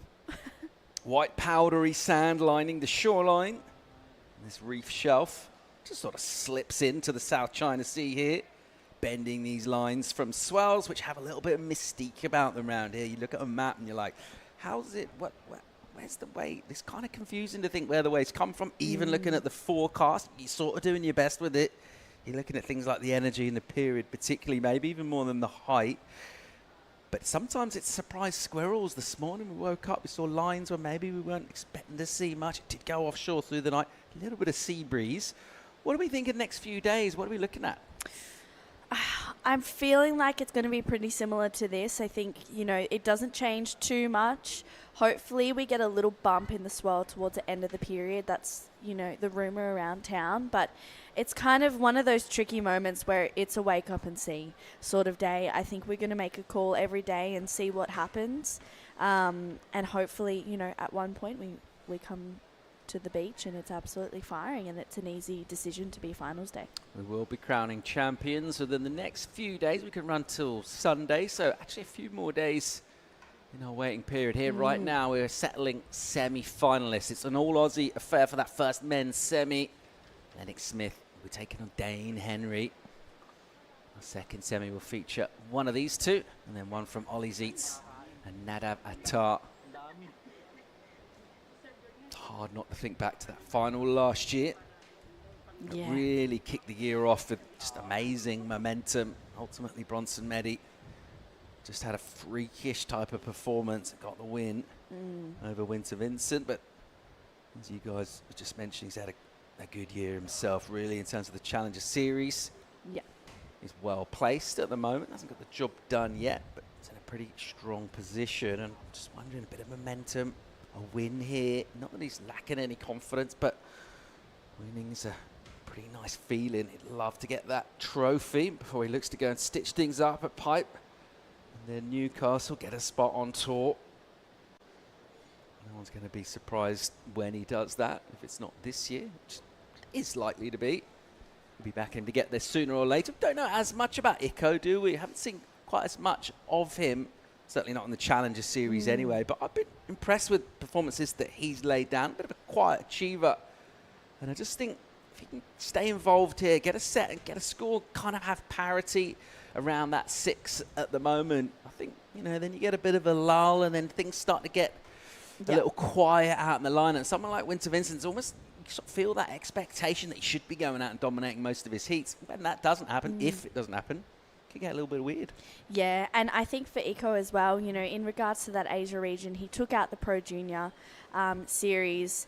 And then looking at, that Asia QS, Iko is currently sitting at about 8th at the moment. So it's just below that cut-off line for the Challenger Series. So you can really see how important it is for him to make rounds in this event here, because the winner, of course, does get a wild card onto that CS tour. So for Iko, or Itchy, as he's, more commonly known, it's important for him to do well here. Itchy doesn't like the look of a wave with priority. Winter Vincent says, I might as well go. Ultimately, doesn't turn out to be much. It's just a quick in and out for him. He'll scour around. Interesting in that chat that Stay Sab with Dane Henry talking about positioning. It's amazing where they started that heat, those two. They're up there at Boneyards, weren't they? Way up the top of the point. That last heat, the first quarters prior to that, Lennox and Hickson went down really right in the end. Pretty much that very end shelf of the wave where they were surfing. Yeah, it's crazy how there are options, right? Yeah, there's so many options. There's so many different places you can go, but it changes from heat to heat. It's really bizarre how you can be sitting at the top or sitting down the bottom. It just really depends on where you want to be, but Oliver Zeitz, he's had a great run of heats this event so far. So has Nadav as well. I'm really excited to see this battle between these two competitors, because Nadav, he's been looking really confident, really connected out there. He's got a really cool energy.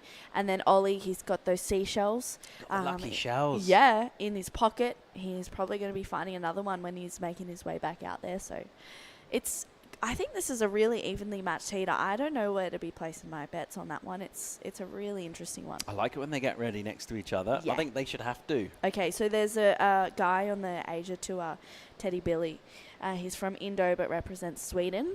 And his pre-heat routine is he literally has a speaker and he has it loud. That's his preheat routine. He plays all these different songs. What sort of tunage are we talking? What's he into? Everything. You know, you're getting a little bit of reggae, you're getting a little bit of punk, you're getting some rock, you're getting something different. And you're seeing the energy, you're seeing the vibes, and he's dancing around, he's loud, he's out there. That's his routine. And a lot of the surfers on that tour, when this started happening, were going, can you go somewhere else? Can you not do that? Yeah, can you not do that? And he's like, well, this is my preheat routine. You do yours, I'll do mine.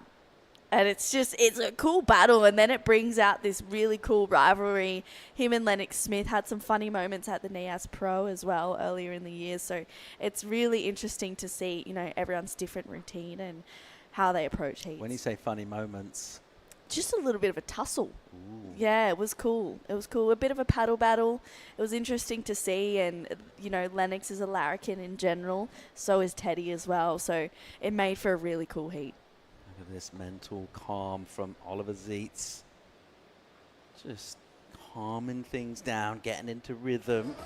Always keeping an eye on the ocean as well. I don't think there are too many surprises out there. After a few hours looking at this today, I think everyone's going to have a pretty good read on it. It's kind of obvious when a solid one comes through, isn't it? There are in-betweeners that you can snaffle and go. But sort of significant difference in the energy when a legit set comes through. Haven't really seen any sets so far in this one in nearly 15 minutes of it. Just a quick closeout. Winter with the air.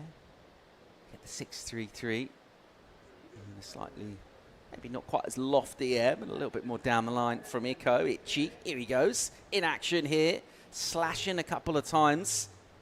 That board looking pretty bladey and whippy, but this wave's sort of trundling, isn't it, rather than bowling down the reef here. Not sure about that use of priority. Yeah, didn't love it, really. There was definitely potential for him to sit and wait for one of those bigger sets, but it's a really fine line. Do you sit and wait for another 20 minutes and another wave doesn't come? So for Iko, maybe just being on his feet and gaining momentum is probably the best thing for him right now. He is usually a lively surfer, loves to be on waves, loves to be up and riding. So, yeah, we'll see. I mean, it's not going to affect the situation. He still needs that 4.84. But now he's just given Winter a little bit of an extra edge. Winter with priority.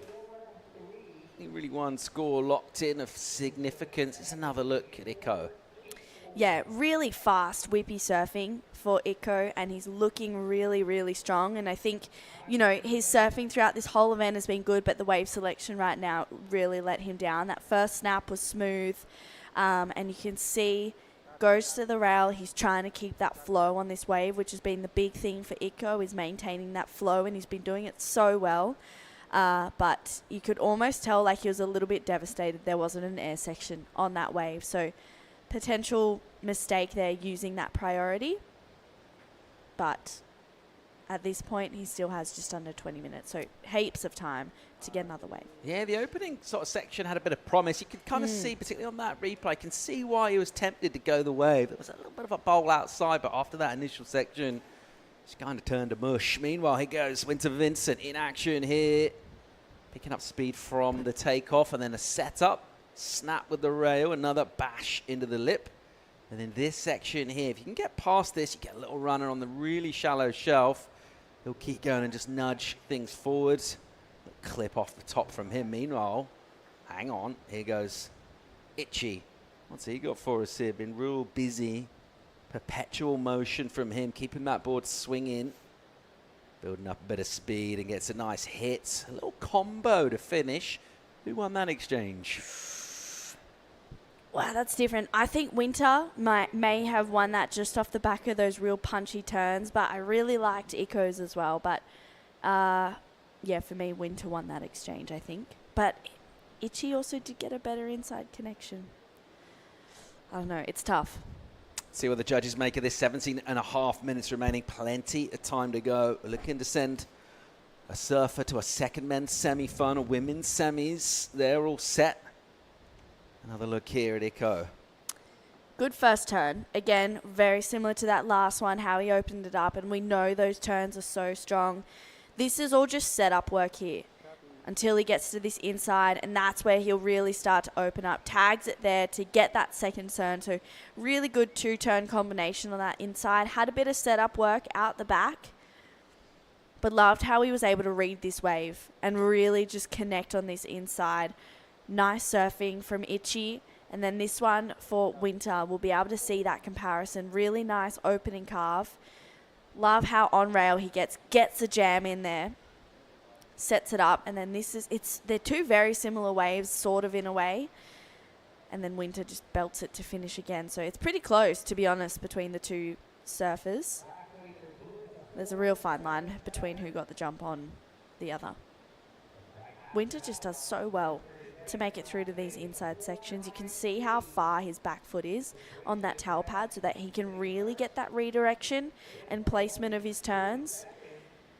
He's doing so well in these smaller conditions. He makes it look easy out there and just belts it there. Love that turn. Love the flow that he's getting in between those moments, in those downtimes on that wave. So, yeah, I still think Winter got the jump on Iko on that exchange. Guess what? Judges agree with you. 4.93 for Winter Vincent. 4.77 for Iko Watanabe. So Winter just applying a little bit more pressure, turning the screw a touch. From second priority, Iko. He's up again, and he flares up, hits the air reverse. A little bit more on offer down the line if he can get there. Kind of bogs. Don't think there was much happening anyway. Yeah. Agreed. Let's see where this number goes for him. His approach is not to sit with priority from what we can gather. He's trying to stay busy. I think it's a pretty good call. He's trying to be active, hunt sections. Don't necessarily need an amazing wave all the way through to get a good score. If you find that moment, it's got to be in it to win it, haven't you? Got to sort of ride waves just to find them. What do we make of this air? Yeah, this was good. It was a good air. He gets a clean rotation and a clean finish, which is really what the judges are looking for. I just think if you're comparing it to the 6.33 of Winters, probably isn't going to go there. Gets a little bit more tail high compared to that 4.5 that he got at the very start. But we know that Iko can do more. We know he's got more in the tank, so let's see what that one brings. I just feel like, yeah, he needs to lift his game towards the back 15 minutes of this heat. Yeah, doesn't move his score along. 4.17 for him. Keep trying for Iko Watanabe. He's in second prio still. Winter Vincent just sort of crystallizing his numbers here. 11.26 for him and priority. So things going according to plan so far. We'll definitely want rid of that high 4.93. We better work on that and wait for something. A little bit of magnitude on it. Checking out Nadav Atar. South represent Israel. Making his way down the beach. It's been another story in this event. It's been quite interesting to see his progression, how well he's managed conditions out here. I think his read of the lineup's been really good. It just seems very chill as well. He's pretty relaxed with his approach. He's kind of taking it all in his stride. And the more rounds that he surfs, the confidence grows, and he'll feel like he deserves to be in this sort of company with the best in the world. Yeah, definitely. He's a bit of a pocket rocket, isn't he, really, out there? He's just so whippy and zippy and ready and reactive, and I'm loving his surfing and loving the energy that Nadav is bringing in this event. And a really cool different approach from Oliver as well. I mean, these two surfers have the superstitions, a lot of confidence right now. They're both on a roll, so it would actually be, you know, a bit of an upset to see one of these two surfers go, and that's going to happen. It's really sad. I was really loving, you know, the energy and the trajectory of both of these competitors. Wave rolls through. Watanabe with a look, and he'll go again here. So sticking with that strategy. First slash, nice and aggressive. And he'll just kick the tail and reverse it. So two quick maneuvers for him. He's really just trying to force something here. Don't mind it as an approach. I think, you know, he looks at the wave that he's going to go, but he's also kind of looking behind. If there was maybe a bigger set with the multiple waves in it, I think he would wait. But just identifying, I may as well, rather than just sit here. I'll go surfing. The number isn't going to change anything, though. Be another 4 for him, 4.07. It's as we were, a little over 12 minutes on the clock. all the while this is going on, Winter, just have a little look around, identify where his opponent is, go, I'll sit a little closer to you, I think. Exert a bit of that authority that comes with priority and the lead. Winter's very good. He's a tactician. He's pretty aware of what's going on and where he needs to be out in the lineup. And I like how he's just not sitting too close, but he's there in the periphery of Iko. He's like, yeah, I'm here, and I'm seeing that you're creeping up, but I'm not going to let you get too far ahead. Good first slash for Iko. Quick, zippy, but just a wave, unfortunately, doesn't offer a whole lot more. I mean, he's got those on lock, but the wave height and the wave kind of that critical section was really lacking on that for Iko, so he needs to find a good opportunity on, hopefully his next 2 runs of waves and go bigger. Strong team brought here by the Australians. We will have a finalist from that country. If Winter maintains this lead, we'll have 3 of 4 semi-finalists for the men from Australia. No real surprises there, True, given the talent. Yeah, we've had a massive kind of contingent of Australian surfers roll through, and then in this event, 5 Aussies were being represented. So that Lennox and Dane Henry first semi-final, which could be, in the next coming days, is going to be huge to watch. And if Winter can find himself back in a final here for a 2nd year in a row, that's huge. It's, a massive achievement for Winter. I know that he's looking for that win, and to be a World Junior Champion, it's an honour and a privilege. So far, so good for him in his quarterfinal. Getting towards, 10 minutes, 20 seconds. Bit of a paddle in earnest to head wide. Try and get one of these bowls which will spin down the inside. Winter likes the look of it. It's crumbly out the back, but he's seen something that tickles his fancy. He's got a bit of speed and momentum built up here. Interesting choice. Yeah, that was an interesting decision from Winter. I'm wondering if that was a block to try and, stop Iko from going that wave. Not too sure. He's got 10 minutes, but he has given the advantage to Iko right now with that first priority. Feels like there'll be another good wave coming through. Yeah, sort of a rare mistake really for Winter. And if you are Iko, you got to kind of take hope from these sort of minor moments. That's something that went in his favour. Most of the exchanges, most of the decisions so far, they've tended to go with Winter, haven't they? Yeah. Definitely the scores as well, but this is a bit of a bomb, and it's Watanabe with priority and with speed from the takeoff first turn, sets him up. And he'll be into this inside section with a bit of drive, slashing not to get too far in front of the sections because he wants this vertical bowl. Great looking wave, it's a runner, and it's reeling off through the inside here. And multiple maneuvers for him. He's throwing up shapes.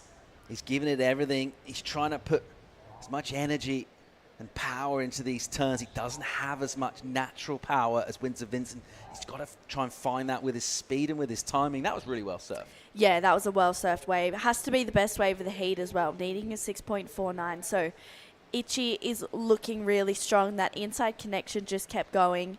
The start of this wave belts it there right in front of Winter. He gets a little bit of momentum. You can see fraction hung up there, but does what he has to do. You can see the patience slashes away again.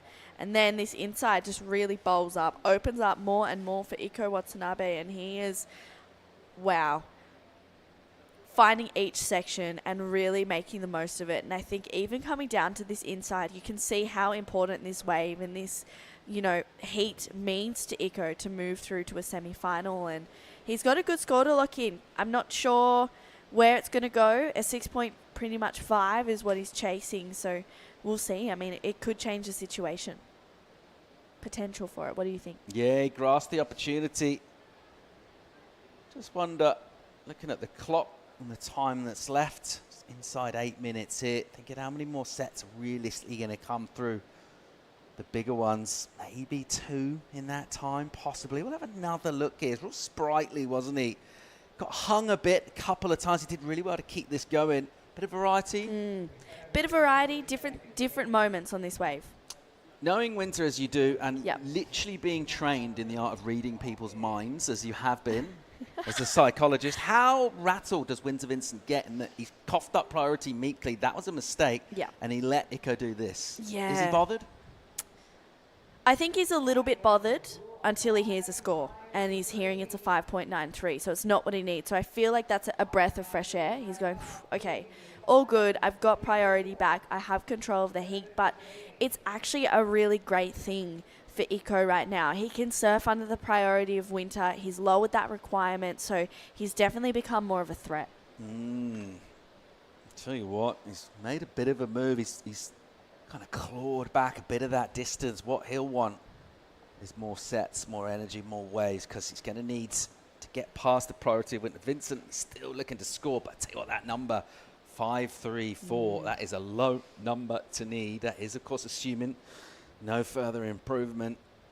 And he'd love to see maybe another error, a mistake in terms of reading this lineup. Let's see if we get it. Here goes Winter Vincent, uses that prio. Bit of crumble, but he's going to come around it this time. But the wave is softer up until now. Not a lot of damage done. Thinking of 4.93 as his backup. Did we see an improvement there? I'm not sure we did. No, I'm not thinking that we did at all. You can see the frustration from Winter there as well, the little kick. I'm not too sure. Yeah, you've called it, Paul. Priority is with Watanabe. He's looking for 5-3-4. I mean, a totally gettable score. What's he going here? This one looks sluggish. He'll just have a look, but he will get back out the back and get priority. This is set up really nicely, actually. It's so tight. There's not a lot between them. I think the better surfer has definitely been with Winter Vincent so far. But that 6-3-3 is the sort of significant moment, and it was a short wave, that one air that he just sort of punched it on a closeout. But what did he see in this wave? He saw something. Honestly, I'm thinking he's seeing that Iko saw something that wasn't there. And that was a blocking move. I mean, look at that turn. Even just that one turn was pretty technical, pretty crazy. But a 3-2-7 doesn't even touch the sides, doesn't go into the top two. And I just think that was a real blocking move for Winter. And you can almost feel that right here. He's gone, oh, maybe I shouldn't have gone that. I think I made a mistake. And he's looking out the back, seeing what Iko's doing. It was a definite blocking. He's thinking Iko would be able to do a good air on that section.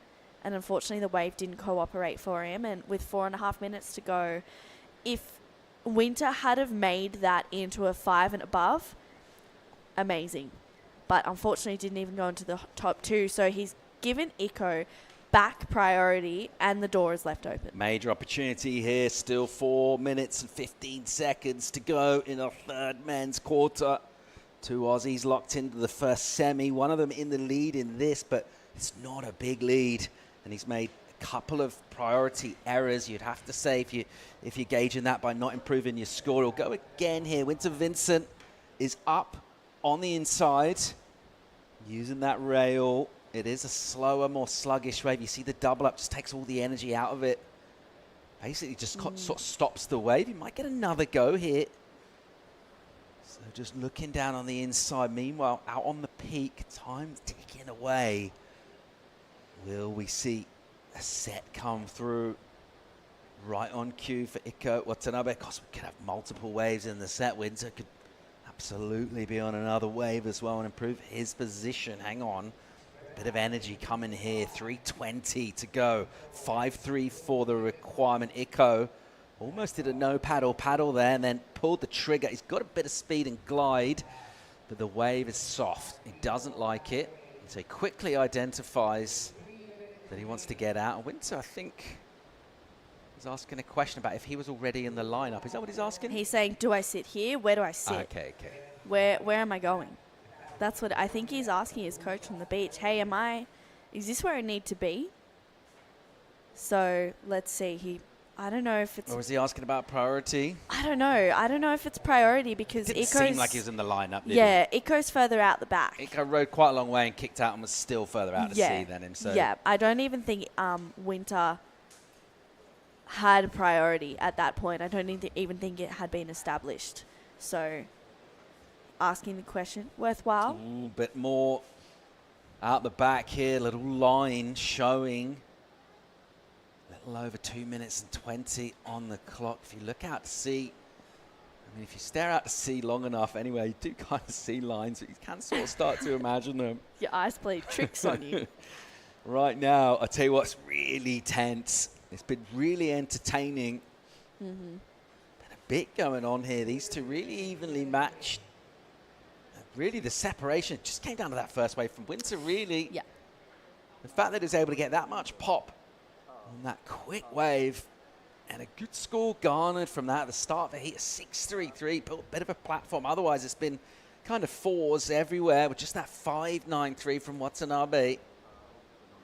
Just brought him back close. Even looking at Winter's other scores, without the 6-3-3, he's needing a decent number to move up into first, because he hasn't really had the best heat in regards to being on the best waves and, you know, doing the best surfing we've seen. So I think, you know, without that very first wave Winter had, he's on the ropes. Japanese contingent looking out to sea and just willing some energy. We're not seeing loads from our angle, what we're looking at right now. Still just a little over a minute to go here. Winter's position, he's gone out and deeper to get involved on the inside. Nico pretty well placed really in terms of his positioning. If a set does come through, I think he's in the right spot for a wave. Are we going to get one? That's a big question, isn't it? Everyone wants the answer and no one has it, unfortunately. So Iko checking his watch. I mean, 30 seconds to go. It's going to come down to the wire, Paul. It's looking tough for him at the moment. I mean, he is paddling out to sea, but I'm not sure if he's necessarily identified. Hang on. 20 on the clock here. Time ticking away. And I think if a set is coming, it is kind of relatively easy to identify it from some way off. We'll count down from 10. Winter Vincent will go anyway on an inside wave. There is something out the back. I'm not sure it's going to get there in time. This is smooth, controlled surfing from Winter Vincent, who could well have avoided a bit of a banana skin there.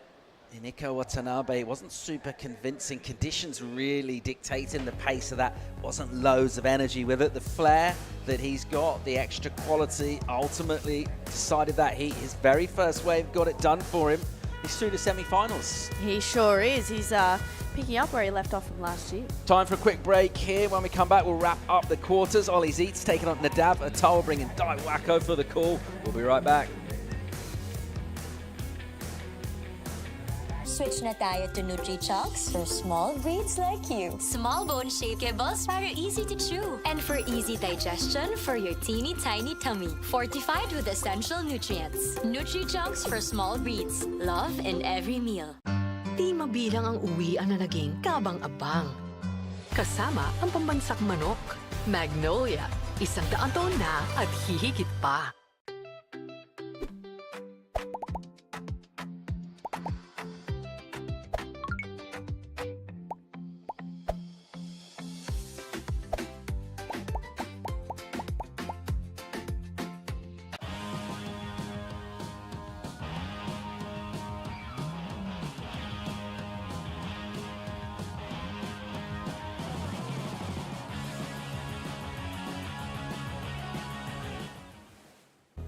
Welcome back to the action live from the Philippines. It's men's quarterfinal number 4, representing the Netherlands by way of Hawaii. Oliver Zeitz taking on Dav Attar, represent Israel by way of Costa Rica.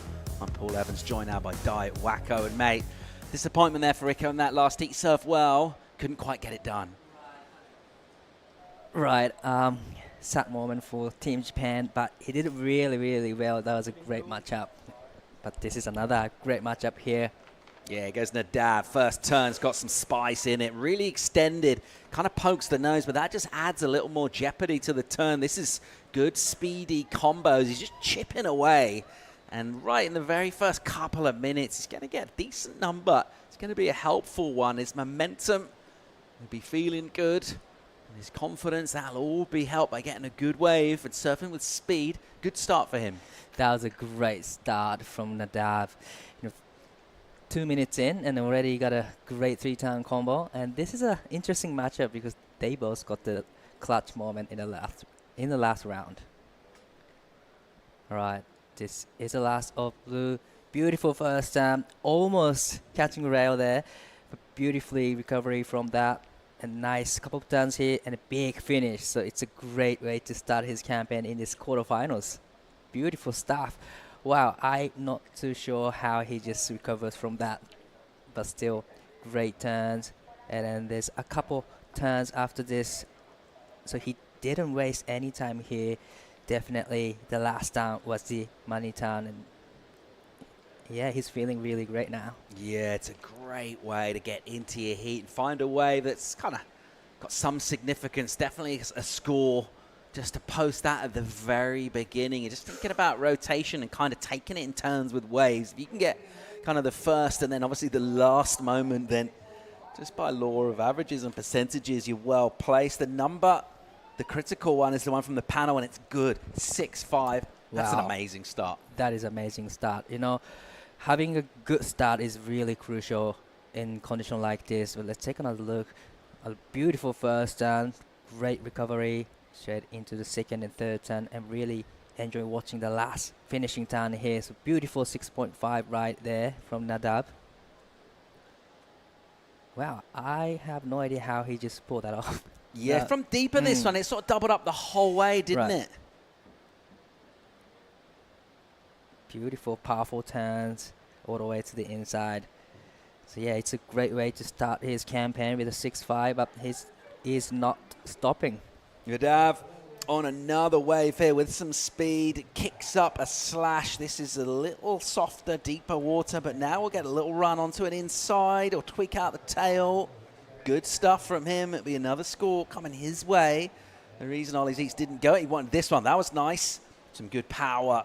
He's belting these turns. Once again, hits it. Relentless tagging in the pocket. He surfed way past Nadav. Down the line, searching for more on the inside. Good exchange. Good exchange. Great answer back from Oliver. Definitely he needs that one to get back in the game here, but great surfing from Oliver again. But the last of Nada was another good one too, though. Under priority, he got this wave. It was a really tricky wave to surf, but he surfed it really well all the way to the inside and get this tail slide finish there. And this is one of the bigger size waves for Oliver, up and riding, and then floats the section, generating so much speed into this critical section twice. And eyes for the finishing turn there. Actually, there's one more turn. That was a great combination from Oliver. So it's going to be a great matchup. Yeah, high quality surfing to start this heat. We've got the 6-5 in for Nadav. He's going to get another decent number. I reckon this could well be significantly better as well from Ollie. He's just got a little bit more power. There's a little more punch to his turns. They look just a little bit bigger. He's got that bigger frame as well. So just naturally athletic. And look at the rhythm to the surfing. Yeah, definitely he matched the pace with the wave. He's up and riding again. There goes Zeitz once more. First slash for him and then quickly back to get speed. And we'll just hit a crumbly section, so nothing like the quality of his previous wave, but just wanted to bang out a second score. Judges with a little to do here, so they're going to give us a second number for a tar. It's 5, 6, 7. We'll wait for that score to drop in. Well, 2 scores to come for Ollie, but the first of them we reckon could well be significant. Let's go and hear from Winter Vincent. He's through the semis. He's with Stace. Thanks, Paul. Winter, you've kind of been mopping everyone. You got tested that time. Yeah, that was so nerve-wracking. Like that was one of those heats that you just got to go, all right, wipe it off and just forget about it. It's also important to have heats like that before the big dance. Yeah, no, you need to. I mean, all my heats here have kind of been like I've started off with really strong, and I was actually talking about it with Kaney, and he was going, like, you need to like be prepared for when you're on the back foot. And I felt like I was on the back foot the entire time, even when I was in the lead. I made a few errors, and it's just a bit scary. You look really suited to the set waves out here, but you've also generated really high scores on the inferior waves. You must feel really confident. Yeah, far out. I hope it gets a bit bigger. I'm kind of glad they called it off. I think that was a good call, but I think they needed to run today as well, so I think it was just good calls from the tower. I think you're at any time, anywhere stage, mate. Yeah, just I'm on call. Just don't stub your toe or do anything reckless. Do you want to sing out to anyone back at home?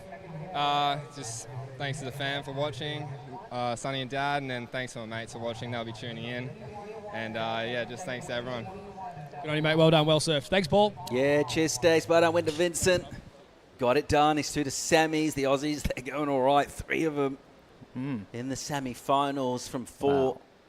I mean, the only real sort of surprise was a relatively early loss for their team for Huey Vaughan, and that's because he came up against Winter Vincent early on as well. So a really impressive talent roster they brought into World Juniors this year. Speaking of talent, we're seeing some from Ollie Zeitz, who got a really good number for his first wave. Came in as a 7-point ride. We're having another look at his second wave here. This was more modest. This was the 3-1-7, but he's made a good start. Definitely, beautiful surfing on the first wave, and really loving how he just staying busy, back-to-back waves. It only comes in at a 3.17, but still, building up some momentum here, and then just keep the dice rolling. That's the key thing, because in the last heat, Winter got a 6-point ride on his first wave, and then that one's by the end, that was a really important wave for him. So it's like important to start quick, definitely. 2 waves apiece. The lead with the Israeli Attar at the moment, but the high score. The surfer representing the Netherlands, Oliver Zeitz, got a 7-point ride locked in. Anytime you're getting 7s, your first wave in a quarter, it's just good news, whatever. You put the context of the conditions on as well, and how small it is. Very well done from both of these two. They've started this heat great. All right, deeper water, softer wave. And it was second priority. That's why Oliver Zeitz went that wave. Why not? Didn't turn out to be much. So next move in this chess match is with Nadav Attar. He's got that lead. Right, and he's got the first priority, so definitely it'll be a crucial moment for the next exchange for Nadav. Definitely wants to improve his situation. Probably just wanted to get rid of the 5, 6, 7.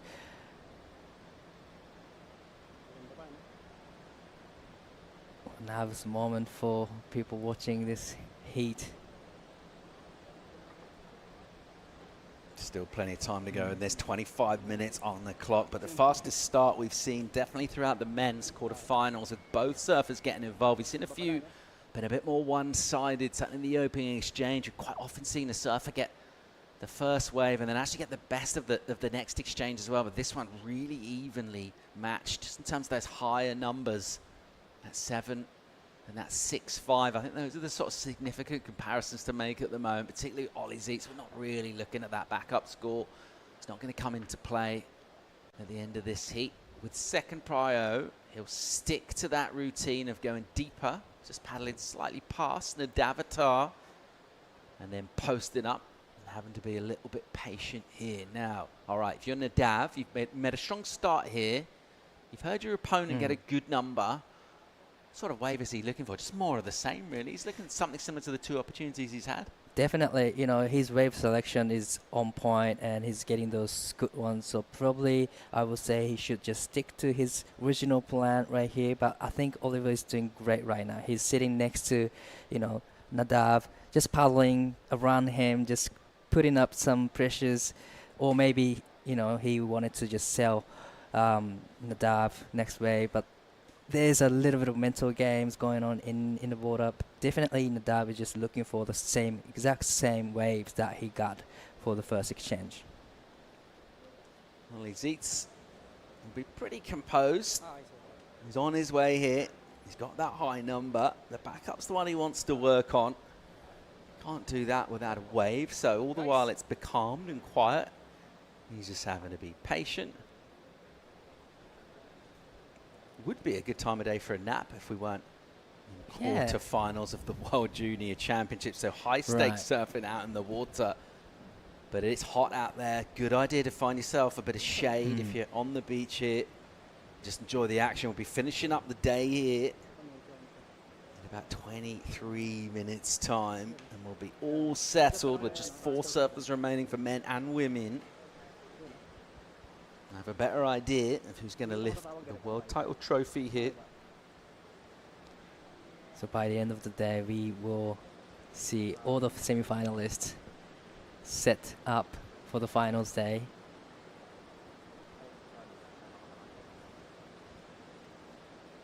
Just a little bit of positional stuff from Ollie, who heads a little closer to Nadav. Just kind of keep it in motion. You know, it's a good idea to just paddle around, you know, Nadav, because Oliver is now in the second priority, and just, you know, no matter what, next wave, you know, Nadav will get it, but still, Olive can put a lot of pressure just paddling, but just by paddling around him. So that is another mental game in the surfing competition. So it's a good to watch that too.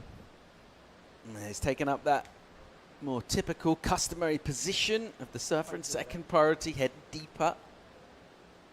And a bit of patience as this lull just sets in on these two. Gives them a bit of time to think about opening exchanges and scores, situations in the heat, and then some key learnings of conditions whilst they've been watching, getting the actual feel of it out in the water. I think both of them will be really buoyed by the fact that they found really good energy and got good scores. So accessing the scale, 7 is really good from Ollie, 6.5 is solid as well from Nadav. So they'll both be feeling they're in a good spot here. It's not always that way in the heat. Quite often when it's smaller, just tend to just kind of go with one surfer a little bit. There's always someone dominant, the other one struggling a bit. Right. It's hard to really say that at the moment. It's so evenly poised between these two.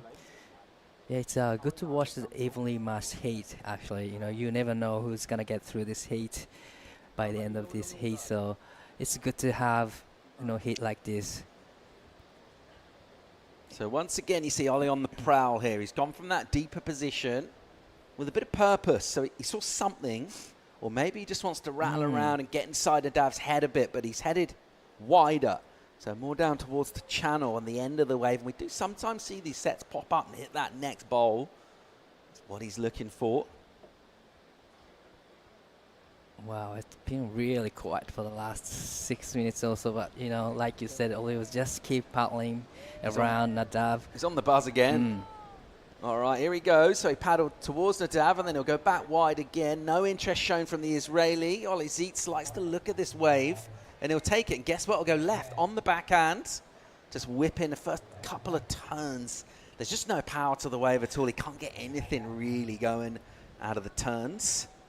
Right, it was kind of surprising that he went left on that wave, because we don't really see, you know, competitors going left in the men's side. But it's to me, it's a good call for him, just to, I think, keep the dice rolling. I think he is in a position to go right. I think he realised there wasn't a right on it, and he thought, I've paddled now, I might as well just stand up. Yeah, like, exactly. Why not? And then just shaking off the nerves a little bit, just getting in the rhythm with the ocean. So he probably didn't look for the scores here. He just wanted to surf, and then, yeah, you know, he just wanted to surf, and he wanted to feel great on his feet. But great surfing though on his backhand. I really love to get on this left sometime. It's great surfing from Oliver. Yeah, it's 3.27, so it's not gonna be his.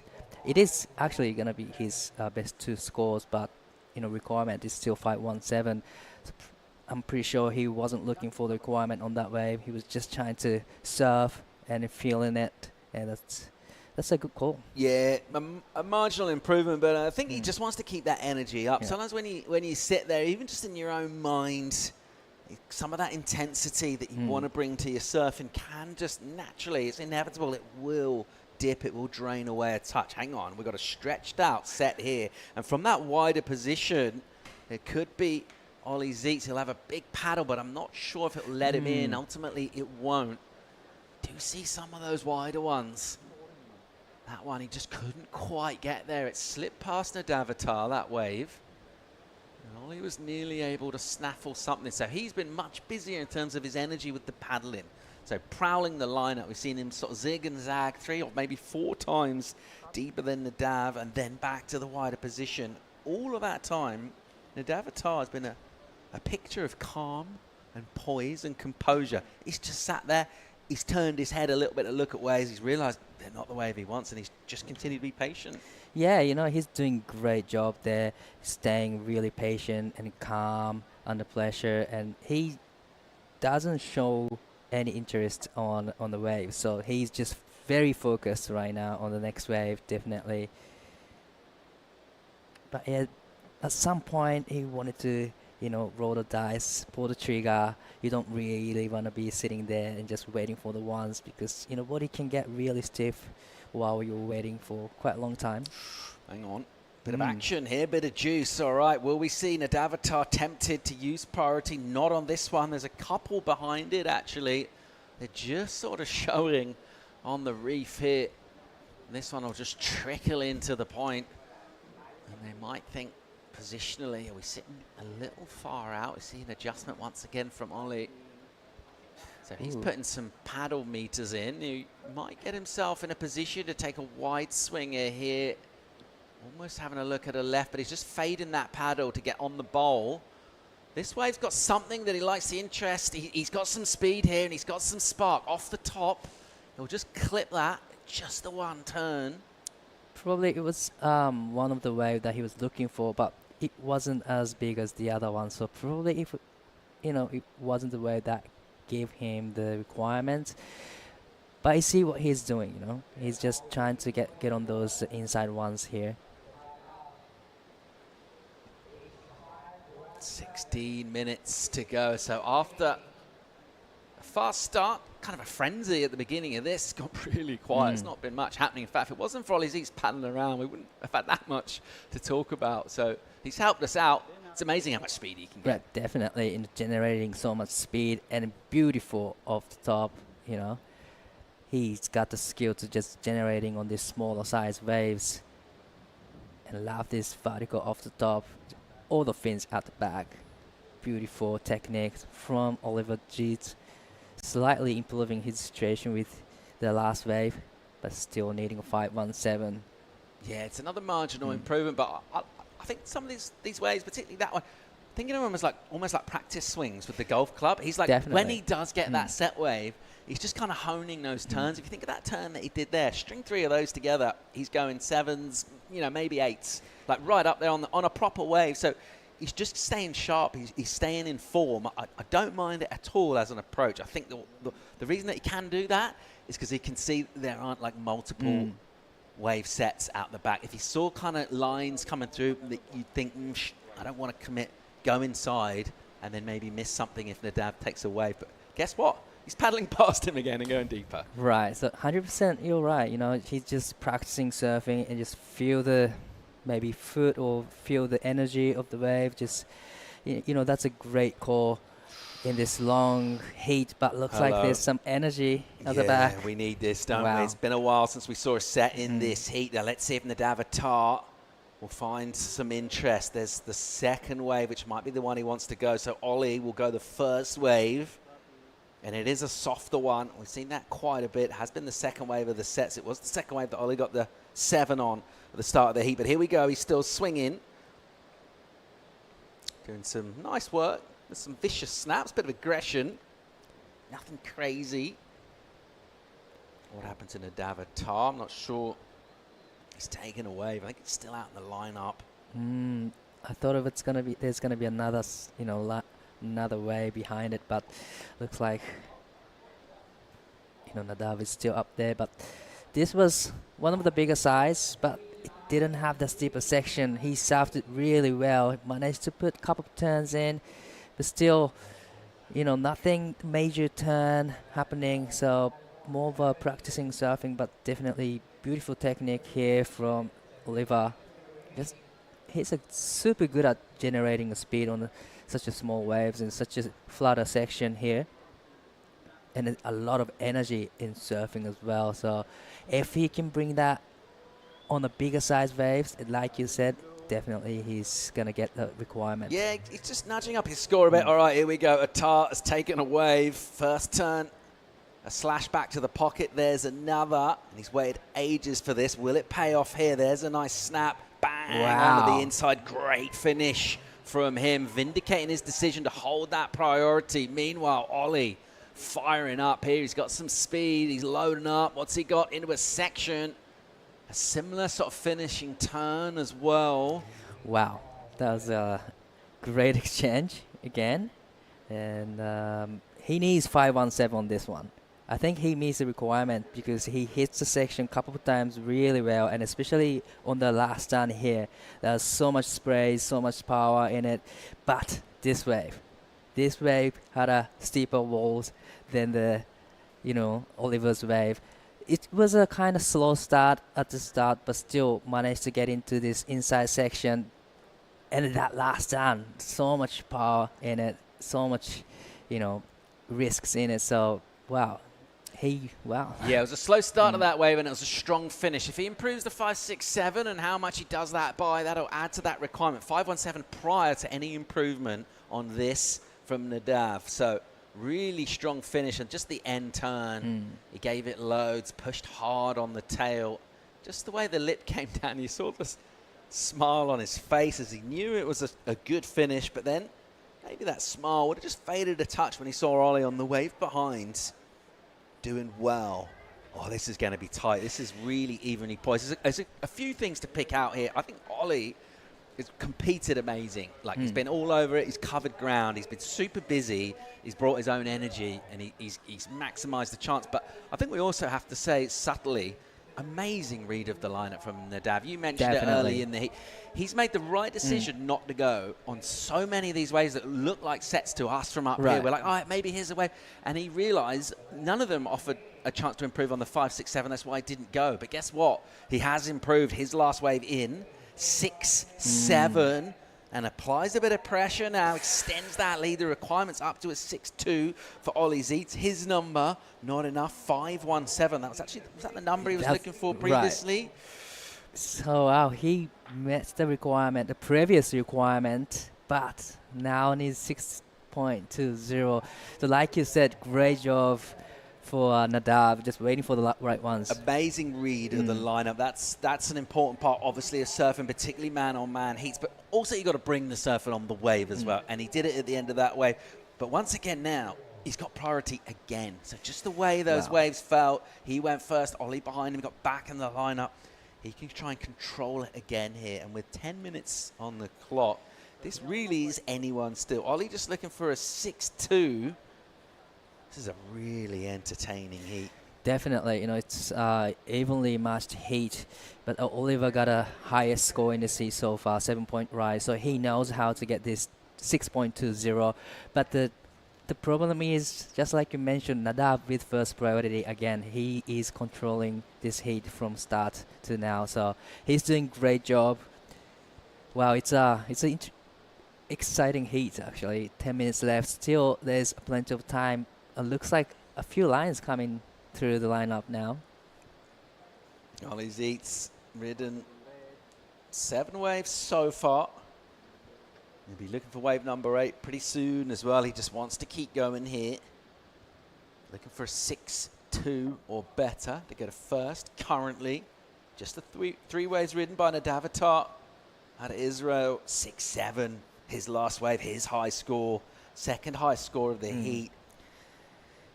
The last wave for Nadav 6.7 is just showing that you need to have the bigger ending, like a last turn, to get the 6-point range. Because on the last wave for Nadav, it was kind of slow start, right? And then he did a couple checking turns and then straight into the big finishing turn. So probably for Oliver, he needs a big finish, and a couple of turns at the back will do the job to get the requirement. 8.5 on the clock here. Really entertaining fourth quarter for the men. Who's going to face last year's defeated finalist Winter Vincent in the second semi? At the moment, it's Nadavatar of Israel, who's just been very, very sharp in terms of his read of this lineup and the way he's ridden the waves. Ollie Zeitz has hustled, he's hurried, he's been all energy, he surfed well. And he surfed most of the heat without priority. It's not necessarily a disadvantage. A lot of surfers like doing that. But right now, The scoreboard is with the Israeli, and Ollie's got a little bit to do inside that 8-minute mark. I don't think he'd be flustered. I think a 6-2. He's already gone 7. Just needs the right wave to come through. A little bit tense moment for Ollie, that's for sure, because entire time in this heat, he only got second priority. So definitely you want to have first priority when you're in the second place and needing a pretty good score, 6.20. But he's, Nadav has first priority, just holding on to it. He's controlling this heat really well. Time ticking away down towards that 7-minute mark here. Nadav still with the priority hold. It feels like we've been saying that for a long time. I mean, he has been quite often serves with priority. You see him look. I don't think he's looked back to the beach. He's asked for when he asked for the time, he didn't even look round. He is just staunch out there. He looks like he knows exactly what he wants to do, where he wants to be, where he's going in the heat. There's no kind of second guessing from him. Maybe there's some landmarks on the horizon for Nadav. It's just so cool and calm. Once again, asking for the time. Maybe looking to just apply a little bit of pressure. Just saw him give a little glance at Ollie there as it was read out. Maybe he's just sending some vibes like, time's running out for you, mate. 6.5 on the clock. You need a 6-2. What are you going to do? All right, little paddle out to sea from the pair. Little bit some of lines, mate, outside. Are we going to see some action here? Ollie Zeitz will drag Nadav a little wide. He'll try and get in position to go, Nadav. It's up to him to go. It's his first refusal on the wave with priority. He'll paddle past Ollie. He wants to go. He's made a clear signal. He is going it. And he'll paddle hard to get there. A bigger wave, some good energy. Low line off the bottom. Nice carving turn. Once again, has been a weapon for him. Just kind of snatches at a whitewater a bit now. He'll get a runner through here and a potential big finish. Really nice spark, crisp. And he loves it. So good start and good finish to that wave. Showing us something a little different with that carve and turn. That he hasn't really unleashed it in this heat. We saw him do it in the earlier rounds. Chance to improve. Definitely he started to open up, on that wave. It was one of the bigger size waves. Like you said, he started with a big turn and finished with a big turn. So that's all you need to get good scores right now. But look at that size of the wave. It's one of the biggest size in this heat. Beautiful carving turn all the way to the white water. And a little bit of a check turn there, but still, managed to get the big finishing turn. So, wow, it's gonna be a great number. Really love this drawing out big carve from the Nadav all the way back to the white water and into this couple of check turns. And just eyeing for the last section here. Yeah, I thought it was a good setup. He didn't try and squeeze 2 in, did he? He just did this setup turn and he thought, oh, just wait. I think he always knew this wave was losing energy at this stage. He did so well to be in the critical part and it allowed him to give that back foot kick with the pressure. He kicked it hard. Well, that was exactly the wave Oliver wanted to have. Beautiful turn and a couple of check turn. Eyeing for the last section here. Really enjoying watching the finishing turn here. Just pushing the tail really hard. Fin released. A lot of power in it. Beautiful surfing. Anything above a 6.5 will make Ollie Zeitz's task that bit more tricky. It's with the judges at the moment, 4 on the clock. For the first time in ages, Oliver Zeitz has priority in the lineup, but he's going to be chasing down a hefty number. We will see an improvement. It's a big one. 7.57 in for Attar. He's in a really good spot now. He loves it. You can feel that's the first real display of any kind of emotion other than just surfing that he's shown. Obviously, he got the finger flick on the end of the wave as he was delighted. We saw a little cheeky smile at the end of one of his previous rides. Right now, he's in a great spot here, and he'll stand up again. So now with the freedom of not having priority, he'll go a wave. Wow, this is a great matchup, great hit.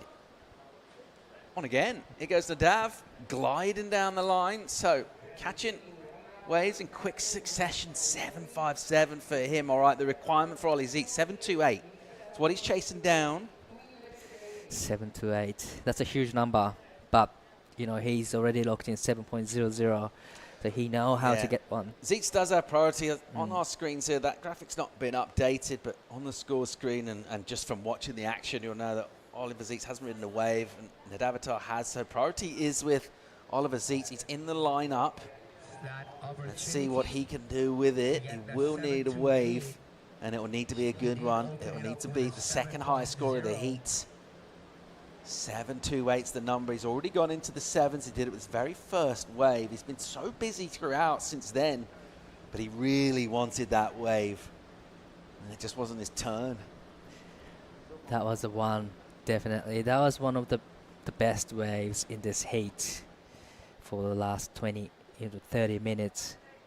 Unfortunately, Oliver didn't have the first priority, but there's still 2 minutes left. Hopefully there's going to be one more set rolling through. Yeah, Nadav getting real close now. Priority is with Ollie Zeitz. Not exactly what's indicated on the screen, but it is priority with the Dutch surfer, whose eyes are on a swivel here, and he's just looking and trying to find something with the ocean. A little look of desperation as he checks the watch. Nadav is up. There's a wave behind it. Going to see some interest from Ollie here. I think we will. So 7.28, the number. Up, pushing off the bottom. Bang, into the lip. That was nice. With speed. Again, just combos that now. He'll stretch out and he'll run with speed. Float down the line. Bang onto the inside. Wow. Really nicely done. I tell you what, that was a well-surfed wave with a bit of variety to it as well. Good rhythm to the surfing. 7.28. Well, let's take another look on this replay. Beautiful looking wave, beautiful first turn, and a nice second turn, right? And racing down the line. I love how he did a floats there, generating so much speed, and then in the end, big finish. So, well, he checked all the boxes to get the 7-point right there. Yeah, let's see if he does. Wow, that was an exciting moment for Oliver. It's so tense. Final 40 seconds here. He did exactly what he needed to do. He found a wave and he asked a question of the panel. So he's got himself in a position now. A slightly more concerned look from Nadavatar as he turns around. He's been watching that ride.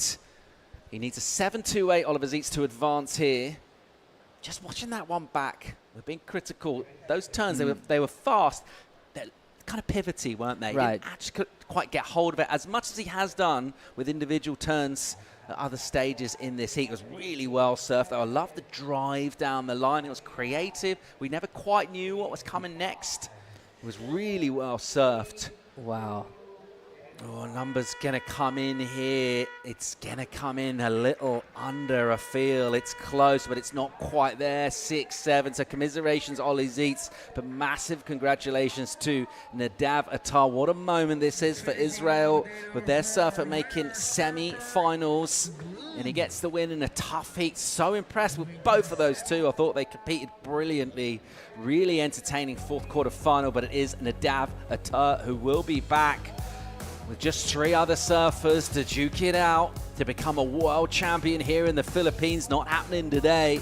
We're all wrapped up for action here, but a really entertaining last heat there for the quarters. Oh, definitely. It was a very entertaining heat, that last ride for Oliver. Unfortunately, he didn't get the requirement, but still, it was a great matchup. All right, time for a quick break here. Don't go anywhere. When we come back, we'll be breaking down all the big moments from quarterfinals day in the Philippines. We'll be right back.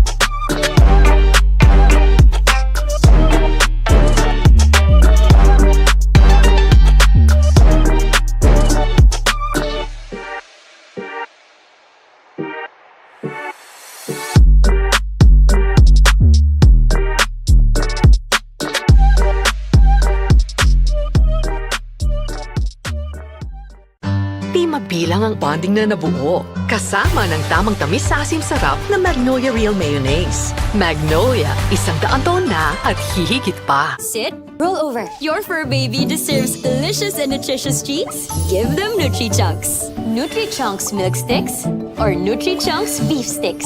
Fortified with essential nutrients. Nutri-Chunks dog treats. Love in every meal.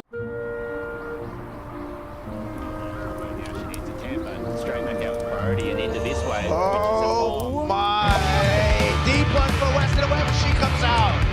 She comes out. She needs a 10. Welcome back to the World Junior Championships, live from the Philippines. Drama, excitement, performances. We've seen it all today with quarterfinals. Conditions a little smaller from the ocean. The energy was brought by the talent in the water. And none more so than in that last heat. Nadav just competed so well. Shout out to Ollie Zietz as well, actually. It was really good value out there. Both deserve really to get through. It was a tight heat, but Nadav getting it done with some brilliant wave selection and just reading that lineup, those long priority holds. I don't think I've seen a heat with anyone get every decision right on when to go and when not to go throughout a whole heat, Dai. Definitely, great surfing and a great strategy from Nadav. He was controlling whole heat from start to finish. So definitely one of the best heat I've seen from him. Yeah, it's a really entertaining heat overall. Elsewhere today, what else have you enjoyed? I mean, the Aussies went well against the Brazilians at the top of the draw for the men's quarters. Every heat was the ones to watch, and then I gotta say the heat number 3 of the men's, Winter versus up against Iko Watanabe, that was one of the highlights from me. Iko did a great job, but Winter just showcasing his high level of the competition surfing. Yeah, we saw Dane Henry just congratulating Nadav as Nadav was making his way up the beach there, and once again from him, showing a bit of control out there in the ocean today. We say this quite a lot at events where before finals day, but coming into it, I feel like we haven't seen the best of Dane Henry yet. I think he's got loads more. Yeah, that's right. What do you think? That's totally right. We haven't seen, he's incredible surfer, so he's showcasing his level. But just like you said, we haven't seen that highest level of his surfing yet. So it's a good to know that. Let's break down our top 5 moments of the day. It's been a pretty good day for the Australians overall. Pretty dominant, really, in everything they did out here. First up, it was Lennox Smith, and he was great out here. Definitely beautiful surfing and beautiful mature surfing there. A lot of speed, a lot of power. He's got through and he's now into semifinals. Beautiful surfing there from Lennox Smith. Had a tough heat against Hickson Falcao. It's full of fires, all sorts of emotions and a bit of volume as well, a bit of shouting. But Lennox just too good, and the Aussies elsewhere. Isla Huppert, she's been the form surfer all event. Look how clean and smooth it was. She was smooth as well. She looked great. Definitely, she was surfing great.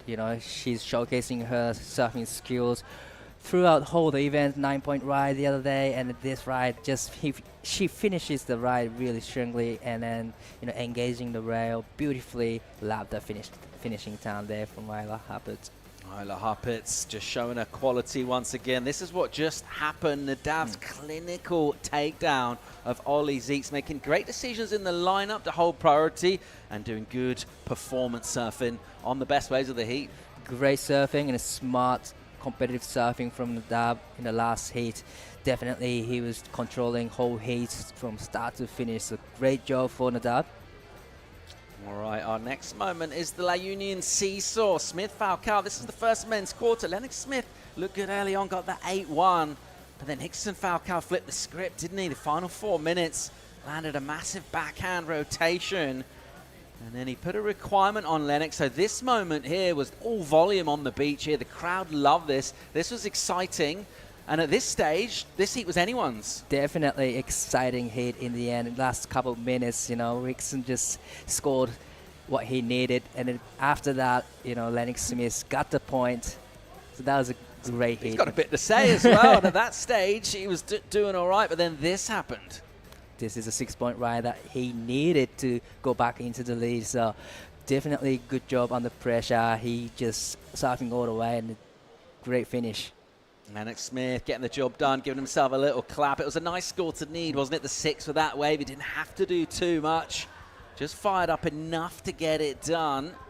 And then our top moment sees the former World Junior Champion Sierra Kerr, someone else who I feel like we haven't really seen her best, but she started to come out of her shell today against the CT surfer in Bella Kenworthy, and a good friend too. Well, they're a good friend, and then, you know, up against the CT surfer is another level of the experience. But, you know, Sierra has a lot of experiences.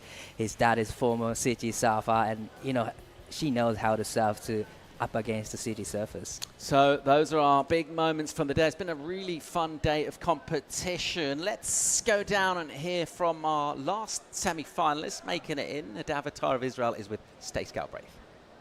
Nadav, crazy heat there. What a battle that was with Oliver.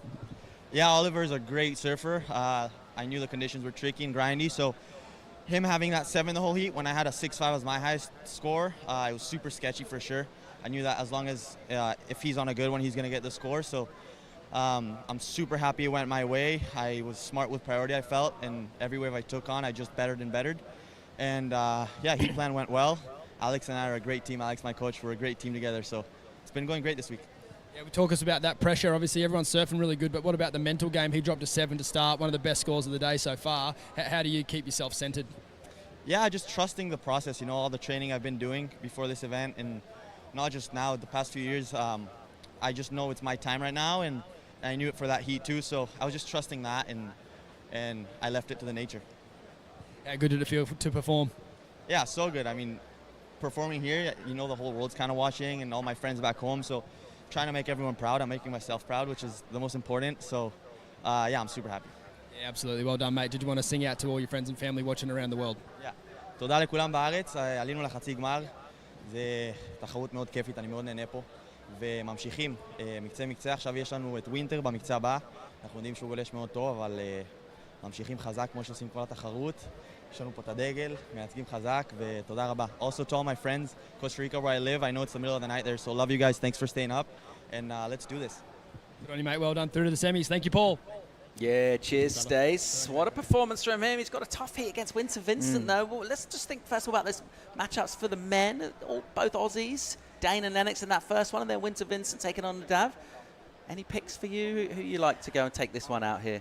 Well, by watching today's performances, I would say Lennox Smith, he's very composed surfer and smart competitor, and his surfing skills just there. So I would say, yeah, Lennox Smith. All right, love it. Well, we're looking at this forecast, and it's been a theme for us here. We're just going to come back and keep making calls. We're going to come back down tomorrow morning, have a 7:30 call for a potential 8:05 start. We'll see what the ocean offers us, but we're on the cusp of crowning world champions here in the Philippines. Just 4 men and 4 women remain. We're going to send you out with some highlights. Check out worldsurfleague.com for all the updates. Happy birthday to True Starling, and we'll see you tomorrow. See you tomorrow.